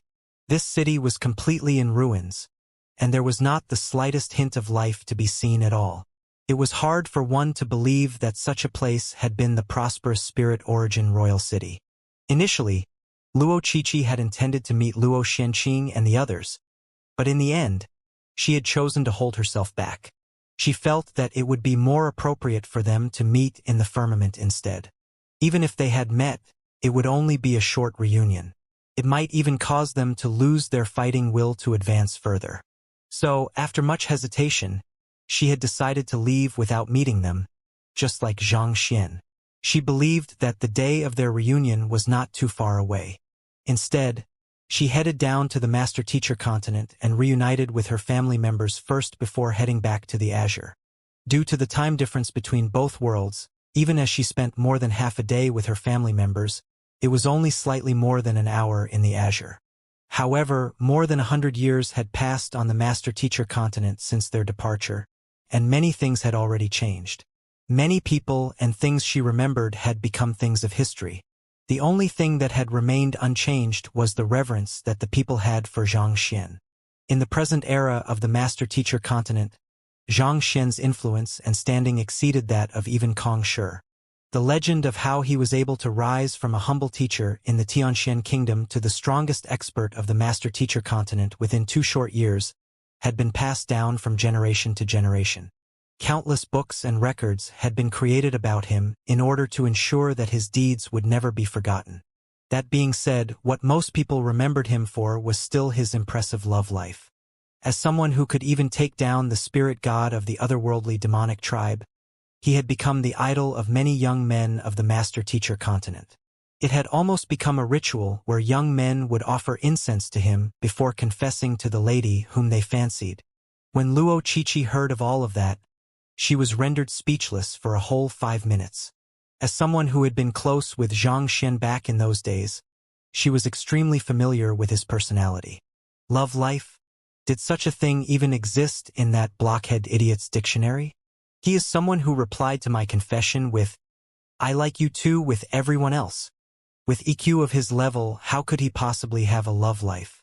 Over the past 100 years, the Zhang clan had grown more and more prosperous, such that it had become a first-class power that possessed influencing surpassing that of the master-teacher pavilion. The Luo clan and the Jiang clan had developed considerably as well, but they could not come close to comparing to the Zhang clan. Well, all of that did not matter much to the current Luo Qiqi. She was extremely glad to find that her father was still alive, and she helped him make a breakthrough in his cultivation before bringing him to the Azure. After that, she regrouped with Xianxia. Well, this is it. Xianxia nodded.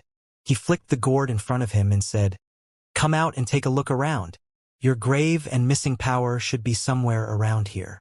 Previously, he had found a bizarre black skeleton within the city of collapsed space, obtained the aura of divinity from the other party's hands, and successfully made a breakthrough to godhood. Due to that, he had managed to defeat Kong Shi's clone. But when he returned there once more, the skeleton had already disappeared and was nowhere to be found. While he was unable to find the black skeleton, Little Chick, as the deathless monarch, might just have a way to sense him. Have you ever seen anyone looking for their own grave? The gourd shook its bottom lazily. Fine, I'll find it then, Xianxia said in exasperation. With a flick of his wrist, he took out the seal of Supreme Monarch. The black skeleton might have had the ability to hide from him previously, but if he summoned it through the seal, the other party should have nowhere to hide. Wang. As soon as the seal of Supreme Monarch appeared, a series of spatial ripples immediately appeared around them. The next moment, they were already standing before a grand hall. Standing at the entrance of the hall was a skeleton, who, upon seeing the item floating in front of Xianxia, hurriedly fell to its knees. The space in here is much more stable than out there. The heavens should be unable to perceive this area, so you can come out now, Xianxia said as he patted the gourd. The previous time that he was there, he could not help but notice that this area was isolated from the rest of the world. Even after becoming a god, he was still unable to find this place. It was for this reason that he was confident that Little Chick would not come under the tribulation of the heavens even if it showed itself there. Kacha! Upon hearing those words, Little Chick finally broke free from the gourd, allowing its god-king realm prowess to flow freely from it. Your sovereignty, you are finally awake, the black skeleton cried in delight. Overwhelmed with agitation, the black skeleton also revealed his strength. It was at this moment that Xianxia realized that the other party was actually a god-king just like him. It was no wonder he had been unable to sense the depth of the other party's cultivation the previous time he was there. There had really been on two completely different levels back then. I wish to recover my strength, Little Chick said. It had not recovered its memories yet, so it was unable to tell whom the black skeleton before it was. I have already prepared everything. Your sovereignty, as long as you step into the hall, you'll be able to absorb the power you have lost and return to your peak, the black skeleton replied in agitation. Good. Little Chick nodded before waddling over to the hall in big strides. The doors opened itself before Little Chick, and unimaginable power pulsated with the depths of the hall. It felt like an entire world of energy was harnessed inside there. Little Chick? Xianxia suddenly cried out just as it was about to enter the hall. Understanding Xianxia's concerns, Little Chick turned around and said, I know what you are worried about, but there's no need. I am myself and no one else. Xianxia nodded quietly after hearing those words. Little Chick was a new will that was born after the resurrection of the deathless monarch. He was afraid that it would turn into someone else once it regained its strength and memories, spelling the death of the adorable Little Chick that he knew. The words that Little Chick said reassured him that it would not turn into someone else as a result of this. It was no longer the deathless monarch of old. It was someone else with a new will. Little Chick entered the hall, and the doors closed once again. Xianxia and Luo Qiqi waited outside, and just like that, 3 months passed. Little Chick, continue doing your best. We need to return to the firmament now. If you can make it in time, you know where to find us. Almost 5 days had passed in the firmament, and if they did not head back, they would not be able to make it in time before Kong Shi and Luo Ruoxin's duel.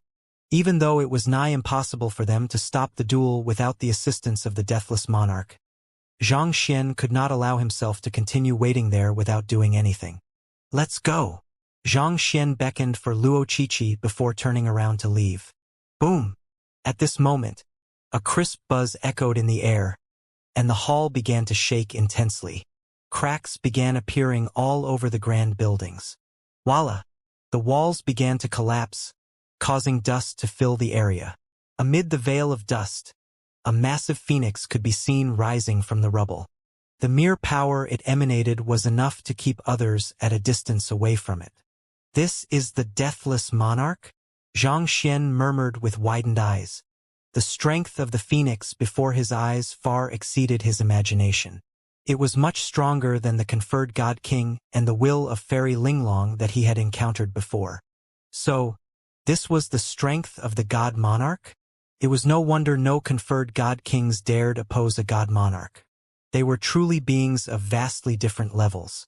The resurrected Little Chick might be even stronger than the previous deathless monarch. Every single time Little Chick resurrected, it would get stronger than before. Perhaps it would be the same this time.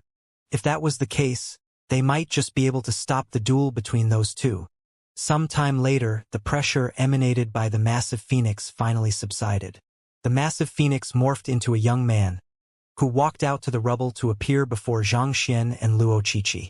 Looking to be around 16 or 17, the young man had a tall but slightly thin figure. Contrary to what little Chick had been exclaiming all this while, his face did not look heaven-defyingly suave. Instead, he appeared to be more youthful. It would be hard to think of this youthful man as the highest being in the sky of spirit origin, one of the god monarchs of the firmament. "You are little Chick." "Master," the young man replied with a slight smile. Xianxia heaved a sigh of relief. It looked like what he had feared the most did not happen in the end. The other party was still the haughty and boastful little Chick who had followed him from the master-teacher continent. "Master, I have just recovered my powers, so I need some time to reinforce my cultivation. I'll cultivate here for a little longer so as to save time. For the time being, you should return to the firmament. Once I'm done, I'll head over to meet up with you right away." "All right," Xianxia nodded. If they were going to face two of the strongest god monarchs of the firmament, they would definitely have to be in their best condition, or else their efforts would only end in futility. Time in the azure flowed 100 times faster than in the firmament, so it would be much better to cultivate where he was. "Feng Yao, thank you for guarding me all this while. I shall restore your body and your powers now." The young man turned to the black skeleton and tapped his finger lightly in the air. A droplet of blood flew forth from his hand and seeped into the forehead of the black skeleton. Tzz. Flesh and blood began growing out of the black skeleton before the piercing call of a phoenix echoed in the air. The black skeleton suddenly burst into flames, and a large phoenix rose out of the flames. The large phoenix quickly transmogrified into the form of a middle-aged man in a golden helmet and armor.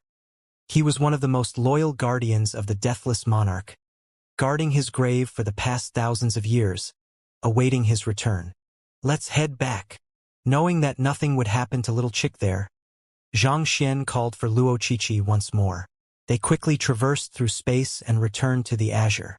Heading to a higher world from a lower world was much easier than the other way around. The two of them slowly released the seal of their cultivation, and soon, they caught the eye of the heavens of the azure and were expelled into the chaotic space. It was then that Xianxia finally released his full cultivation as a god king, and he immediately sensed the summoning of the firmament. Without any hesitation, they followed the summoning to head to the firmament. Half a day later, with a sudden jolt, the two of them landed on the ground. Looking around the area, Xianxia realized that they were at the Grand Spirit Mountain, the place where he had first arrived in the firmament with Xiaoya and the others. "Where are we going now?" Luo Qiqi asked. "We'll first be heading to Drifting Spectre Royal City before teleporting to the Sky of Freedom via the Great Displacement Teleportation Formation," Xianxia said. Possessing the strength of God Kings, they no longer needed the City Lord token to use the Minor Displacement Teleportation Formation. Soon enough, they arrived at Drifting Spectre Royal City. This time, instead of leaving right away, he led Luo Qiqi over to his residence. He wanted to pass the God King breakthrough pill that he had forged a while back at the Sky of Linglong over to his parents and Sun Chong so that they could quickly become God Kings. This way, they would be able to protect themselves. Not wanting to cause a huge commotion, he discreetly made his way over to his residence without incurring anyone's notice. "Young master!" As soon as Xianxia entered the residence, Sun Chong rushed forward to welcome him with an agitated look on his face. Over the past few days, Sun Chong's cultivation had reached middle-tier celestial god. It was clear that he had been working hard in order to raise his cultivation realm this quickly. "Where are my parents?" Xianxia asked. "They are currently in the courtyard chatting with a guest," Sun Chong replied. "A guest?" Xianxia frowned.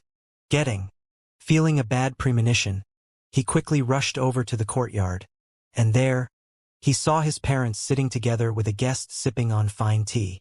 The guest was a young man in his early 20s. He had a well-defined face that showed hints of unshakable resilience. There was an aura of cool rationality around him, and his eyes felt deep, as if they were gazing into the future. What really left Xianxia unnerved was how he was unable to sense the depths of the young man's cultivation. Behind the young man stood an elder whose back was slightly lowered. He stood firmly in his position, not moving or saying anything at all. Is he a god monarch?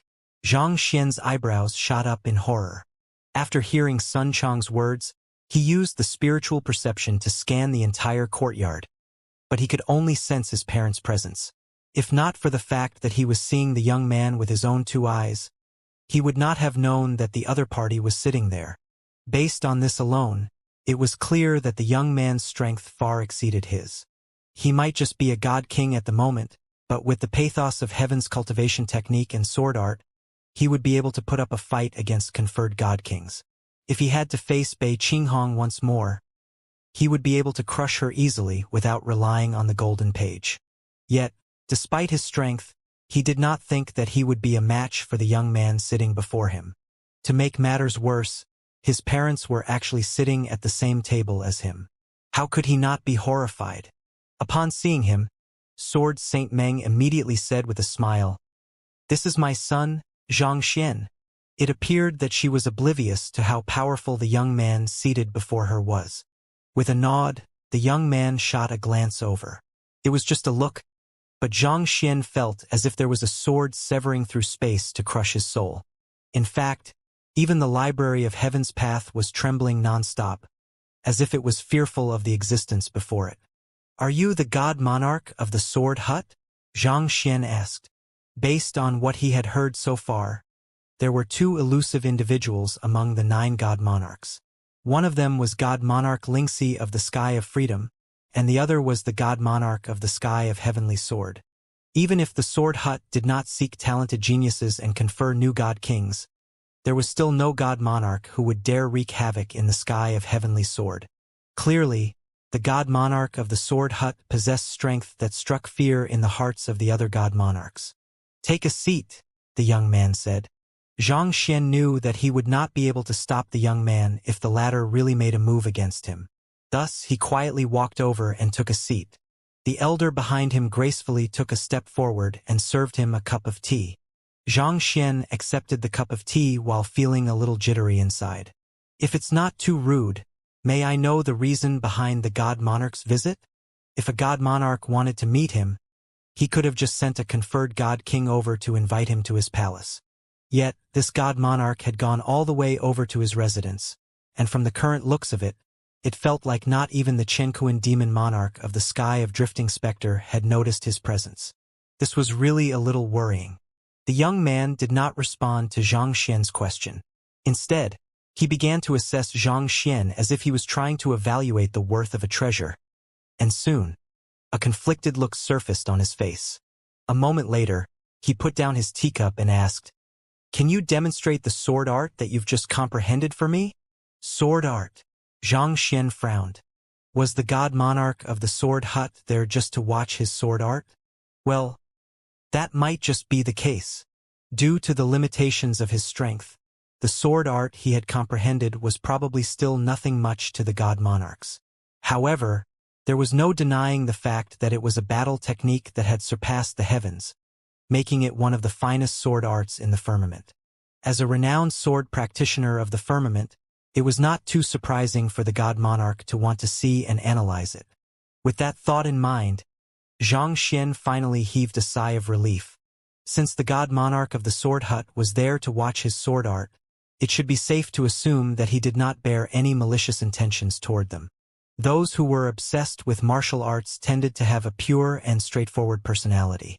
They were less likely to beat around the bush, and they would not hurt others that easily. With such thoughts in mind, Xianxia stood up and took out the God King's sword.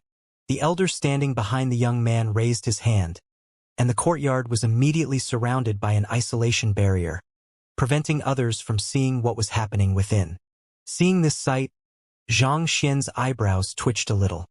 He was able to create isolation barriers on the spot as well, but the elder was able to do it with far greater ease, and he even infused spatial laws into the barrier to further reinforce it. From this feat, it could be seen that even though the elder was not a god monarch, the strength he wielded still far surpassed that of most conferred god kings. At the very least, Xianxia knew that he would not be a match for the elder. Nevertheless, as long as the young man did not bear any ill will toward them, there was no point in thinking too deeply into this.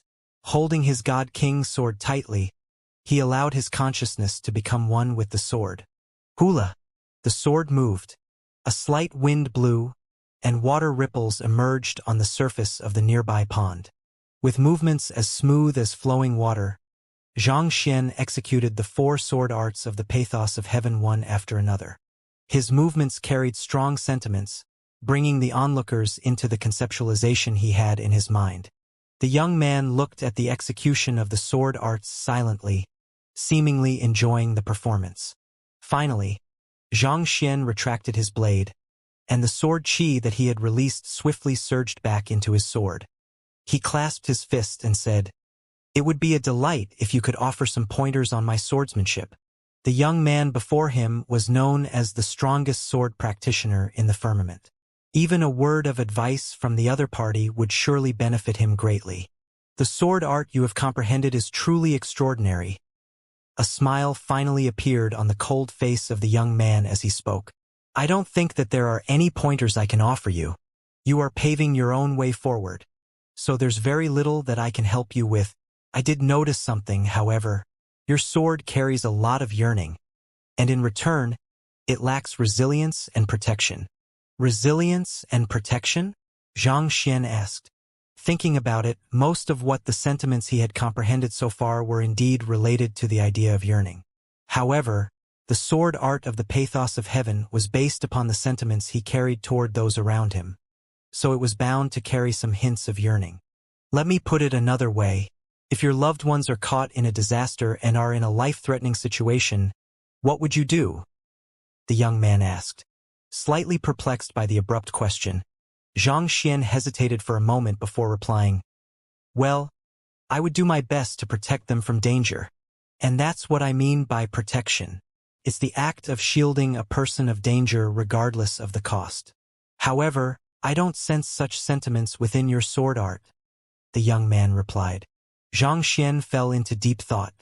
Indeed, his sword art was lacking such sentiments. A sword of sentiments shouldn't just carry yearning. It should carry the responsibility that comes along with it as well. Take your last sword, for example. I could sense your yearning for your parents and the regrets of being unable to treat your loved ones better. But have you thought about the responsibilities that you should take on so as to avoid these regrets?" the young man asked. "I think I get what you are saying." Xianxia nodded slowly. "My swordsmanship is filled with past sentiments. It focuses on what has already happened instead of trying to influence what is going to happen. Subconsciously, I have been placing myself in a passive position all along. Indeed, if we wish to reach for higher heights, our eyes must be set in the future. Wallowing in emotions of self-reproach and yearning will only slow your footsteps," the young man replied. "You're right." Xianxia nodded in realization. Emotions could be classified into 2 types, those that helped people grow and mature and those that caused their footsteps to screech to a halt. A sorrowful experience could either be a reason to despair or a reason to drive one to work even harder. If we allow our emotions to bog us down, our lives will simply pass us by like a fleeting cloud. It will appear as if everything has been transient and meaningless. To give our life meaning, we have to continue marching forward even during times of hardship. Suffering is simply a part and parcel of life, be it aging, illness, death, parting, envy, hatred. We must learn to take pain in stride, and we must also learn how to let go of things. That's simply how life is. No matter how bitter things became, we would have to grit our teeth and force ourselves to look forward. "Thank you for your guidance," Xianxia said with a deep bow. He felt like he had just grasped something really important. Even though it was still very abstract, he felt like it could change the trajectory of his cultivation for good. It had been a short exchange, but he had benefited greatly from the guidance of the young man. "I'm impressed that you managed to get it so quickly. It looks like you are the right person after all," the young man said with a smile before rising to his feet. "I'll have to get going now. You only have yourself to rely on for the road ahead of you, so I can only wish you all the best." "You're already leaving?" Xianxia was surprised. He had thought that there would be some deeper intent behind the young man's visit, but the latter had only seen his sword art and given a few pointers, and he was already going to leave. Or did this mean that the young man had made his way there just to give him some pointers? The young man glanced at the elder behind him and said, "Jian Yao, give him the Crimson Heaven sword." "Yes," the elder nodded. With a flick of his wrist, the elder presented a sword respectfully to Xianxia. As soon as the sword appeared, dimension rifts began appearing around the area. Even the God King sword in Xianxia's hand struggled free of his grasp to pay respects to the sword in the elder's hands. Such a sight made Xianxia's eyebrows shoot up in astonishment. The God King sword, just as its name suggested, was a God King realm artifact. It was the strongest weapon he had ever wielded. Yet, it had bowed down to the Crimson Heaven sword without any hesitation. How strong must the Crimson Heaven sword be then? "I can't accept such a heavy gift from you." Xianxia quickly clasped his fist and rejected the sword. "There's no need to stand on ceremony. This is a sword that I forged specially for you several decades back. Take it, it belongs to you," the young man said without turning back. "Several decades back?" Xianxia was baffled. "I am only in my early 20s this year, and most of it was spent on the master-teacher continent. If I translate it into time in the firmament, I have only lived for slightly more than a month now. Yet you said that you forged this sword for me several decades back?" Nevertheless, seeing how the other party was determined to have him accept the gift, Xianxia clasped his fist and said, "Thank you." Following that, he stretched his hand forward to grab the Crimson Heaven sword.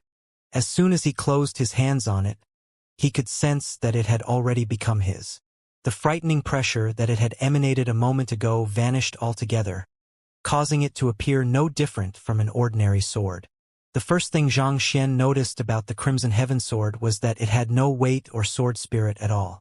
Strangely enough, he did not feel any discomfort holding the sword. It was as if the sword itself was nothing more than an extension of his arm. He felt like he could easily unleash devastating strength through this sword. If he executed the pathos of heaven with this sword, even the massive face that was created by Fairy Linglong's will would be no match for him. Feeling deeply agitated within, Xianxia quickly bowed deeply once more in order to express his gratitude.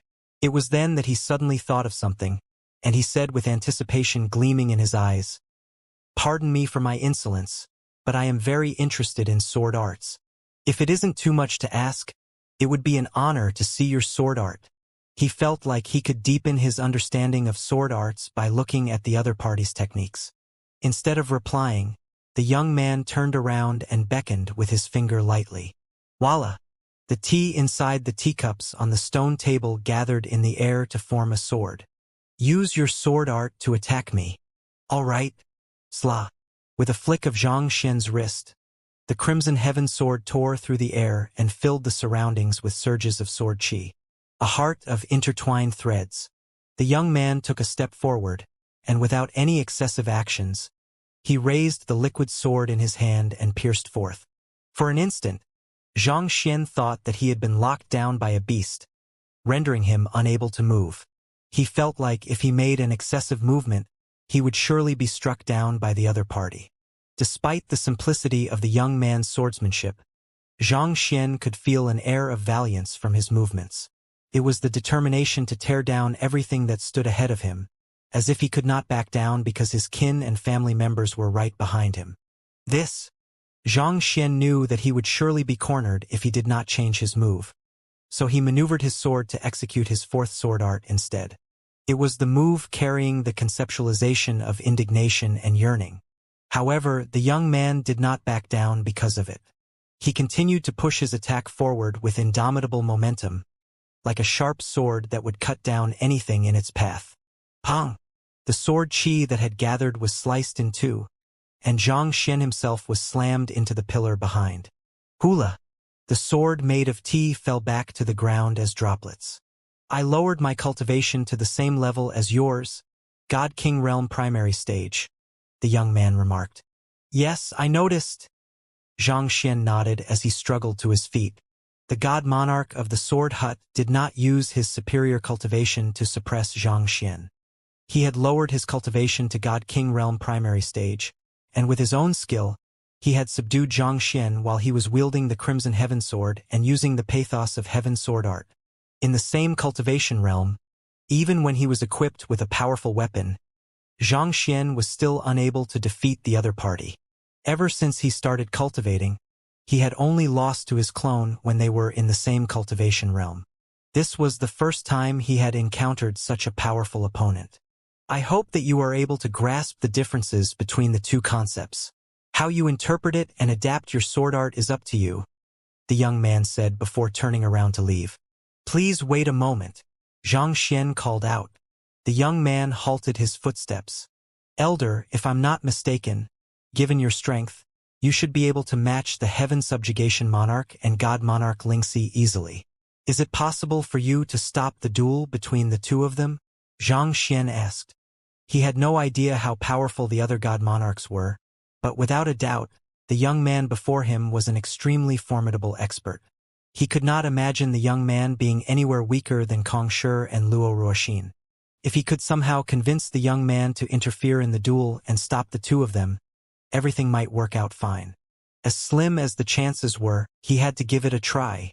Everyone has their own fate that they have to fulfill, and even God Monarchs are not spared from that. The duel between the two of them can't be stopped, and it mustn't be stopped. That is an inevitability, the young man replied calmly. Must one of them die? Xianxia asked desperately.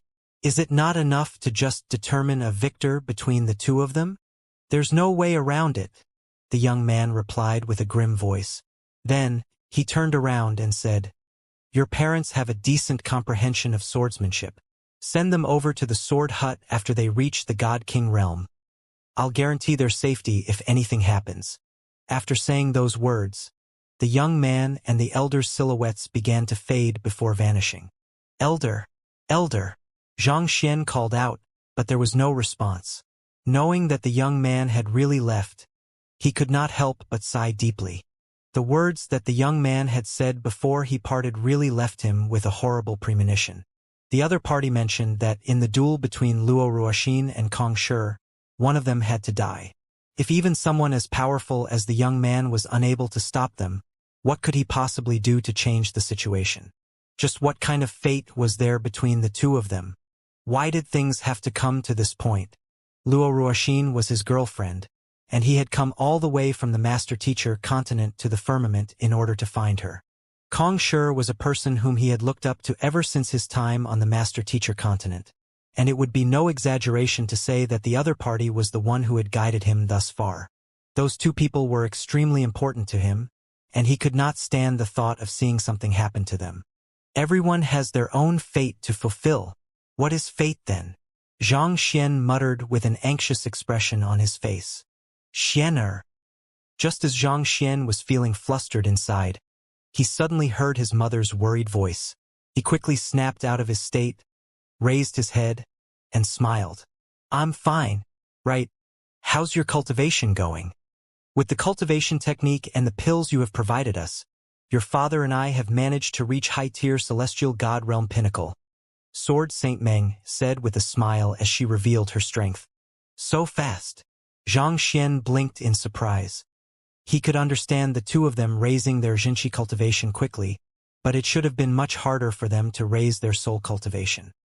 He had only managed to advance his soul cultivation so quickly due to the steady inflow of anima of yearning from the sales of the beauty pill and the breakthrough pill. How did his parents manage to raise their soul cultivation so quickly? Sun Chong bought quite a few medicinal herbs and pills that allowed us to advance our soul cultivation quickly, Sword Saint Meng explained. The sales of the breakthrough pills and beauty pills were bringing in a great deal of money to them every day. Through this great fortune and the unwavering support of the Qi clan, they were able to easily source and purchase pills that hastened the growth of one's soul cultivation. It was due to this that they had been able to raise their cultivation all the way up to high-tier celestial god realm pinnacle swiftly. I have 3 God King breakthrough pills for each of you. If you feel like you are ready to push for a breakthrough, it should provide you with the impetus you require to reach the God King realm. Xianxia said as he passed the pills over. In the first place, he had prepared those specifically for them, so there was no need to hold on to them. Sun Chang will be heading over to the sky of Heavenly Sword right now. I want you to find a quiet place over there for my parents and you to cultivate in. Once all of you manage to become God Kings, head straight over to the Sword Hut to find the young man whom we met earlier. Even though he was in a rush to head over to the sky of freedom, he could not let his guard down when it came to his parents' safety. If they traveled manually to the sky of Heavenly Sword, over the long journey, someone might just try to go after his parents in order to uncover the secret behind the beauty pill and the breakthrough pill. After all, it was a lucrative business that would solve the financial problems faced by any major power. It would be far safer if they took the Great Displacement Teleportation formation instead. With his recent growth in his cultivation and Luo Qiqi's ability to control space, they should be able to ensure his parents and Sun Chang's safety while making the trip over. So, they quickly headed over to the Great Displacement Teleportation formation. Xianxia passed the token over to Sun Chang, and with him escorting his father and Luo Qiqi escorting his mother, the five of them quickly made their way over to the sky of Heavenly Sword. Fortunately, while it was not easy for them to protect someone while traveling through the teleportation formation, they managed to pull it off without a hitch. Before bidding his parents farewell, Xianxia entrusted the God King's sword to his father, Sword Saint Xing, and helped him tame it. With their swordsmanship and the God King's sword, they should be able to defeat even an ordinary God King with ease, so there was no need to worry about their safety. Let's head to the sky of freedom, Xianxia said. Together with Luo Qiqi, they entered the Great Displacement Teleportation formation once more. Even if it was going to be hard, he was determined to stop the battle between Luo Ruoxin and Kong Shi. For this, he was willing to put his life on the line. Freedom Royal City was built in the middle of a massive mountain range. Unlike the royal cities of the other skies, which were bound strictly by rules, it had no city walls nor guards. Due to that, it did not feel as stifling as the other cities. There were all sorts of vegetables, tamed beasts, weapons, and pills on sale at the market square.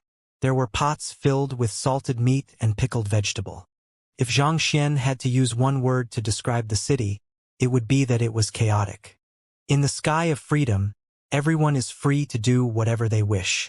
There are no rules tying them down, Luo Qiqi explained as they walked through the streets.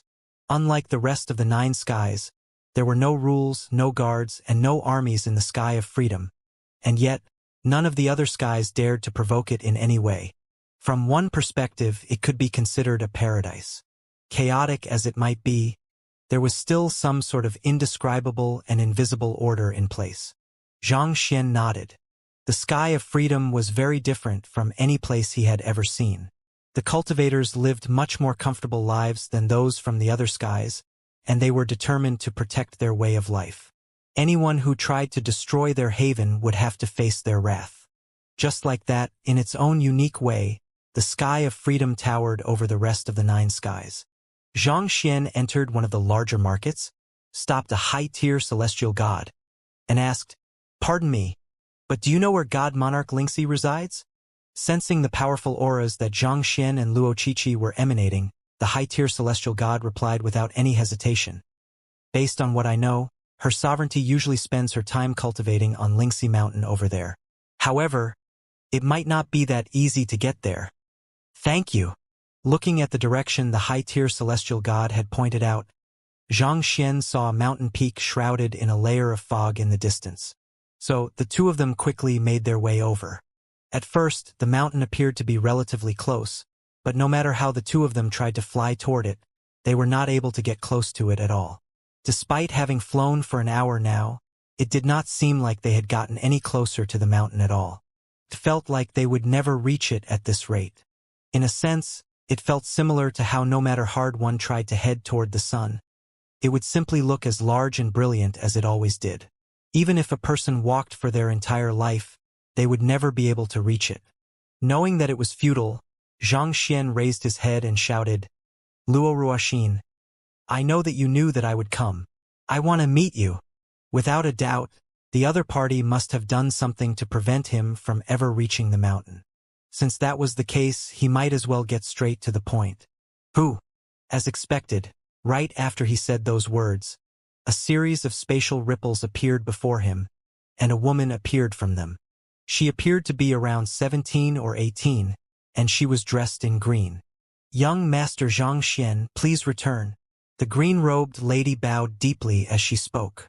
"Our young mistress is currently preparing for her battle with the Heaven Subjugation Monarch, and she can't afford to allow her concentration to waver at a moment like this. If you really care for her, I'll have to ask you not to disrupt her at such a critical time." In a clash between experts, the slightest opening revealed can result in disastrous consequences. Zhang Xian clenched his fists tightly. In a fight between experts, the slightest lapse in concentration could easily result in a calamity. If his sudden appearance affected her battle with Kong Shi, he would never be able to forgive himself. But he could not give up. He could not allow anything to happen to Luo Ruoxin and Kong Shi. "Is there no way to prevent this fight from happening?" Zhang Xian asked with gritted teeth. Even though he had already heard the responses of the Deathless Monarch and the God Monarch of the Sword Hut, he still could not give up. The green-robed lady shook her head. "There's no way to stop this fight from occurring." "Why?" Zhang Xian asked. "I want to hear the answer from her personally." "Young master, please don't make things hard for a servant like me. What our young mistress needs at a moment like this is a person to support her, not someone to add to her stress and pressure. If she wins the battle, she'll naturally explain everything to you in due time. And if she loses, everything will be over. There will be no need for her to explain anything." The green-robed lady replied with a lowered head. "Fine then, I'll wait for her explanation." Seeing how determined the green-robed lady was, Zhang Xian knew that it would be impossible to change her mind. Thus he turned around and left. If Luo Ruoxin was determined not to meet him, there was nothing he could say that would make any difference. He would only be wasting his breath. Luo Qiqi quickly caught up with Zhang Xian as she asked, "Are we giving up just like that?" They had already come all the way to the sky of freedom in order to stop the duel. It was not like Zhang Xian to stop just because of a person's words. Even though she knew that the person whom Zhang Xian really loved was God Monarch Lingxi, and their reunion would only reinforce their feelings, she could not stand seeing Zhang Xian in such a state. The person she loved was a person who would stand haughtily in the face of the world, as if there was nothing in the world that could trouble him. "Of course not. Since she isn't willing to meet me, I'll meet the Heaven Subjugation Monarch instead," Zhang Xian replied. It was clear that Luo Ruoxin was determined to avoid him till the duel started. Since that was the case, he would look for Kong Shi. Just like how two hands were needed to clap, a duel was also a fight between two people. He just needed to meet one of them in order to understand the reason behind the fight. Understanding Zhang Xian's intentions, Luo Qiqi asked with a confused tilt of her head, "But where are you going to find him? We don't know where he is at the moment. The 9 god monarchs govern the 9 skies, but the Heaven Subjugation Monarch was a god monarch who had only risen to power 40 years ago. He did not have any territory of his own, so no one knew where he resided. Unless the latter decided to appear, there was almost no way they could know where he was.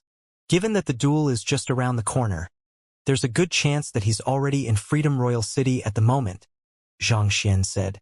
"As long as we look around, we should be able to find him." So the two of them quickly returned to Freedom Royal City.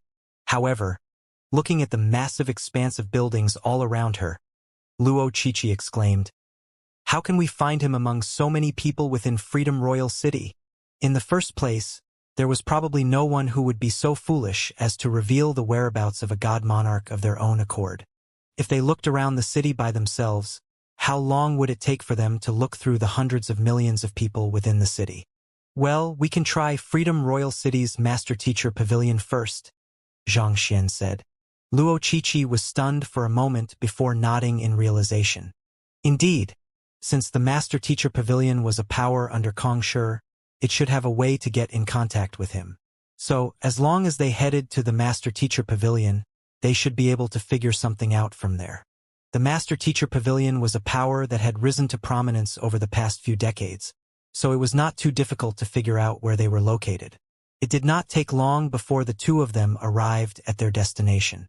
The sky of freedom had no rules, so there were no restrictions on the development of an occupation.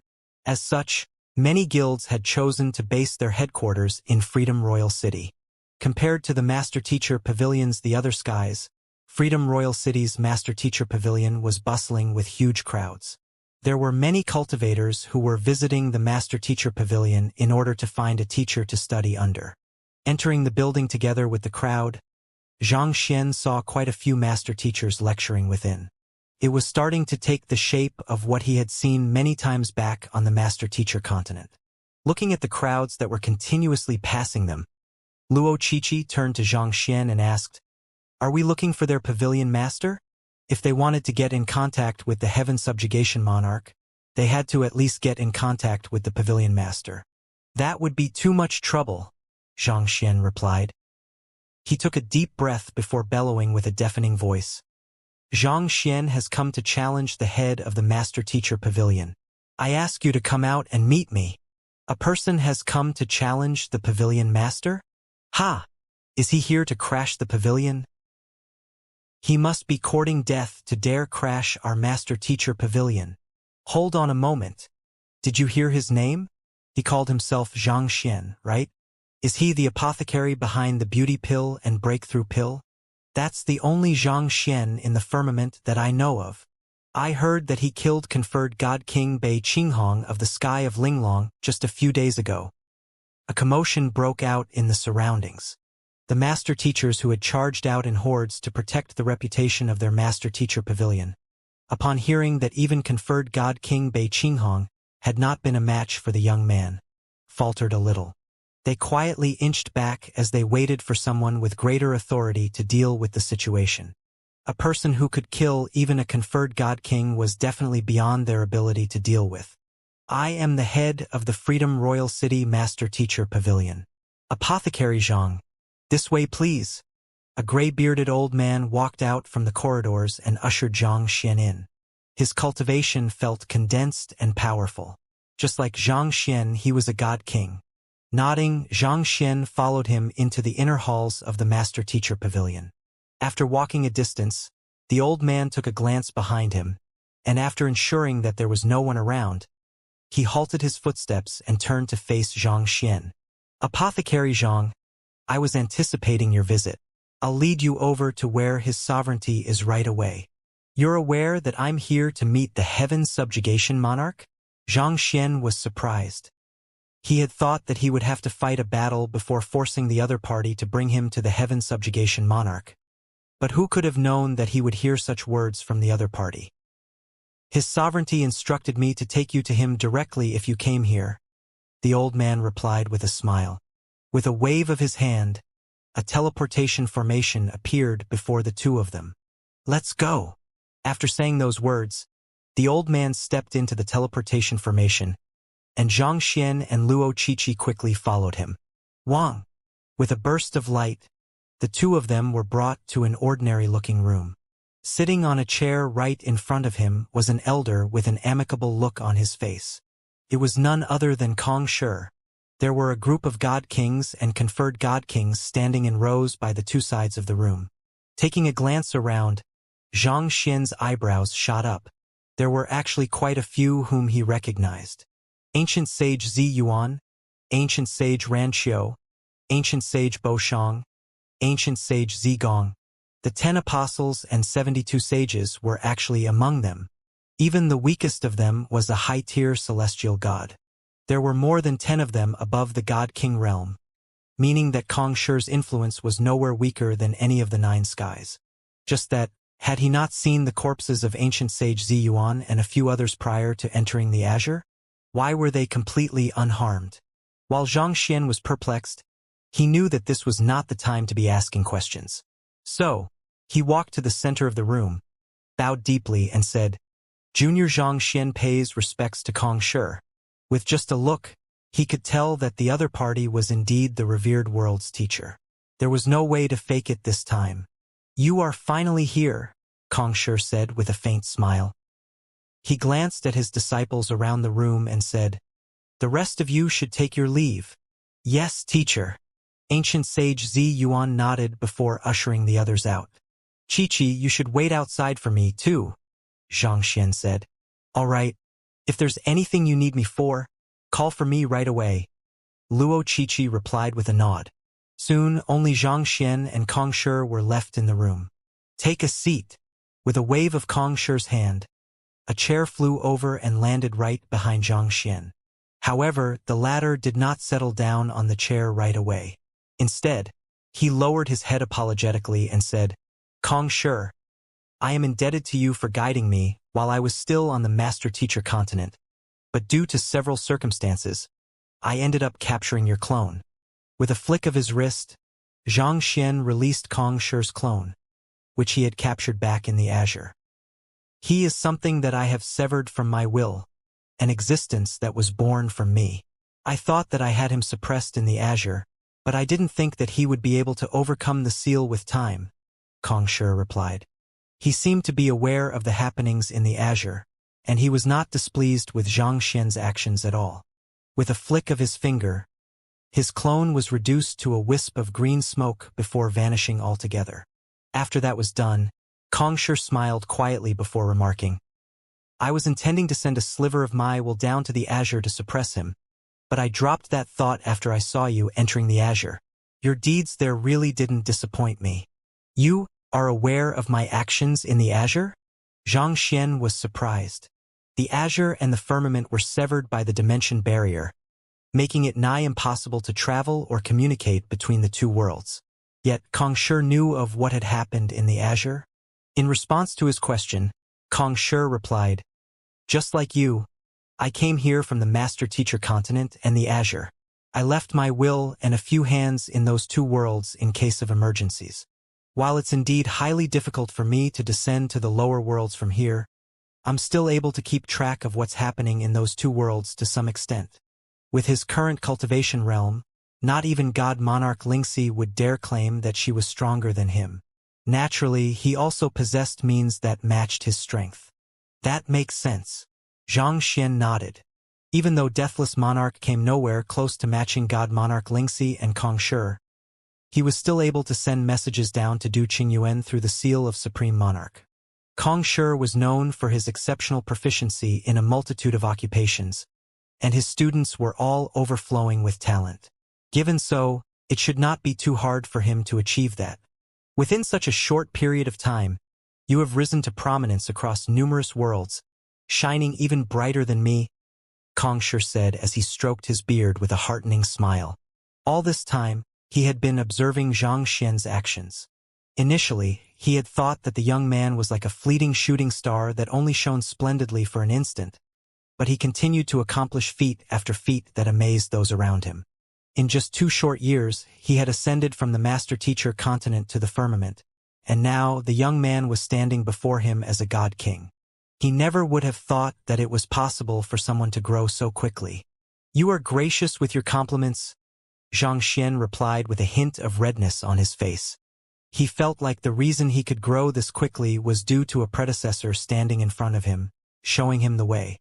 If not for Kong Shi founding the Master-Teacher Pavilion and cultivating techniques such as the Saint Ascension Decipher, there was no way he would have been able to grow that quickly. He might not have been able to come so far. All right, let's drop the pleasantries and get straight to the point, shall we? I understand the reason for your visit, Kong Shi said. You are worried about the duel I am going to have with God Monarch Lingxi, and you're here to talk me out of it, right? Yes, that's indeed my intention. Zhang Xian nodded. He did not think that he would be able to hide his thoughts from Kong Shi, so he decided to get straight to the point. I'll give you a clear answer, that's impossible. The duel is inevitable. I am unable to avoid it, and the same goes for you, Kong Shi replied with a shake of his head. The same goes for me? Zhang Xian was stunned. This was supposed to be a duel between the Heaven Subjugation Monarch and God Monarch Lingxi. How was he involved in this matter? Kong Shi mused over his words for a moment before asking, You have comprehended the ability of the heaven's imperfections, right? Yes, I have, Zhang Xian replied with a nod. The ability that I have comprehended is the heaven's order. I believe that you should be aware of that as well, Kong Shi said. Xianxia nodded once again. He had learned about that from the will Kongshi had left behind in the Azure's Hall of Gods. So it was no secret to him anymore. Be it the heavens' order or the heavens' imperfections, they are all a part of the heavens. They are an integral part to the heavens, Kongshi said as he gazed at the sky outside of the room with a faraway look in his eyes. Getting. Xianxia's heart suddenly jolted as a thought came to him. Could it be that Ruoxin, God Monarch Lingxi, also possesses a fragment of the heavens? Could this be the inevitability that everyone had been talking about all this time? Was that why he was attracted to Luo Ruoxin despite being incapable of feeling any romantic feelings for anyone else? Was that why Luo Ruoxin seemed to know about the existence of the Library of Heaven's path right from the start? Perhaps, the fragments of the heavens were able to sense each other's existences instinctively, and they were drawn to one another. It's just as you have thought. It is the war of the heavens, Kongshi replied. It's a fight that cannot and must not be avoided. All forces of the world congregate and disperse with time. This is a natural and inevitable cycle. No one can escape it. If I win, I'll become the new overseer of the heavens. If I lose, my soul will dissipate, and everything will end right there. The war of the heavens. Xianxia's face paled. Then, she and I. Did that not mean that he would have to eventually fight Luo Ruoxin as well? Would they have to compete for supremacy too? Was this the reason she was unwilling to accept him when he fell in love with her, even coming up with all sorts of excuses to reject him? Back then, he had thought that there was some compelling power behind her that prevented them from getting together. But that was not the case at all. In the war of the heavens, there could only be one survivor. Back when they were on the master-teacher continent, he had asked her many times for her real identity, but he had never been able to receive a concrete answer. Thinking back, it was not that she had been unwilling to speak. She simply could not do so. If she had revealed her true identity to him in advance, there was no saying how the heavens would have reacted to the divulging of the secret. They might even have had to fight one another in a life-and-death battle prematurely. If I win, the enemy you will have to face in the future is me. If I lose, it will be you and her battling one another. This is fate, and there's nothing we can do about it, Kongshi said with a composed voice. Even though it was his life and death that they were talking about, he was still able to remain completely rational about it. Are the heavens you are referring to the heavens of the firmament? Xianxia asked. Is there really no way to avoid it? There isn't. Kongshi shook his head. But isn't the firmament still functioning fine? Cultivators can rise through the ranks, and life is still thriving. If the heavens are really severed into fragments, that shouldn't be the case, Xianxia exclaimed. If the heavens of the firmament were really divided among the three of them, the world should have been in utter chaos. Yet that was not what Xianxia had seen. Thriving? Kongshi shook his head bitterly. The firmament stopped thriving 40 years ago. The spiritual energy started receding, and many plants and beasts went extinct. Cultivators were forced to live within cities, and most of the population can't acquire the aura of divinity they require to make a breakthrough. There is a huge strain on the supply of cultivation resources. We might have survived till now, but give it another several hundred years or so, and everything would be utterly barren. Life might not even exist then. Xianxia fell silent. He knew that the other party was right. It had only been 40 years since the receding of spiritual energy began, but a huge part of the firmament had already turned inhospitable. Innumerable lives had been lost as a result of that. Many cultivators, due to the scarcity of resources, were unable to raise their cultivation anymore. With the resources accumulated in the firmament throughout the innumerable years since its creation, the firmament was still able to continue functioning. However, how long could its resources last? When all the celestial gods from 40 years ago met their end, how many celestial gods would there be to replace them? What about god-kings and conferred god-kings? As the spiritual energy in the air grew scarcer and scarcer, how many people would eventually die of starvation? He did not even dare imagine that. Was this the effect of the fragmentation of the heavens? Isn't there the flood of spiritual energy? Xianxia asked. I heard that it's possible to acquire plenty of resources during that period. The flood of spiritual energy was a natural phenomenon of the world that had happened once every decade since the receding of spiritual energy. Each time it happened, it would bring innumerable resources over to the firmament, allowing the withering plants in the barren lands to continue surviving. For that reason, even though the Grand Spirit Mountain had been deprived of spiritual energy for a very long time, there were still many plants that still persisted to this day. If you view the firmament as a building, the heavens are the pillars propping up the building, Xianxia said. Right now, the pillars are divided between you and me. It's only a matter of time before the building collapsed at this rate. The flood of spiritual energy is nothing more than temporary support structures put in place. While it can slow the rate of the collapse, it is nothing more than a temporary stopgap measure the world has put in place, and it can't be sustained for too long. Furthermore, a huge disruption occurs each time the flood of spiritual energy occurs. Cultivators resort to any means necessary to obtain more cultivation resources. While it looks like it's the force maintaining the stability of the firmament, it's actually hastening its death. Do you know many gods, celestial gods, and god kings die in each flood of spiritual energy? Those words left Xianxia in deep thought. These were the secrets of the firmament. The figures were not recorded in any of the books that he had read previously. There is no way to count the number of gods and celestial gods, but before the floods of spiritual energy began, there were more than 300 conferred god kings and 1,000 god kings in the firmament. 300 conferred god kings and 1,000 god kings? Xianxia's body jolted. Based on what he knew, there were only 30 conferred god kings and 100 god kings around. In other words, the firmament had already lost 90% of its strongest experts. If so, how many celestial gods and gods had died over the years? The heavens of the firmament cannot remain incomplete any longer. If we allow it to remain fragmented, the situation will only continue to worsen over time. The world will be further destabilized, and all beings will suffer, Xianxia said grimly. He could not simply sit still as the world was torn into pieces.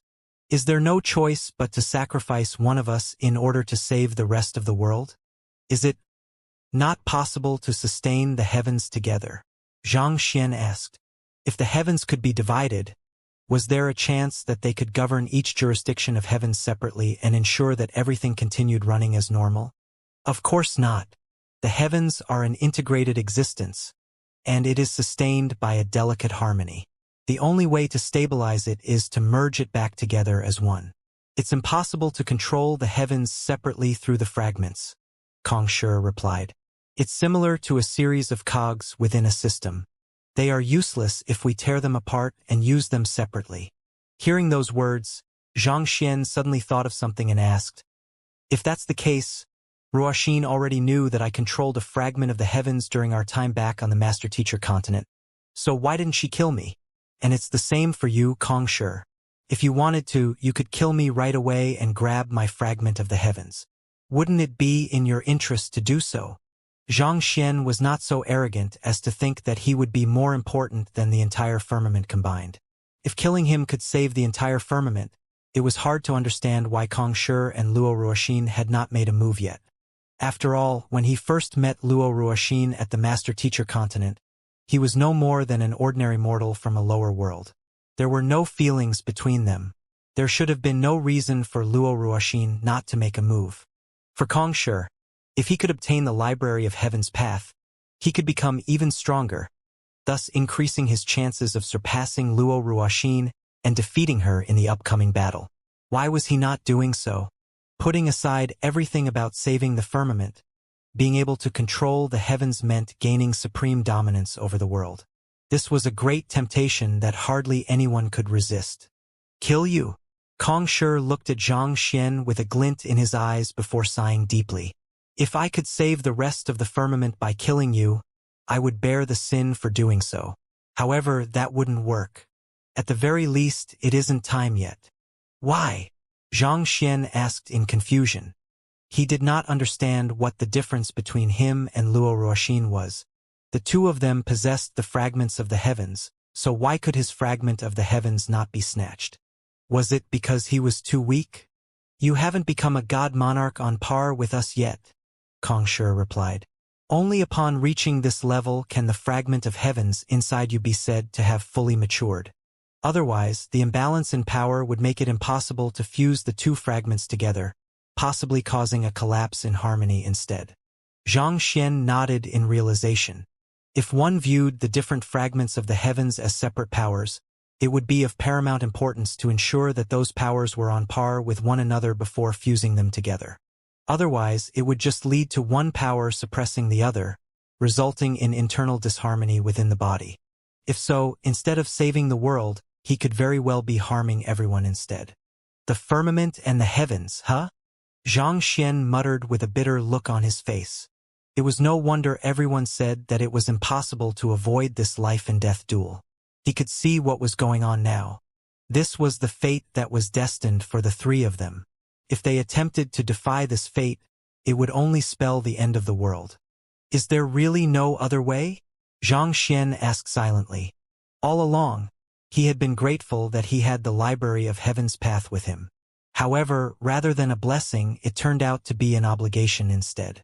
I have been thinking hard over the years, and I did manage to come up with an idea. However, I don't know whether it's truly feasible or not. You are very fortunate to be walking on a different path from mine. Perhaps you will reach heights that I'll never be able to, Kong Shi said with a gentle smile. It felt like he had really seen through life and death, paying nearly no heed to it at all. A different path from yours? Xianxia asked in confusion.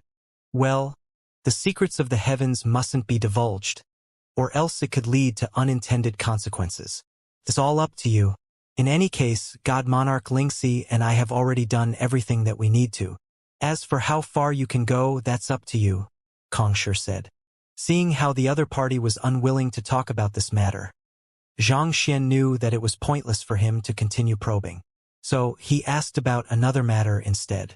Kong Shi, I have comprehended the heavens' imperfections, whereas you have comprehended the heavens' order. Do you know what God Monarch Xianxia has comprehended? That was the one thing that he had been curious about all this while. If the heavens had been split into three fragments, what was it that Luo Ruoxin had comprehended? Why could Luo Ruoxin sense him, whereas he was unable to feel anything at all? I am also quite curious about that, Kong Shi replied with a shake of his head. You don't know either? Xianxia was taken aback.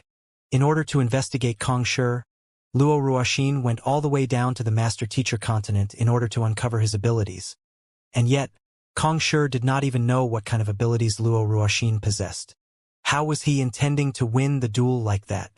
Over the past 40 years, I have spent my time comprehending the nature of the heavens of the firmament. Despite its deficiency, it was still able to sustain itself without completely collapsing. It felt like there was some sort of power working in the background to protect the lives in the firmament, Kong Shi suddenly remarked. There were many things that he could not talk to his direct disciples about, and his relationship with the 9 god monarchs was poor. In the end, it turned out that the only person he could really confide in was Xianxia. Do you mean to say is that the power that is working in the background has something to do with Ruoxin? So, has she comprehended something along the lines of the heavens' protection? Xianxia asked. Despite the uncompassionate nature of the heavens, it still provided the environment that allowed countless lives to thrive within it. For example, the environment of his previous world had been so intricately designed to shelter the life living on it from most harm, be it the ozone layer or the elements that make up each habitat. This could be the way in which the heavens protected the world. Could this be the final fragment of the firmament? It's possible, but what I have in mind is different from that, Kong Shi said with a shake of his head. I believe that the ability she has comprehended has something to do with the heavens' nature. Due to that, the people of the Sky of Freedom highly respect autonomy and freedom. As for the heavens' protection, I think that it is a notion embedded within the idea of the heavens' nature. I see. Xianxia nodded. It's all conjecture on my part at the moment. It'll take some looking into in order to figure out the truth, Kong Shi said with a smile. Xianxia was silent for a moment before he asked, How confident are you in the fight? Not very. However, It won't be that easy to bring me down, Kong Shi replied with a composed yet deeply confident tone. He had come a long way to reach where he currently was. He had founded the Master-Teacher Pavilion and the Ethereal Hall, and he had single-handedly challenged 8 of the God Monarchs, allowing his reputation to echo all over the world. He was confident that no matter what kind of adversities stood in his path, he would be able to overcome them eventually. Seeing this, Xianxia could not help but sigh once more. There was no way to get around this. If Kong Shi won, it would spell Luo Ruoxin's death and vice versa. There was no way to circumvent it. But after hearing Kong Shi's words, he knew that it was futile for him to struggle to stop this duel. The War of the Heavens was a fight that they would not be able to escape. It was their responsibility and obligation to see the fight to the end. There's no need to worry. Sensing Zhang Xian's worries, Kong Shi chuckled softly beneath his breath.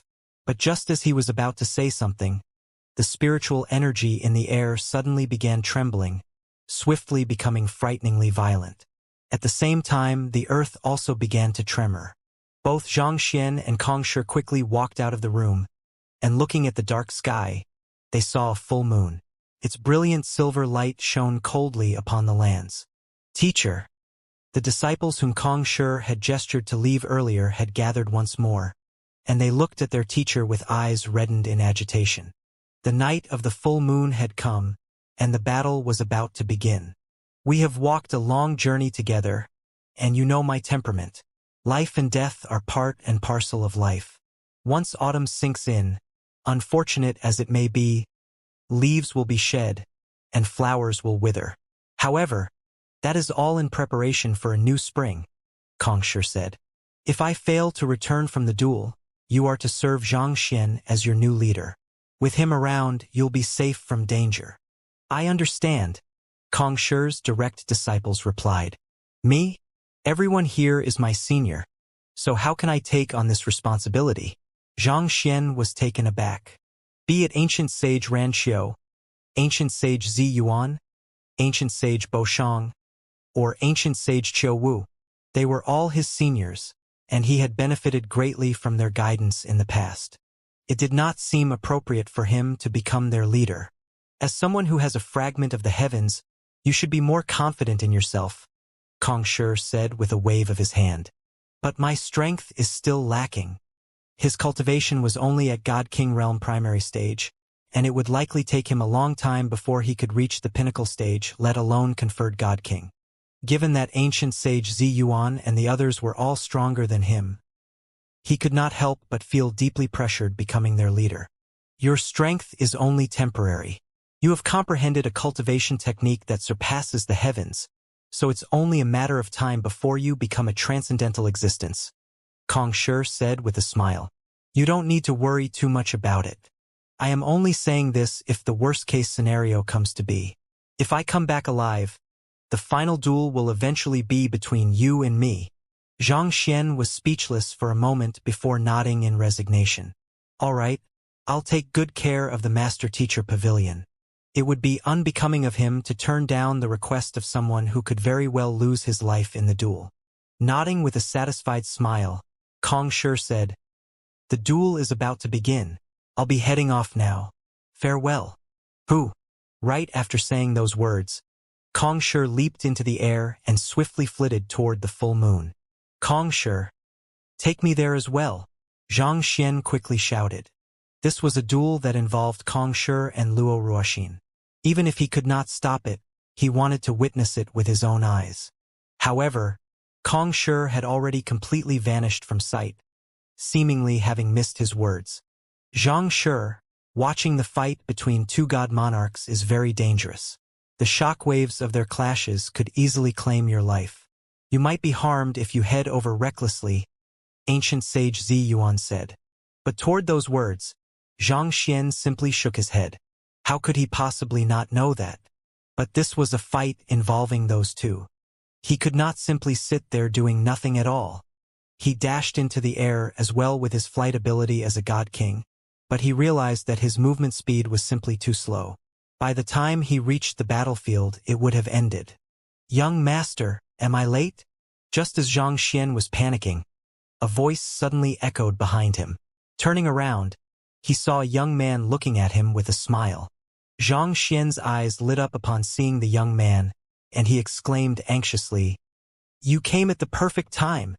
Take me to the battle." It was none other than little Chick, who had been reinforcing his cultivation back in the azure. It had been roughly half a day since Xianxia returned to the firmament, but for the azure more than 2 months had passed. This period was more than enough for him to fully reinforce his cultivation and return to his peak. "Let's go." With a nod, little Chick slit through the fabric of space and pulled Xianxia in with him. In the blink of an eye, the two of them had vanished from sight. It's too dangerous for them to watch a fight between the two god monarchs. Ancient sage Zi Yuan was going to stop them, but he was not able to make it in time. He could not help but frown upon seeing what had happened. On the other hand, Luo Qiqi chuckled and said, "There should be no need to worry if that young man who appeared earlier is accompanying him." "Who is?" Ancient sage Zi Yuan turned his gaze to Luo Qiqi, but halfway through his words, realization suddenly struck him, and he narrowed his eyes in astonishment. It can't be that he is the deathless monarch? His teacher had fought with most of the god monarchs of the 9 skies, so ancient sage Zi Yuan was able to recognize most of them. The only ones whom he had never met before were the god monarch of the sky of freedom and the deathless monarch. Luo Qiqi nodded in response to those words. But the young man earlier addressed Xianxia as young master. Kong Shi's direct disciples were dazed. To be honest, they were a little dissatisfied with their teacher abruptly telling them to take Xianxia as their new leader, but out of respect for their teacher, they had chosen to follow his orders. But who could have known that the young man would actually have a god monarch as his servant? They knew full well just how powerful the god monarchs were, so they could not imagine what the young man could have possibly done to tame a god monarch. This was ridiculous. Even though he has the protection of the deathless monarch, a battle between the god monarchs is still extremely dangerous. Xianxia won't be able to do anything there, so he'd be much better off waiting here for the results. Ancient sage Bo Shang said. Indeed, if the god monarch of the sky of freedom learns that he's our teacher's successor and tries to hold him hostage, that could very well throw our teacher off guard and expose him to unnecessary danger. Ancient sage Zi Yuan said. The key problem was that Xianxia could be a liability to Kong Shi once the god monarch of the sky of freedom knew about their relationship. All the other party had to do was intentionally utilize a sliver of her strength against Xianxia in order to put their teacher in a disadvantageous position. Your worry is unfounded. Knowing what Kong Shi's direct disciples were worrying about, Luo Qiqi shook her head bitterly. The god monarch of the sky of freedom would never make a move on him. Why's that? Ancient sage Zi Yuan asked with a frown. You shouldn't underestimate what humans will do when they are in danger. Rules and morals become secondary concerns in such a situation. The god monarch of the sky of freedom had gone to the extent of finding a way to descend to the master-teacher continent in order to figure out their teacher's abilities. Given how determined she was to win the duel, how could one be certain that she would not use a hostage to force Kong Shi to submit to her? In a life-and-death duel, the only thing that mattered was winning. After all, it would be the end of everything once one lost. I would still have second thoughts if it was any other god monarch, but when it comes to the god monarch of the sky of freedom, there's no way that she would hurt Xianxia. That's because... Luo Qiqi sighed deeply. That's because she's Xianxia's girlfriend. Girlfriend? Ancient sage Zi Yuan, ancient sage Bo Shang, and the others were all stunned. The young man was the successor of their teacher, the young master of the deathless monarch, and he was the girlfriend of god monarch Lingxi too. What the heck was wrong with that young man? Why in the world did he have so many identities? With a flicker of space, Xianxia found himself appearing above a flat, empty space that extended all the way to the horizon. There was not a sliver of spiritual energy or vitality in the air. It was an utterly desolate environment. Where are we? Xianxia asked with a frown. If not for his cultivation having reached the God-King realm, he would probably have found it hard to survive in such an environment, let alone watch the battle. We are above the moon, little Chick replied. Moon? Xianxia repeated in bewilderment. It was also at this moment that he realized that the land he was standing on was emanating a silvery shimmer. There were brilliant stars all around him, and the massive firmament floated some distance away. They were indeed on the moon. He did not think that they would come all the way to the moon in the blink of an eye. God monarchs sure were terrifying existences. Looking around him, Xianxia realized that there were quite a few people standing in the vicinity. Yet, for some reason, his spiritual perception was unable to perceive their presence clearly. The owner of the massive face that he had seen back in the sky of Linglong was among the crowd. Surprisingly, he did not see the young man who had given him some pointers on his swordsmanship a while back. But the elder who had been standing behind him back then was there. Most likely, the god monarch of the sword hut had teleported him there to witness the battle as his representative. So, they are the 9 god monarchs, Xianxia muttered. Those who were qualified to watch this battle were mostly the god monarchs. They were the only ones who were able to go there so quickly in order to watch the battle, and they were also the only ones who could protect themselves from the shockwaves of the battle. It's beginning, Little Chick said. Raising his head, Xianxia saw 2 figures standing loftily on 2 mountains located several thousand li away. One of them was an old man who had a snowy beard that drifted along with the wind, and his eyes were filled with deep compassion for the world. The other was a young lady who had fluttering black hair and her eyes filled with the cool regality of a monarch. Luo Ruoxin. Xianxia clenched his fists tightly together. He had been thinking about her ever since they parted on the master-teacher continent, and he had thought up scenes of how their reunion would be many times before. But he had never thought that this would be it. She would actually be fighting a life-and-death duel with another person who was also important in his life. Boom, boom, boom. He could not clearly see what happened, but a crack suddenly appeared in the world. Countless lightning bolts devastated the ground, and the surface of the moon trembled non-stop. Amid countless black rifts, the floating Luo Ruoxin and Kong Shi made their moves. Their movements were not quick, but every strike they made carried unopposable might that threatened to tear the world apart. It felt like the moon would crumble under their might and fall from the sky. After watching for a while, Xianxia finally understood why they had chosen this place for their final showdown. Neither of them is able to utilize the power of the heavens on the moon. As cultivators who controlled fragments of heavens, if they started using the powers of the heavens, it could worsen the stability of the world, causing countless people to die. As a result, they had decided to choose a battlefield where they had no choice but to rely on their own strength. The shockwaves were so powerful that they swept over thousands of li to reach Xianxia, but Little Chick fended them off right before they were about to reach him. Unfortunately for the moon, it did not have someone to protect it.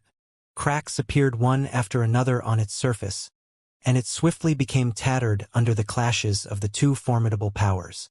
Xianxia was not able to see through their battles given the limitations of his current strength, and he could not use the Library of Heaven's path there either. So, he turned his sights to Little Chick and asked, "Who do you think will win?" Instead of answering Xianxia's question, Little Chick frowned as he muttered with a hint of incredulity in his voice, "It's very weird." "What's weird?" Xianxia asked. "Since it is a life-and-death duel, I thought the 2 of them would give it their all, but for some reason—" Little Chick cocked his head as he pondered over an incomprehensible question. "Why does it seem like the 2 of them are still holding back? Are they sounding each other out to find an opportune moment to strike?" Xianxia asked as he watched the duel worriedly. In most battles, the cultivators would not go all out and reveal their trump cards right from the start. Instead, they would try to sound out the other party's abilities to maximize the effectiveness of their trump cards. The ground continued wavering under the clashes of the 2, and even the mountains that they had been standing on previously had been ground to dust. It was truly fortunate that they were not on the firmament, or else a battle of such scale would collapse even a city as massive as Drifting Spectre Royal City. Countless gods would surely have died in the catastrophe. "Do you think that it's possible for you to stop them with your current strength?"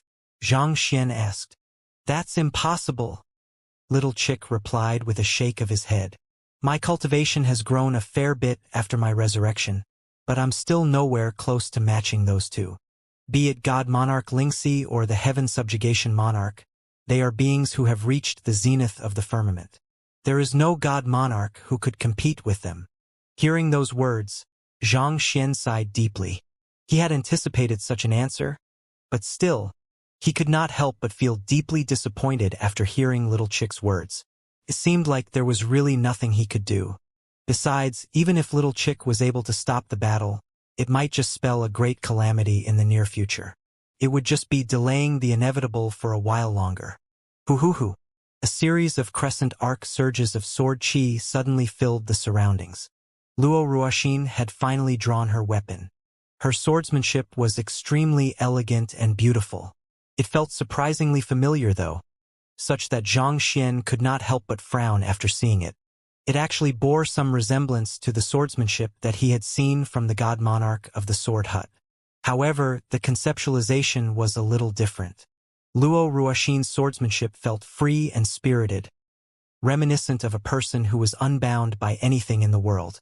Ruoxin has probably received advice from the God Monarch of the Sword Hut.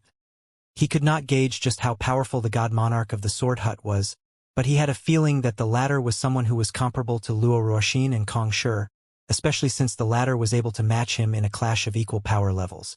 Luo Ruoxin had taken the God Monarch of the Sword Hut's swordsmanship and infused her soul into it, adapting it to become something that was hers. Taking a closer look, Zhang Xian noticed that on top of the desire for freedom, Luo Ruoxin's swordsmanship carried the conceptualization of protection as well. The only problem was that these two concepts were at odds with one another. The desire of wanting to protect something was a shackle in itself, preventing one from living freely. If she was completely free, her swordsmanship would have been far stronger. He might be greatly lacking to them in terms of cultivation, but when it came to his eye for swordsmanship, he would not pale in comparison to them. The fact that he could comprehend a swordsmanship that surpassed the heavens spoke volumes. Luo Ruoxin's swordsmanship carried the desire to protect, but in the depths of her heart, what she truly craved was freedom. Even though she had already suppressed this contradiction to the bare minimum, it was inevitable that it would hinder her in a battle. It could very well become a fatal flaw of hers when fighting someone of the same level. If he could tell as much, Kong Shi should be able to do so as well. With his heart thumping nervously, Zhang Xian turned to look at Kong Shi and saw the latter bringing out his weapon. It was a cane. Having seen through the flaws in the young lady's swordsmanship, Kong Shi's cane struck furiously like a torrent, making it nigh impossible to defend against. His skills with the cane are truly formidable. Zhang Xian was astounded. As the world's teacher, Kong Shi was renowned not because of his superior strength but his deep comprehension of cultivation, the development of the system of master teachers, and the values that he passed down through the generations. As such, many people viewed him as a refined scholar. Zhang Xian had thought that he would be refined even in a battle, but after seeing this, he realized that he could not have been more wrong. His cane lashed forth at his opponent with the might of an entire world, drawing upon might that none could withstand. It was utterly violent and destructive. This was at odds with his perception of whom Kong Shi was. But again, how could a person destroy the otherworldly demonic tribe just by being refined? Having followed Kong Shi's footsteps, he was aware of his deeds as he rose through the worlds. Kong Shi was a person who desired to create an impartial world where everyone was strong and could stand up for themselves. In order to achieve his goals, it was inevitable that he would need to resort to violence at times. During Kong Shi's era on the Master-Teacher continent, in order to ensure the survival of mankind, he had charged into the otherworldly demonic tribe alone and wreaked havoc in their midst, killing countless enemies. In the Azure, he had subdued many opponents in order to create and establish the ethereal hall system, allowing the world to rise to greater heights.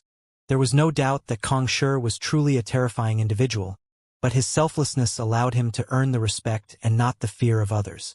Terrifying toward those who stepped beyond his bottom line, magnanimous to all who sought to learn, it was no wonder he had been able to rise up as such a respected figure during an era of chaos, remembered by the world even after tens of thousands of years later. But again, this was yet another contradiction in itself, and this could be seen in his blows.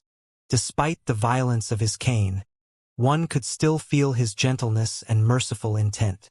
His strikes appeared to carry the intent to kill, but he would alter them at the last moment in order to avoid landing a fatal blow. His principles disallowed him to kill a person who was innocent, putting him in a state of internal conflict. Xianxia shook his head. This is a flaw as well. Luo Ruoxin craved freedom, whereas Kongshi carried far too great compassion for the world. Those were huge taboos in a life-and-death duel. Yet this was their very nature. It could not be changed so arbitrarily, especially not in the midst of a battle. What about me then? Seeing through the problems in the attacks of the two, Xianxia could not help but reflect on himself. The pathos of heaven that he had comprehended carried great yearning toward his loved ones. As such, his swordsmanship was extremely binding and sentimental. However, after hearing the words from the god monarch of the sword hut, he had realized that there was a problem with his swordsmanship. There was nothing wrong with valuing one's sentiments, but it would be too shallow if that was all there was to it. Instead of wallowing in his feelings, he ought to use those sentiments as a driving force to protect his loved ones from danger. It was just like how love would not be enough to sustain a family. One would have to devote time and effort, not just mere sentiments, in order to protect one's family and sustain relations, be it financially or psychologically. If I were a god monarch, I would have been able to intervene and suggest solutions out of this quandary. I wouldn't have to helplessly watch as one of them pass away in this war of the heavens. If I had the power to protect the firmament, there would have been no need for them to do this. These thoughts surfaced in Xianxia's mind. It was a huge torture for him to see the two of them fighting one another. He would find it hard to accept the results no matter who won in the end. He regretted his own weakness. He could not even protect what he held dear to him. Xianxia sighed. I don't think I'm suited to protect at all. It was at this moment that he realized that he was not suited to the swordsmanship suggested by the god monarch of the sword hut. Having reincarnated from his previous world, there was one thing he realized. He did not like his fate being governed in the hands of another. Ever since his journey started on the master-teacher continent, he had always stood in the face of adversity without fear, pushing forward for what he believed in. He had also always wanted to protect those around him from harm, but not once had he ever thought of wanting to protect the entire world. What he wanted was not to protect others, but to live the way he wanted. To him, living as himself meant becoming the best him. In his journey, while his clone had been thinking of ways in which he could brag, such a thought had never crossed his mind. There were one or two occasions when he had taken center stage of his own volition, but that was also in order to become the best him. In the depths of his heart, he had always been a humble, low-profile, diligent, and honest person. As such a thought arose in his mind, he felt like his heart had suddenly opened up. At the same time, the sword art that he had comprehended began to change. His sword arts, be it a heart of intertwined threads or unyielding loyalty, carried the conceptualization of binding something, but along with the change in his state of mind, they became haughtier and more refined, carrying the will to charge ahead fearlessly. He would do anything to protect his kin and loved ones, but he would never allow himself to become their slaves. In the same way, it was right for a person to earn money in order to support their family, but they must not allow it to become their only reason for existence. That would be merely living for the sake of living. To charge bravely ahead and become the best him, that was the path he had chosen. If he could become the best him and obtain the strength and capabilities he desired, he would also gain the strength to protect those who were dear to him. These two notions were not at odds with one another. As the contradictions in his heart cleared away, Xianxia continued to observe the battle ahead of him. The clash between the two most powerful experts in the firmament had made the spectating experts utterly silent. None of them were able to say a word. He is really formidable, Little Chick murmured in disbelief. In just 40 years, he was able to reinforce his cultivation to such an extent. The heaven subjugation monarch is really an incredible genius. The deathless monarch had lived for many years, and he had even resurrected once.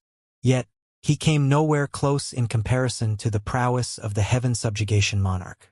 This was more than enough to highlight the difference in terms of talent between the two of them. It was to such an extent that one could not help but despair. After lamenting, Little Chick turned to look at the young man beside him, and he shook his head once more. If he thought about it, the young master's talents did not pale anywhere in comparison to the heaven subjugation monarch. In fact, if they really had to make a comparison, it felt like the young master had an edge over the latter.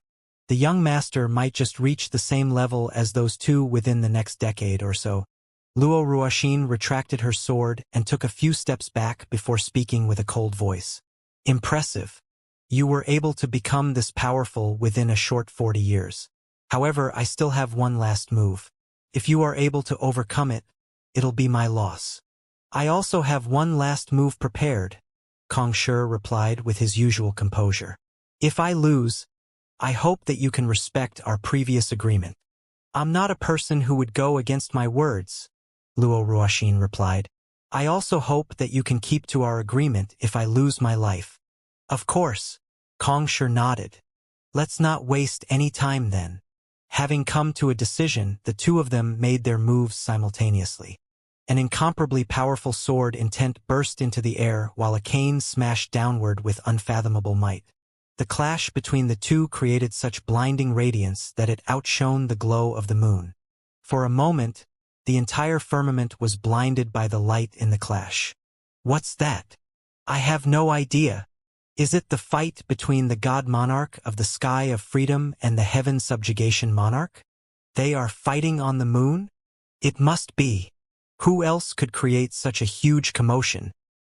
At the same time, countless people in the firmament raised their heads to look at the moon, which appeared to be almost as brilliant as the sun. Amid the blinding light, Kong Shi's cane seemed to forge a long river of time in front of him. Countless silhouettes could be seen drifting within the river, encompassing the history of the world since tens of thousands of years ago. Each of these snapshots of history had a Kong Shi in them. Some of them were furious, some of them had a gentle smile, some of them were cheerful, and some of them were sorrowful. Put together, these Kong Shis seemed to drive the wheels of history, bringing the true powers of the temporal laws into life. This was his strongest technique, spring and autumn. A brush to dictate spring, and a brush to dictate autumn. It was a technique that tapped into everything from the past to the present. The wills of these Kong Shis that existed across the time continuum aligned together with one another, bestowing him with strength far beyond anyone's imagination. It felt like the entire moon would collapse under the sheer pressure of his strength and fall to the ground. Under the rush of history, the gray granite on the moon flashed white before shattering into dust. There was no one, no matter how strong, who could oppose the might of time. It was a transcendental power that formed the basis of the universe. Ruoxin. Xianxia did not think that Kong Shi would actually have such a move up his sleeves, and he could not help but place his hands together out of sheer nervousness. Looking anxiously at the young lady, for a brief moment, he saw her glancing at him yearningly. But the next moment, she was already looking at her opponent with eyes filled with regality. I have been waiting for this. She raised her sword and pierced it right toward the river of time. The sword froze on the spot, as if it was destined to never reach its target. Yet, the sword intent bursting forth from it struck through the river of time and pierced through history. Unlike the three-dimensional nature of space, the flow of time was one-dimensional. It was incapable of changing its flow and dodging Luo Ruoxin's attack. Her sword was directed right at the weakness of spring and autumn, piercing through the countless Kong Shis at once, leaving him unable to dodge. In the end, the past was nothing more than the past. It did not have the power to dictate the present and the future. It's the great codex of spring and autumn. She obtained it in the master-teacher continent and uncovered all of its secrets. Xianxia muttered with a slightly pale face.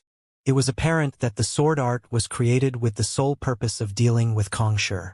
Using her as the medium, she channeled her sword intent toward the temporal laws to pierce through the flow of time. There was no way she would have been able to create such a move without comprehending the secrets of the great codex of spring and autumn. And he was the one who entered the temple of Confucius and obtained the great codex of spring and autumn for her. If Kong Shi was killed, he would be an accomplice. He turned to look at Kong Shi, hoping that he would be able to avoid or overcome this attack somehow. Yet, instead of retaliating, he placed the cane in his hand down. "Why?" Xianxia shouted. In that instant, he dashed forward, wanting to shake Kong Shi to his senses. But Little Chick resolutely held him back. That technique causes his present self to overlap with his other selves in history. If his other selves are killed, his present self won't be able to survive. That is the greatest flaw of this technique, so there's nothing he could do to save himself. Little Chick explained with a shake of his head. But there must be some way. Some way. Xianxia exclaimed in despair. Deep inside, he knew that Little Chick was right. Time worked in a straight line. If the past him was killed, the present him could not possibly survive. Spring and autumn was indeed a powerful technique, but it had a terribly dangerous flaw to it. "Don't forget what you have promised me." Kong Shi shot a glance at Xianxia, and his voice echoed within his ears. Then his body began falling to the ground. Boom! Under the powerful surge of sword intent from Luo Ruoxin, the river of time was severed, and the silhouettes in there dissipated one after another. Before the present Kong Shi could reach the ground, his body had already disintegrated into a mist that carried the powers of the heavens. The mist immediately dashed into the sky, wanting to escape from the moon. However, Luo Ruoxin swiftly reached out and grabbed the mist tightly, preventing it from escaping. Hong long long. All of this happened in an instant, and the brilliant light on the moon swiftly disappeared. However, the violent energies that were caused by the clash continued to linger in the surroundings. They gathered together in the sky and fell to the ground as a heavy downpour. It was as if the sky itself was crying. The duel between the two god monarchs had ended. Kong Shi was dead. Grasping tightly at the mist that had come from Kong Shi's body, Luo Ruoxin was in a daze. The heaven subjugation monarch had awed many people ever since his arrival in the firmament. Even the god monarchs had ended up submitting to him one after another. Luo Ruoxin had walked into the battle with the resolve that she could possibly lose her life, but in the end, she was the one who had survived. That had been Kong Shi's most powerful technique. Even though she had traveled to the lower worlds to figure out his abilities and spent a great deal of time trying to devise a counter for it, everything had happened so smoothly that she could not help feeling a little dazed. It almost felt as if Kong Shi had given up on the battle at the last moment. When she executed her very last strike, for a split second, she could see relief on Kong Shi's face, as if he had finally fulfilled what he had set out to do. After a moment of silence, Luo Ruoxin collected the mist with a flick of her finger before heaving a sigh of relief. Then, she turned her sight toward a certain someone not too far away. The young man whom she loved dearly was dashing toward the area where Kong Shi had fallen. He desperately tried to retain the remnants of Kong Shi's energy, but his efforts were futile. Knowing Xianxia's feelings, Luo Ruoxin hesitated for a moment before walking toward him and saying, "This is fate. There's nothing we can do about it." Those who possessed a fragment of the heavens carried a fate that they could not escape from. Xianxia lowered his head for a long while before he quietly replied, "I understand." He did not want to accept it, but it was a fact that Kong Shi was really dead.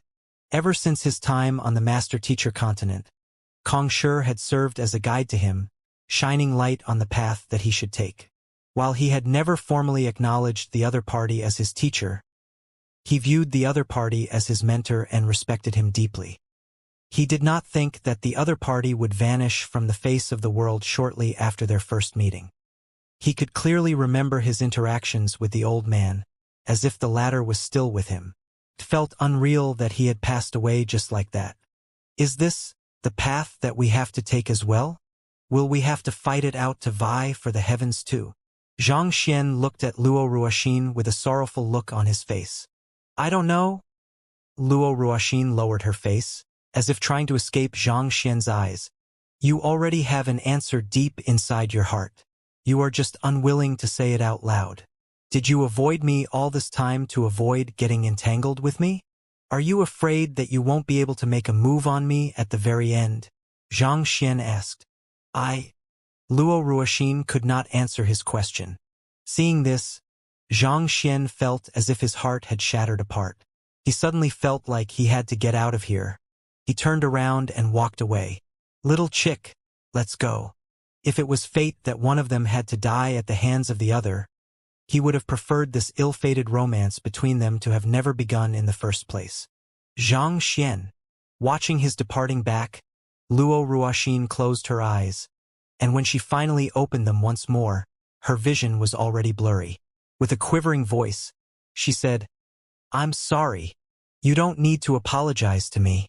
This is simply our fate," Xianxia replied without turning around. He had persevered all this while in the hopes that he would be able to see her once more.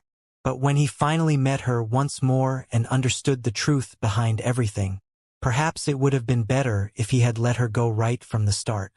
He could not accept that this was the only future that lay ahead of the two of them. If this was the suffering that he had to go through, he would rather not have any emotions. Pooh! A mouthful of blood spurted from Xianxia's mouth as his vision darkened a little. As someone who cultivated the pathos of heaven, the desire of wanting to be emotionless was a fatal blow to him. Just the mere thought of it nearly caused his cultivation to collapse. Wang! The pendant hanging in around him heated up. A surge of energy flowed into his body and suppressed the chaotic flow of energy within his body. Xianxia raised his hand to grab the pendant around his neck. He wanted to throw it back to Luo Ruoxin, but at the very last moment he released his grip, and his hand slackened by his side. There was no use venting his anger on Luo Ruoxin.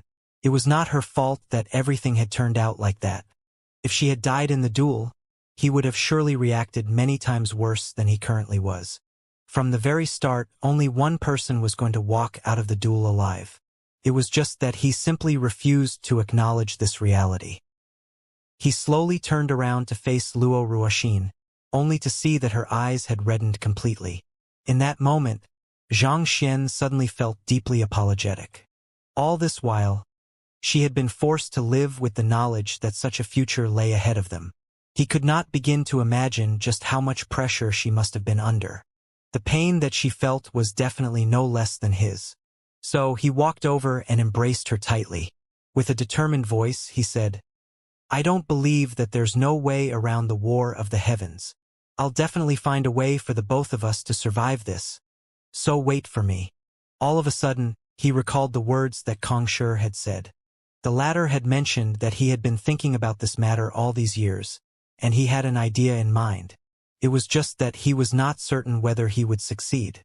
This meant that they were not completely helpless. There were ways in which they could circumvent this. They just had to find it. Putting everything aside, during his time in the Azure, Kongshi's clone seemed to know of a way to extract the Library of Heaven's Path from his body. Though the method would result in his death, was it possible for them to modify it in some way so that he could survive even after extracting the Library of Heaven's Path? If they could do it, they would be able to overcome this darned war of the heavens without the sacrifice of either one of them. Is that possible? Luo Ruoxin asked weakly. Yes, it is possible. It must be possible. I'll definitely find a way out of this, so trust me, Xianxia said. But what if you can't find it? Luo Ruoxin's voice quivered a little. With a firm and resolute tone, Xianxia replied, "At the very most, we'll just die together. Once we are gone, the fragments of the heavens will come together to repair the firmament. But that will already be none of our business." This? Hearing Xianxia's words, Luo Ruoxin was taken aback for a moment before she nodded resolutely. You're right. Why should we care that much after we're dead? We'll just be together under the same tombstone.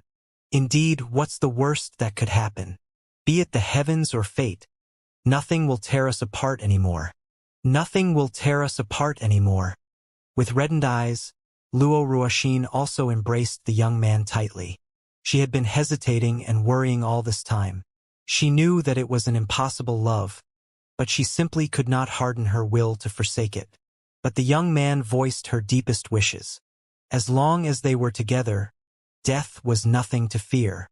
Having cast aside all her hesitation, there was nothing holding her back. Even if the heavens collapse, I'll be satisfied as long as I'm with you. Feeling the warmth from the young lady's body, a poem suddenly surfaced in Xianxia's mind. A pair of lovebirds we shall be in the heavens. A pair of branches we intertwine on earth. Even the heavens and earth are limited by time, but our feelings shall be eternal. At the same time, the library of Heaven's Path jolted, and a cultivation technique manual materialized. What is there to rejoice about life? What is there to grief about death? The seas can dry up, and the stones can be ground down, but even if the world were to be obliterated, our feelings will last through time. Boom! Above the moon, a great surge of energy rained down upon Xianxia, shrouding him within a surge of energy. At the same time, red clouds began to congregate around the firmament, and a massive power poured down. Dark shadows filled the land, and the earth began to tremor. It seemed like something was going to be born. Xianxia had thought that unless he received a conferment from a god monarch, he would not be able to overcome his limits as a god king. Yet, who could have known that he would still be able to tear through the bottleneck ahead of him without any problems? The eyes of the god monarchs widened in shock at that sight. Fairy Linglong's body trembled as she exclaimed, "Instead of being conferred by a god monarch, he is being conferred by the world itself. This is the world conferment? Does this mean that there will be yet another heaven subjugation monarch?" The god monarchs present in the area turned to look at Xianxia with flabbergasted expressions, and they were not able to speak for a very long time. 40 years ago, a talented genius possessing superior talent had suddenly appeared in the firmament. Impressed with his talent, the god monarchs had sought to take him under their wing and confer him as their conferred god king. A huge fight had broken out among them as a result of that. At the end of the fight, they had come to an agreement. In order to avoid escalating the conflict, none of them would confer him. Everyone had thought that this would be the end for that talented genius. No one could have imagined that the talented genius would end up receiving the conferment of the world itself. It had been the same sight back then. The entire firmament was wrapped within red clouds, and a grand power rose from the world.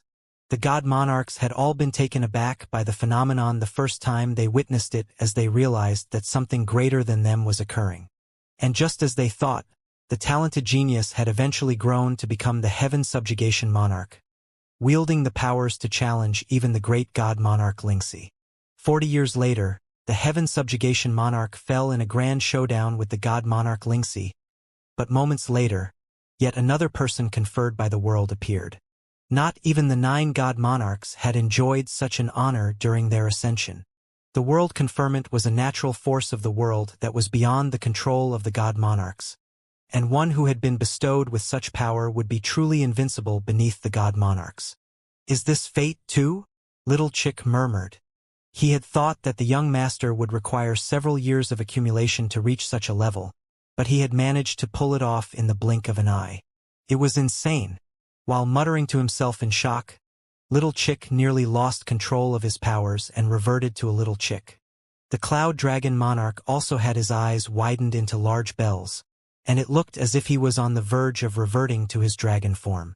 Fairy Linglong was trembling in so much fear that her legs were clamped tightly together. Just thinking about how she had attempted to kill the young man previously was enough to make her blood run cold. As powerful as they were only bestowed with the powers to govern a single sky.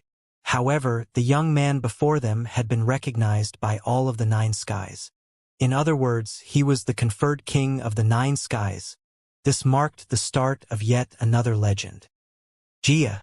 In the firmament, the doors of a humble-looking straw hut opened, and a young man walked out. He gazed at the sky silently, but vaguely.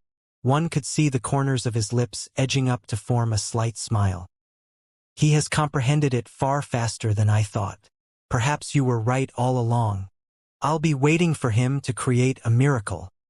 In the sky of drifting specters, Chi Meng walked out from his seclusion to gaze at the red clouds in the sky. Conferred king of the 9 skies, who could it be? As the conferred god king of the Chi clan, he was aware of how the heaven subjugation monarch had risen to power back then, and he knew about the conferred king of the 9 skies as well. However, He could not fathom who had sparked such a grand phenomenon this time. It seems like it's the rise of yet another heaven subjugation monarch. What a pity that we weren't able to get acquainted with him in advance. Otherwise, it would have guaranteed our Qi clan's prosperity for years to come, Qi Meng muttered. The world seemed to obey a certain cycle, but the closer they came to uncovering the secrets of the world, the more erratic they found the world to be. Even with the wisdom they had accrued over thousands of years, they were unable to fathom the world's trajectory. If he had known whom the conferred king of the nine skies was, he would have gotten acquainted with the other party in advance. That would surely have been a blessing for their Qi clan, but there was simply no way to predict such a thing. Not even the god monarchs had the ability to do so, let alone a mere conferred god king. I wonder who it is. Qi Meng thought of all the cultivators who were on the verge of reaching God King realm pinnacle in his head, but there were none that seemed to fit the criteria. It looks like this God King has been maintaining quite a low profile, or else there's no way I wouldn't have been able to guess it. The conferred God King of the nine skies was bound to be someone who possessed incomparable talent, so it should have been easy for him to guess who it was. Yet, he was simply unable to figure the identity of the person. It could only go to say that this God King was an incredibly humble and low-profile individual. How rare. There were not many low-profile individuals in the firmament anymore. Someone has managed to become a conferred God King of the nine skies, just like our teacher. On the cliff where Kong Shi resided, ancient sage Zi Yuan looked at the energy gathering in the sky with a solemn look on his face. It must be Xianxia. For Xianxia to receive the world conferment, doesn't that mean that our teacher? Something must have happened to our teacher. Our teacher told us to view Xianxian as our leader and wait. I believe that he has his reasons for instructing us to do so. Let's believe in our teacher and await his return. Nothing can happen to you, teacher. The crowd fell silent. For some reason, to them, it felt like the world conferment marked the end of their teacher's legend and the start of Xianxia's legend. Hoo-ha! Hoo-ha! Panting heavily, a young man dodged the attack of a rabbit and successfully escaped to a nearby cavern. Within the cavern, two beautiful ladies looked at him anxiously as they asked, "How is it?"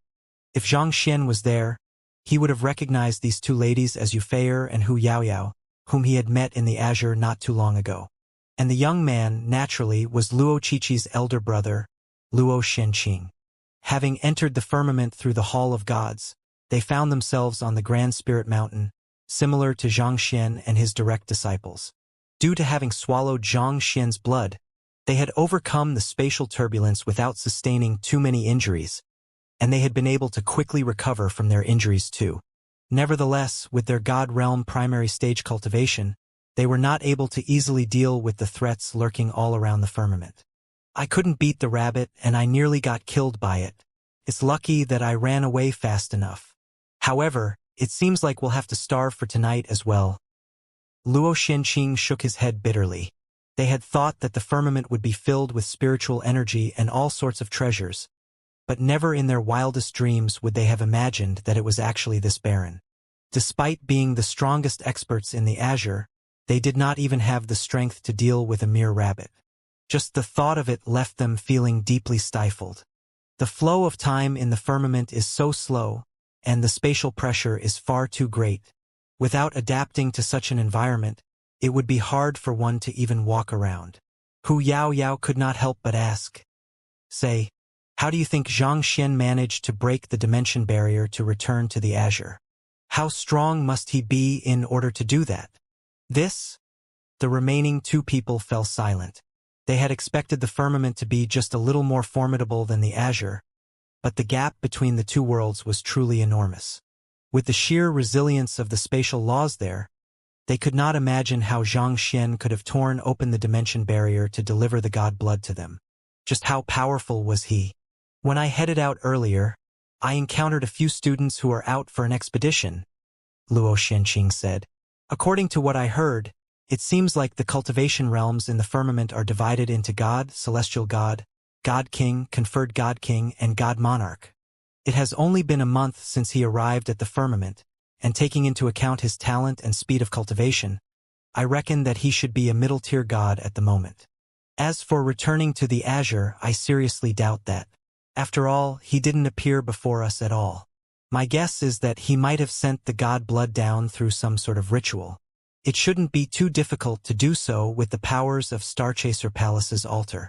Through eavesdropping on the conversation of the cultivators he had met earlier today, he had gained some understanding of the firmament, and he knew how difficult it was to raise one's cultivation there. This? Hu Yaoyao pondered for a moment before shaking her head. That fellow has always been good at achieving the impossible. I think his cultivation should be higher than that. Around high-tier god, I'd say. You're saying that his cultivation has leaped across 2 realms within a month? Luo Xianxia snorted in disbelief. You are thinking too highly of him. It is extremely difficult to do so, but I believe that he's capable of it. Yufei chirped in enthusiastically. Perhaps. Knowing that it was impossible to argue with these 2 fangirls, Luo Xianxia shrugged before falling silent. At this moment, the ground beneath them suddenly began to tremor, so the 3 of them quickly charged out of the cavern, only see with a sky filled with red clouds. What is that? Is this some kind of skill cast by a god monarch? It feels like the world's acknowledgement toward an individual to me. I felt the same way back when Xianxia was acknowledged as a celestial master teacher. I didn't think that I would witness such a sight shortly after arriving in the firmament. All right then. From today on, I shall view that expert as my idol, Luo Xianxia declared with eyes filled with passion. I shall view him as my target, and I shall rise through the ranks and surpass that darned lad Zhang Xian. In the Sanctum of Sages, Luo Xianxia had met Zhang Xian for the first time, and they had become close friends with one another. However, due to the matter concerning his younger sister, they had ended up turning against one another. But in the depths of his heart, he still viewed the other party to be his rival and a friend. It was just that the other party's cultivation grew too quickly. He made breakthroughs so frighteningly quick, leaving innumerable legends in his wake. He had thought that it would have been impossible for him to catch up with Zhang Xian. But who could have known that there would be such a huge time gap between the Master-Teacher continent and the higher worlds? With this, he still had a chance. At this moment, Zhang Xian only had a month's advantage on him. As long as he worked diligently, he should be able to catch up with the other party, and soon he would be able to give the other party a good pummeling. Surpass Zhang Xian? Hearing Luo Xuanqing's muttering, Hu Yaoyao and Yufei glanced at one another before shaking their heads helplessly. Forget it. Do whatever that makes you happy. As people who had seen how Zhang Xian forged his legend, they did not think that Luo Xianxia stood a chance at all. But that being said, if Zhang Xian was really only at high-tier god at the moment, they might still be able to catch up to him and advance alongside him. This thought filled them up with great drive. How beautiful it is. I reckon that the person who has been acknowledged by the world must be a great person as well. The 2 young ladies spoke as they stared at the red sky as well. Paying no heed to the shocked gazes of the god monarchs, Zhang Xian closed his eyes as he perceived the changes that were occurring within his body. Conferred God King Realm Primary Stage. Conferred God King Realm Intermediate Stage. Conferred God King Realm Pinnacle. In less than a minute, his soul cultivation had already risen from God King Realm Pinnacle to conferred God King Realm Pinnacle. But his soul cultivation did not stop there. Continued rising beyond that point. Just the conferment of the world was enough for him to raise his soul cultivation several stages. This was even more terrifying than the anima of yearning. However, this isn't a good time for me to push for a breakthrough to God Monarch, Zhang Xian thought as he suppressed his rising soul cultivation. Conferred God King of the 9 skies was equivalent to receiving the conferment of the 9 skies simultaneously, granting him far greater powers than other conferred God Kings. Under normal circumstances, such power should have been enough for him to become a God Monarch. But it was a pity that his physical body and Jinchi cultivation was still too weak. If he made a breakthrough then, he would induce the monarch heavenly tribulation, but he was not ready to face this cultivation ordeal yet. Without a doubt, he would be crushed. If that happened, he would become the first god monarch in history who died from a cultivation ordeal right after his breakthrough. How embarrassing would that be? For that reason, he decisively suppressed the further growth of his soul cultivation. In any case, he had already comprehended the God Monarch realm cultivation technique that he required for his breakthrough. It would not be too late to make a breakthrough after he raised his physical body and Jinshi cultivation. That is a wise decision. Luo Ruoxin heaved a sigh of relief upon seeing how Xianxia was able to remain rational even in the face of such great temptation. When it came to cultivation, it was not about making a breakthrough as quickly as possible. Instead, what was more important was building a strong foundation, and only then would a cultivator be able to exert greater strength after their breakthrough. The person whom she fancied was indeed a person with great willpower and decisiveness. After stabilizing the energies within his body, Xianxia exhaled deeply before turning to look at the young lady beside him. I intend to find a way to circumvent the war of the heavens. Do you want to stay with me, or? It had not been easy for him to reunite with her once more, so he did not want to part with her so quickly. However, there was no guarantee that he would be able to find a solution, and staying together could just lead to greater pain in the future. He did not want to force her for his own selfishness. I need to return to the sky of freedom for a while to settle some matters. After I'm done, I'll head over to see you, Luo Ruoxin replied. There were some things that she had to settle right away. All right, I'll be waiting for you. Xianxia nodded. Then, he beckoned Little Chick over and said, Let's go. Little Chick nodded. With a wave of his hand, the two of them vanished on the spot. Luo Ruoxin stood quietly for a moment before leaving the area. Just like that, the other god monarchs quickly dispersed. Everything that had just happened a moment ago left them feeling a little shaken. Be it the grand battle they had just witnessed or the upcoming birth of a new god monarch, it seemed like the firmament would soon be undergoing massive changes. And what had left them even more worried was that the upcoming god monarch already held unprecedented power. Even before making a breakthrough himself, God Monarch Lingxi was his girlfriend, and the Deathless Monarch was his tamed beast. How were they supposed to deal with such an overpowered character? Xianxia returned to the mountain where Kongshi and his direct disciples resided. Xianxia, ancient sage Ziyuan and the others quickly gathered around the area. Kongshi, he has... Xianxia began speaking with a solemn voice. It's fine. We already know. Ancient sage Ziyuan replied with a deep sigh. Earlier, when our teacher's sculpture broke apart, we already knew that our teacher's soul has dissipated. My condolences. Xianxia knew of the deep bond between Kongshi and his direct disciples. After having been together for so many years, the feelings they had with one another had probably transcended even that of kinship. There's nothing to grieve over. Our teacher wouldn't leave us just like that. Ancient sage Ziyuan replied. Xianxia was slightly surprised to hear those words. I saw his soul dissipating with my own eyes. I fear that the possibility of him returning is extremely slim. A cultivator who had lost their body could still find another body to house their soul, but if a cultivator's soul dissipated, that would really be the end of them. Yet, ancient sage Ziyuan and the others seemed to be holding on to the hope that Kongshi might still return somehow. In the firmament, death doesn't necessarily represent the end. Doesn't the netherworld pool of the sky of drifting specter hold the power to revive souls that have dissipated? Besides, the deathless monarch died decades ago, but he has also returned from his death. Isn't that so? Ancient sage Ziyuan said. This? Xianxia's body shuddered a little.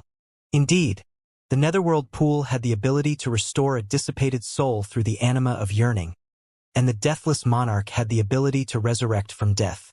For someone like Kongshi who possessed capabilities unmatched by anyone before him, how could he possibly not have a backup plan? He might have already found a way to come back to life. Just that, even if he comes back to life, will he still be the same person as he was? Xianxia asked contemplatively.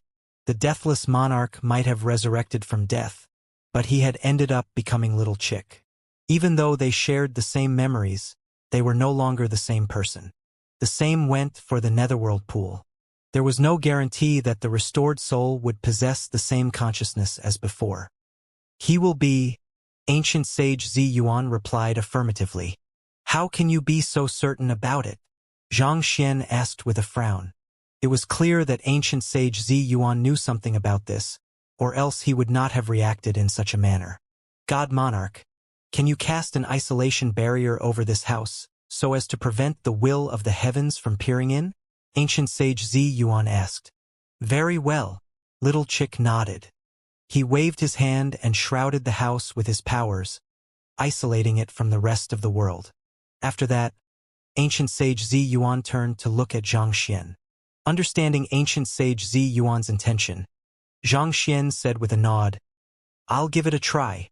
It was not enough just to isolate the house from the heavens because Xianxia possessed a fragment of the heavens inside him as well.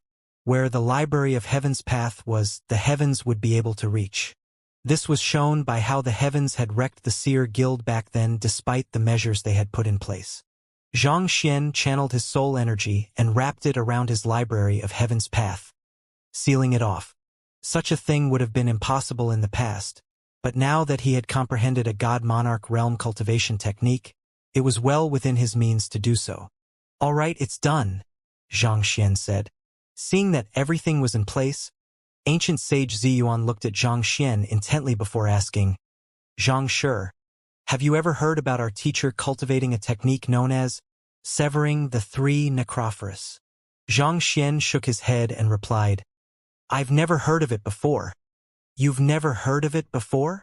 Ancient sage Zi Yuan was slightly surprised to hear that answer.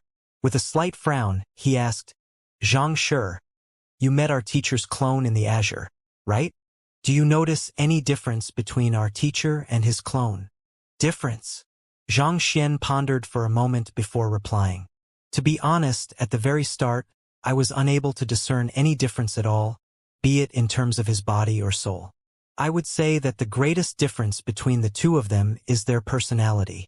It was not without reason that he had been fooled by Kong Shi's clone back then. If not for the other party's attempts to kill him, he might have been fooled by the other party's facade. Humans are born with turbidity inside of them. They undergo birth, aging, illness, death, and all sorts of suffering.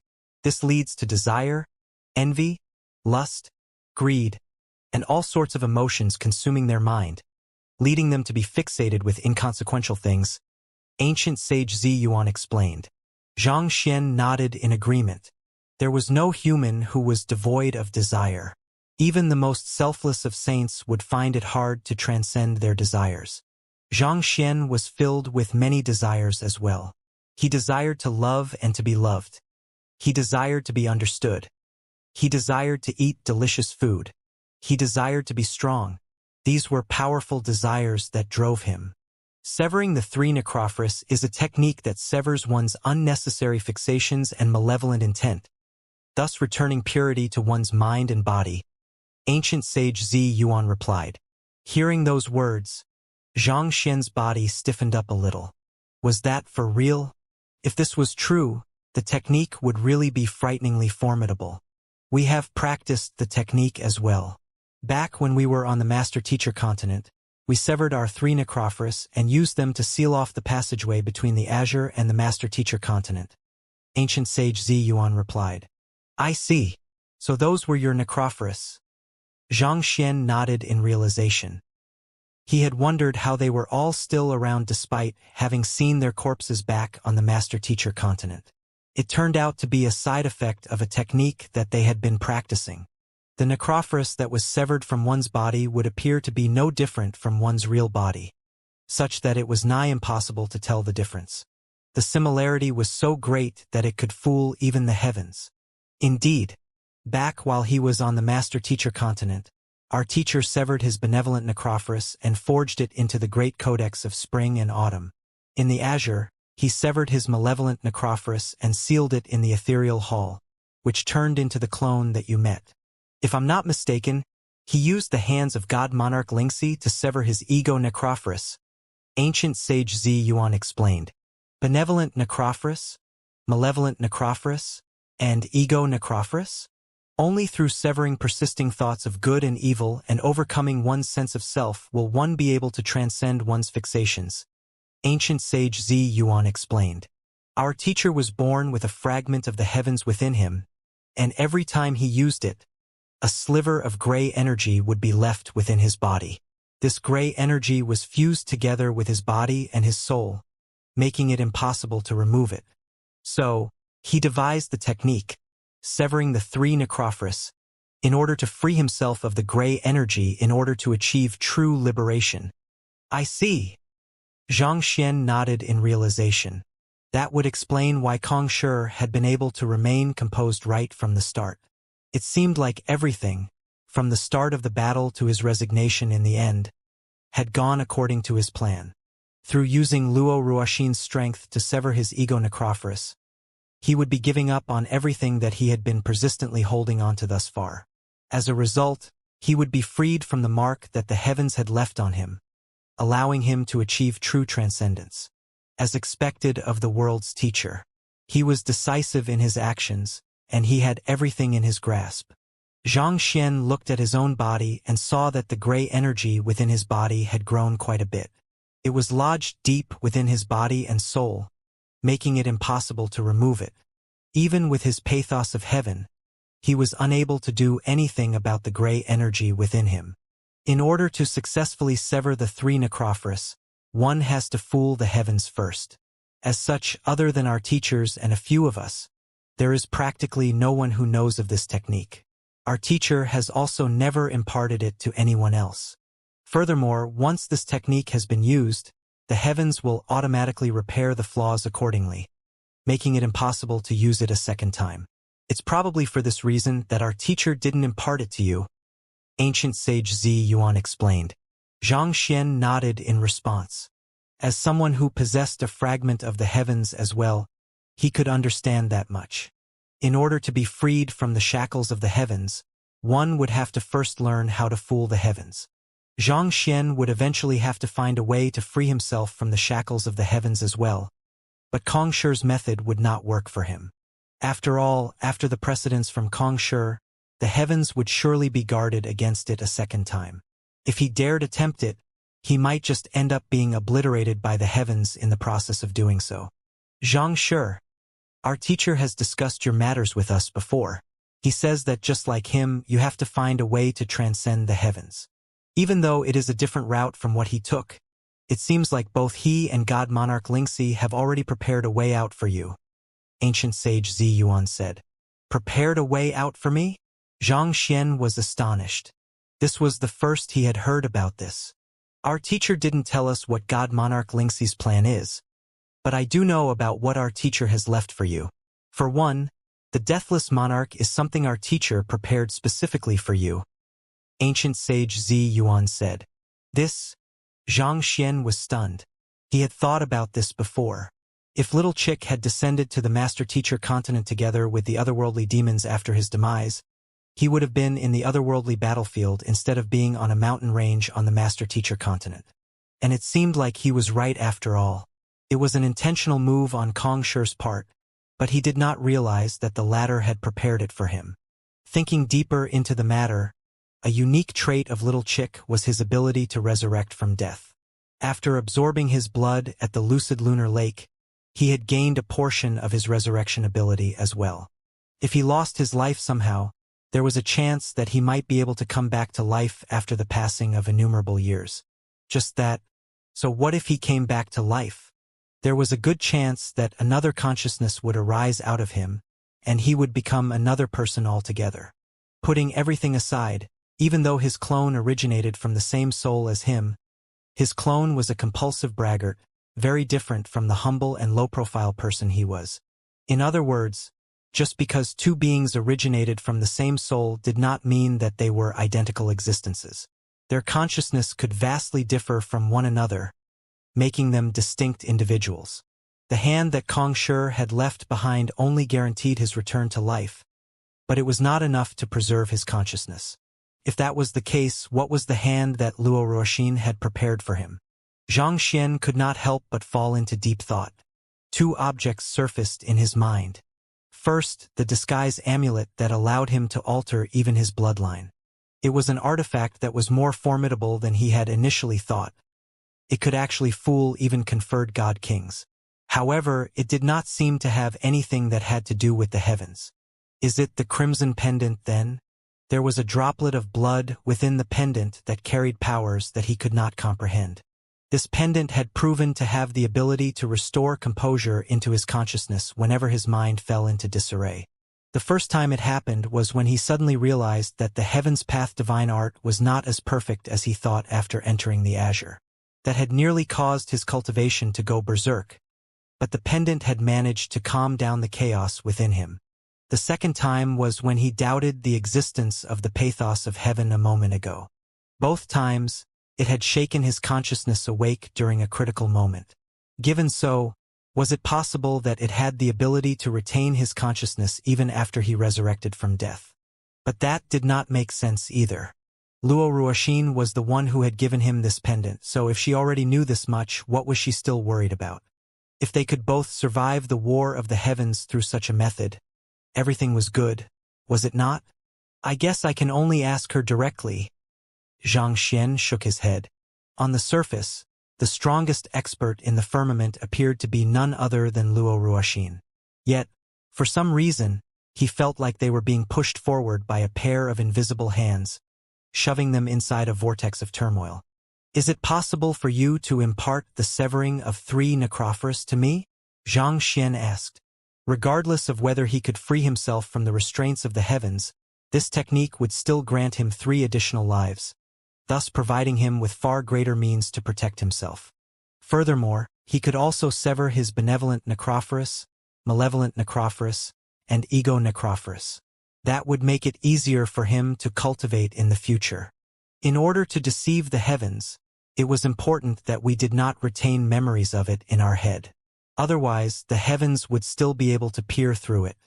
We learned and cultivated the technique in the spatial turbulence while we were leaving the master-teacher continent, and after we were done with it, we erased it from our memories. Not even our teacher retained it in his mind, so I'm afraid that we don't have it with us. Ancient sage Zi Yuan said with an awkward smile. Hearing those words, Xianxia shook his head and sighed deeply. He suddenly thought of something and asked, "This technique was created by Kong Shi, right?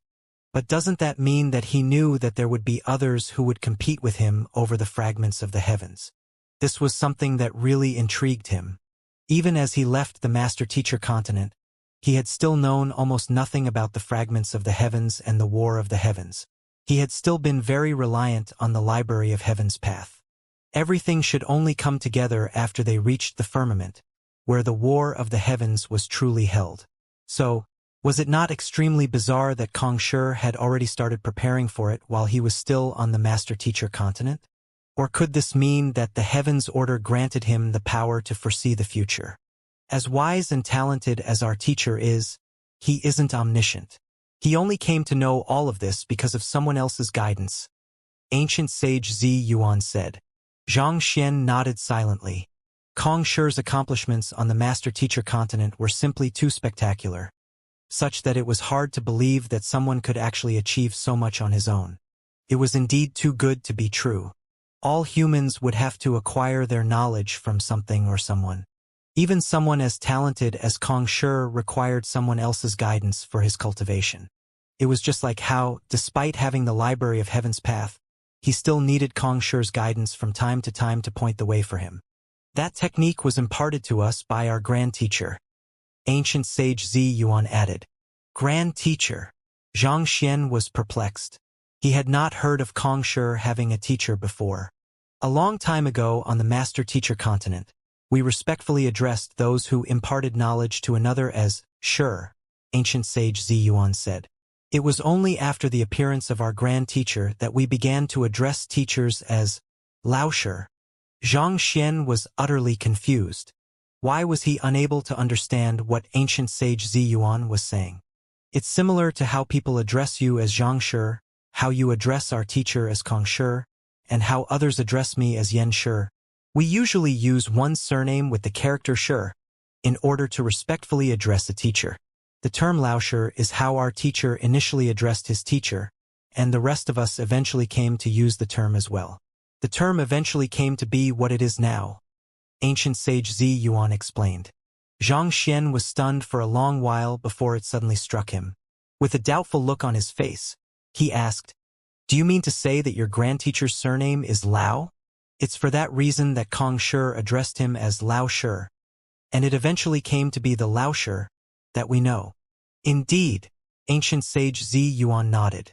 There's actually someone who goes by the surname of Lao?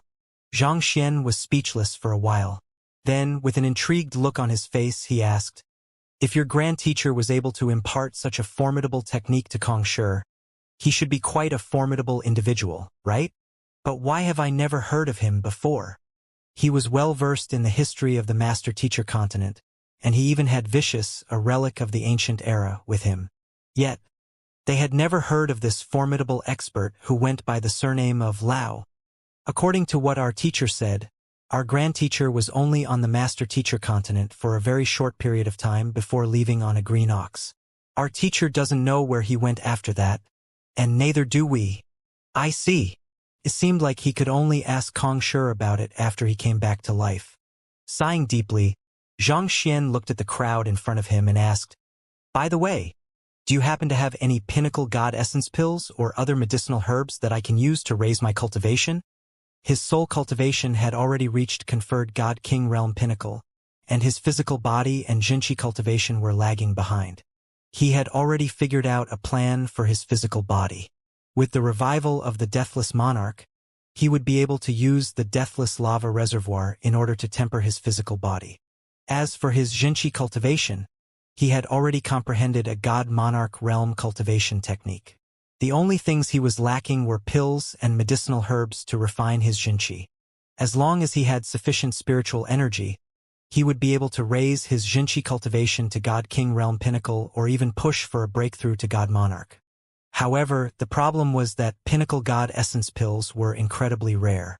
Even an apothecary as skilled as Fu Jiangchen did not have many of them in his possession. So, he was thinking that Kong Shi might have accumulated a stockpile over the years that he could use. Our teacher forged several pinnacle God essence pills back then. We have eaten quite a few of them over the years to raise our cultivation, so I think there should be around a few hundred of them left at the moment. "Let me go get them for you," ancient sage Zi Yuan said with a smile before walking out of the room. "A few hundred of them?" Xianxia's lips twitched. As expected of Kong Shi, he sure was wealthy. Not long later, ancient sage Zi Yuan returned with a sack, and he threw it over to Xianxia casually. "They should all be in there." Xianxia opened the sack, and there were indeed many God essence pills in there. All in all, there seemed to be a few hundred of them in there. "Do you all really store your God essence pills like that?" Xianxia's eyebrows twitched a little. Nearly all cultivators in the firmament stored their God essence pills in jade containers or jade bottles in order to protect them, yet ancient sage Zi Yuan and the others actually just tossed them into a gunny sack as if they were trash. Xianxia could not help but wonder if the pills inside were authentic. So he took one out and swallowed it whole. Gugagugu. A burst of spiritual energy immediately gushed into his meridians. Without any hesitation, Xianxia popped a second one into his mouth. Then a third one. "Is that how you eat pills?" Ancient sage Zi Yuan's mouth opened agape. They did have quite a lot of pills in their inventory, but they were pinnacle God essence pills. Even as a conferred God King, he would have to take quite a while to assimilate its energy. But the other party simply threw them into his mouth as if he was eating candy. "No wonder you are always short on pills."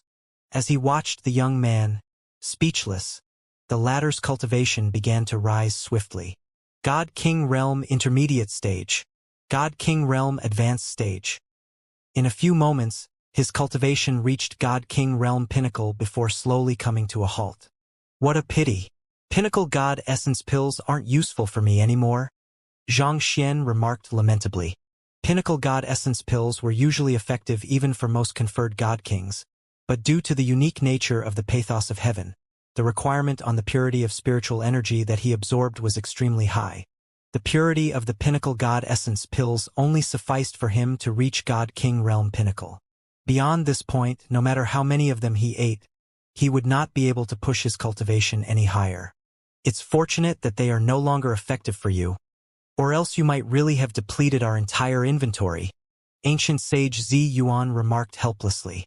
Lowering his head, Xianxia noted that the pills in the gunny sack had already dropped by half. Chuckling awkwardly, he scratched his head and said, "Ha ha ha. The pills that Shi forged are simply too delicious. They even come in different fruity flavors, pineapple, apple, grape. I got a little addicted and ended up eating more than I needed to." Ancient sage Zi Yuan. Having come this far with Shi, ancient sage Zi Yuan could be considered a person who had braved many storms. There were very few things in the world that could shake him. But when it came to pinnacle god essence pills, even for them, they would need at least 1 or 2 months to assimilate the massive amount of spiritual energy harnessed within them. Yet, the young man swallowed 100 of them in a single sitting without any rest. Not only was he fine, he even gave some feedback on the taste of the pills. The hell? Was that even the main point? Ancient sage Zi Yuan and the others suddenly did not feel like talking to the young man. That thing inside your body must not a stomach but a black hole. While ancient sage Zi Yuan was still feeling exasperated by the situation, he noticed that the young man was staring at him intently. Other than pinnacle god essence pills, do you have any other pills that harness purer spiritual energy? Such as pill kings or something? If you do, I am willing to buy them from you. I'll make sure to compensate you properly after I successfully become a god monarch. We don't have anything better than that, ancient sage Zi Yuan replied with a shake of his head. His teacher had told them to treat Xianxia as their leader, so naturally, the young man had the rights to access their pills. It was just that they had nothing more potent than pinnacle god essence pills with them. Back then, Shi would have needed a great amount of spiritual energy in order to make a breakthrough, too. How did he manage to acquire the massive amount of spiritual energy that was required? Xianxia asked curiously. He could imagine that Shi would have been in the same position as he currently was. Relying on just pinnacle god essence pills would only bring his cultivation to god king realm pinnacle.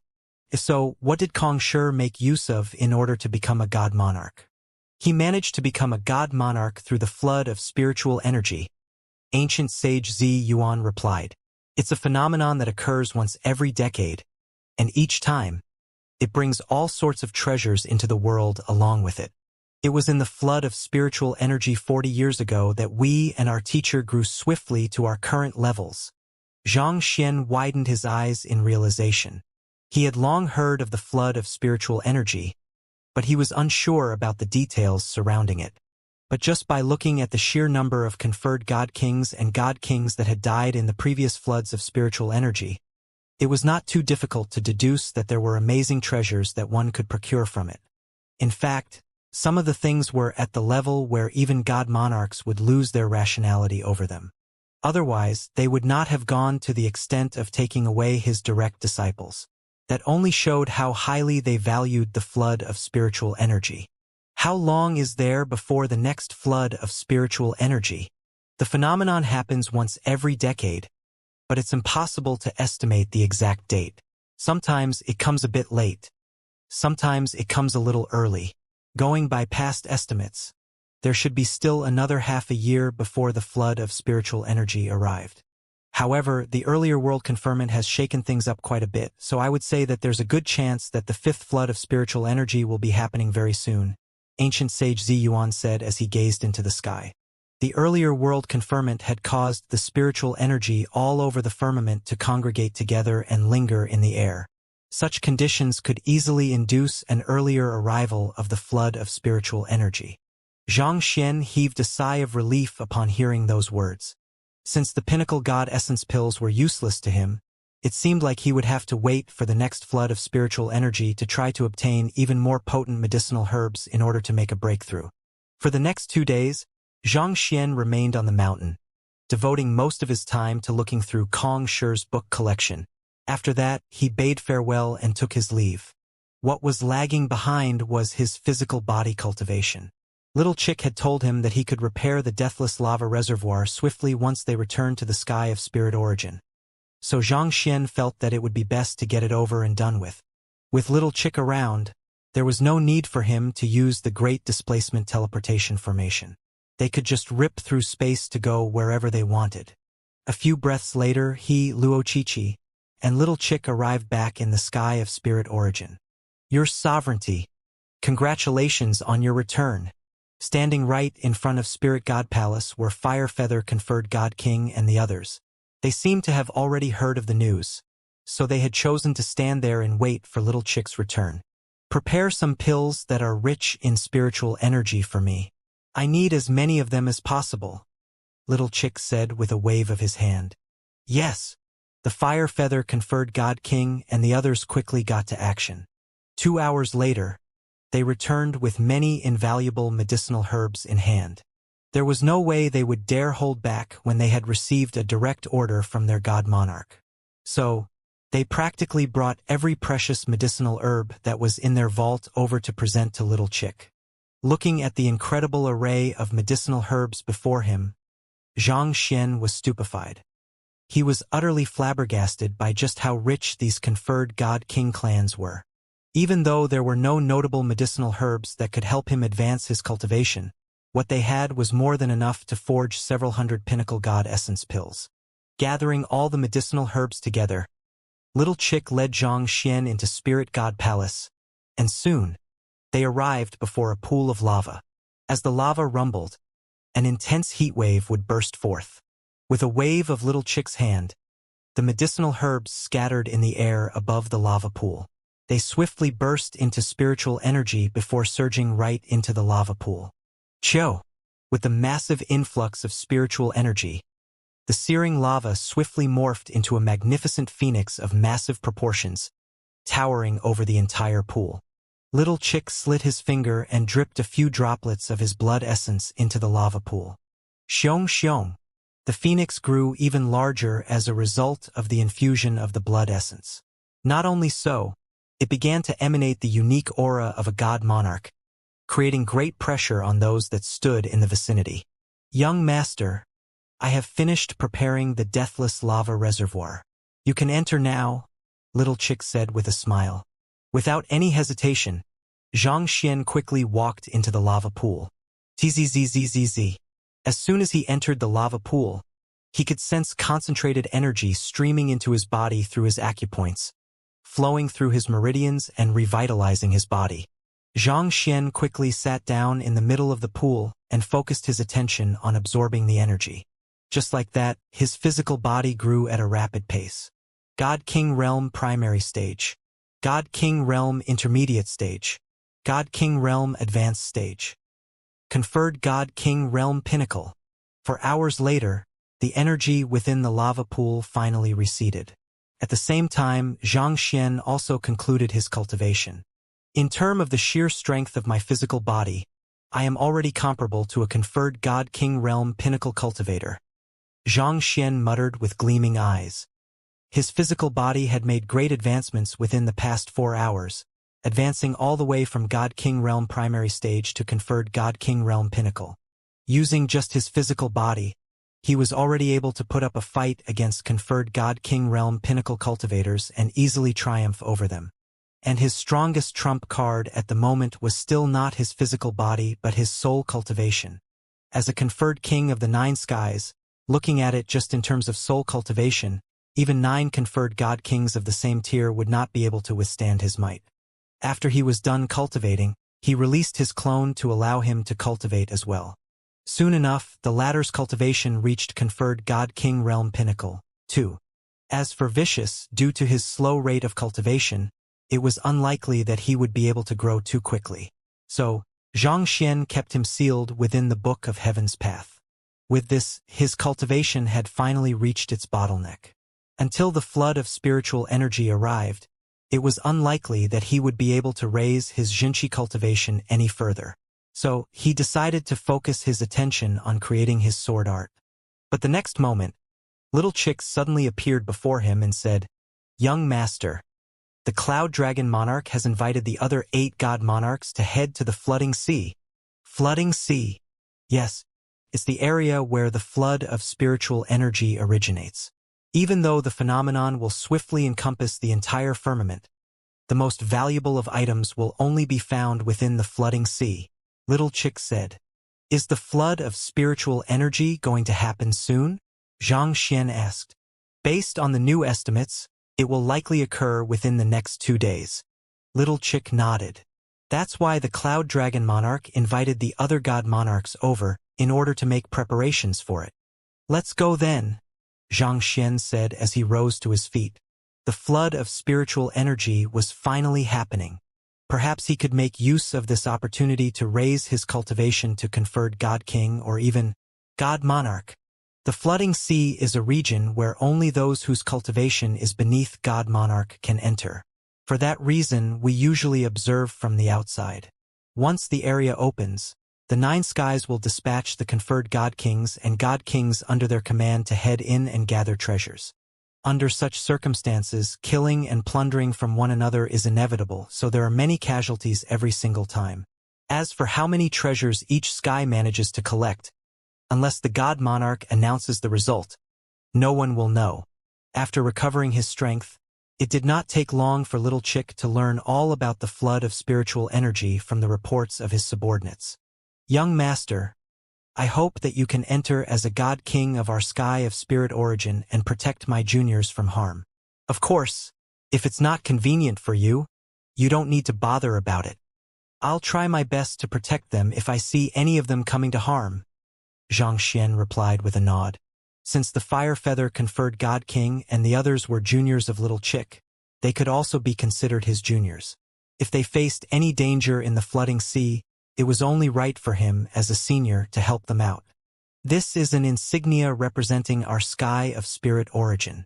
By wearing it on your chest when you enter the flooding sea, others will know which power you are from. Based on that, they will decide whether they should collaborate with you or fight against you, Little Chick said as he passed an insignia over. Xianxia took the insignia and pinned it on his chest. On top of the respective factions of the 9 god monarchs, there would also be unaffiliated cultivators entering the flooding sea in the hope of obtaining more resources. This insignia would prevent others from mistaking him as an unaffiliated cultivator, thus reducing the danger for him. Even though the flooding sea was generally viewed as a lawless zone, individuals would still have to think twice before killing the subordinate of a god monarch. The flood of spiritual energy grows stronger every single time, and the treasures that appear become more and more formidable, Little Chick said. In fact, last time there was an object that was useful even for the god monarchs. Due to that, the Heaven Subjugation Monarch was able to reach a level comparable to God Monarch Lingxi within just 40 years. I heard that the other god monarchs have nurtured quite a few experts for the flood of spiritual energy this time. They even resorted to using the space-time mirror to distort temporal laws so that they would have ample time to cultivate. The battle this time around will likely be even more difficult than before. Young master, you must be careful. He had heard that the god monarchs had been focusing their efforts on nurturing a new generation of conferred god kings over the past month. As for the names and abilities of those conferred god kings, he had not had time to look into it just yet. However, given that their rivals were well prepared, they would have to make sure to proceed carefully to make up for their disadvantage. It was true that Xianxia was practically matchless against opponents beneath god monarchs, but there was a good chance that the enemies would gang up on him. If he came under the encirclement of dozens of conferred god kings with all sorts of artifacts and formations thrown at him, even he would be placed in a perilous position. Furthermore, it was rumored that the flood of spiritual energy contained many natural traps that could threaten even a god monarch. Knowing that Little Chick was advising him out of goodwill, Xianxia accepted his advice with a nod. The 3 of them quickly tore through space to head over to the flooding sea. The flooding sea was located at the edge of the world. When Xianxia saw the scenery before him after walking out of the dimension rift, he was unable to speak for a long while. Near the edge of the blue sky above him, there was a massive enigmatic hole that appeared to lead to some unfathomable location.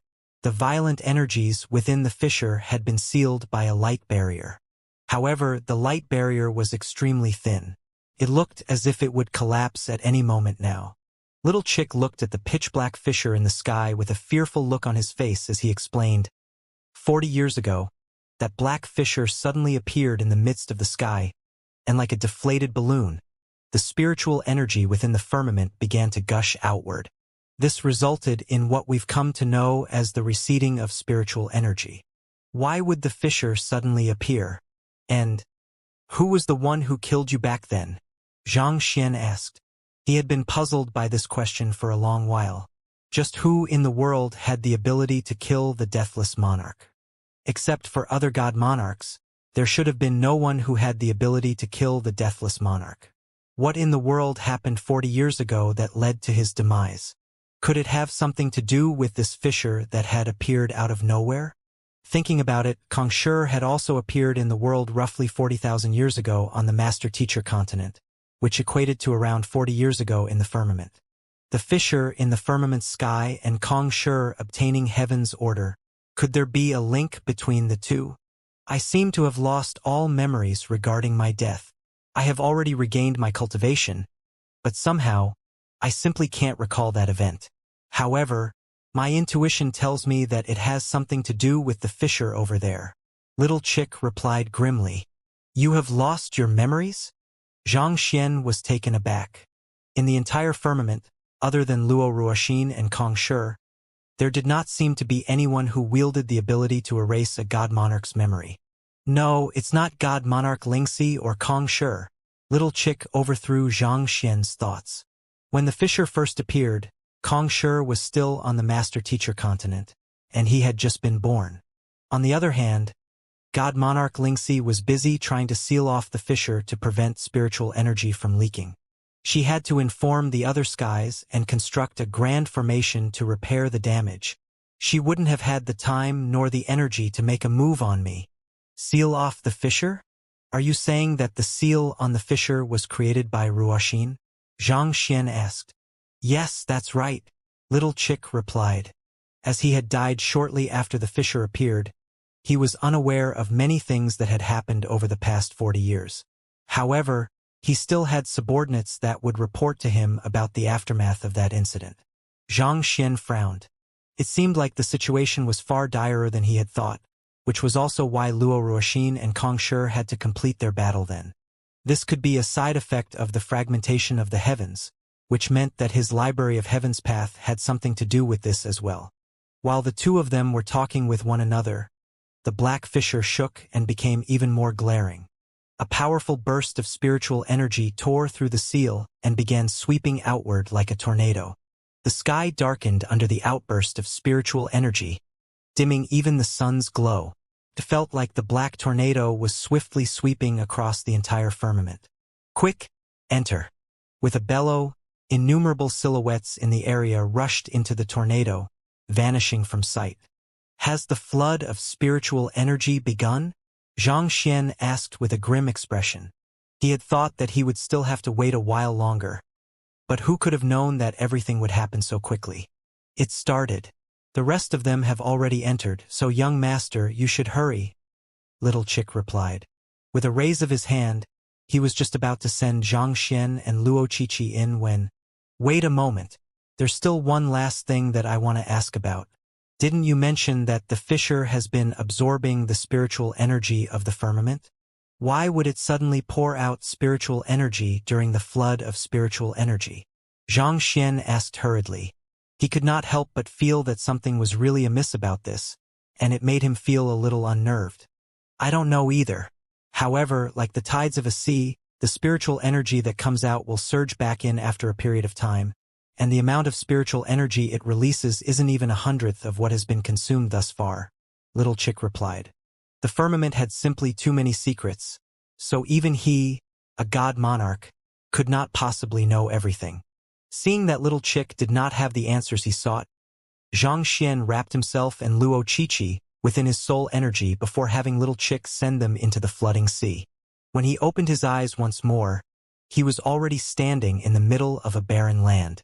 His surroundings were filled with rocks and chaotic spiritual energy, and there were no plants or life forms to be seen.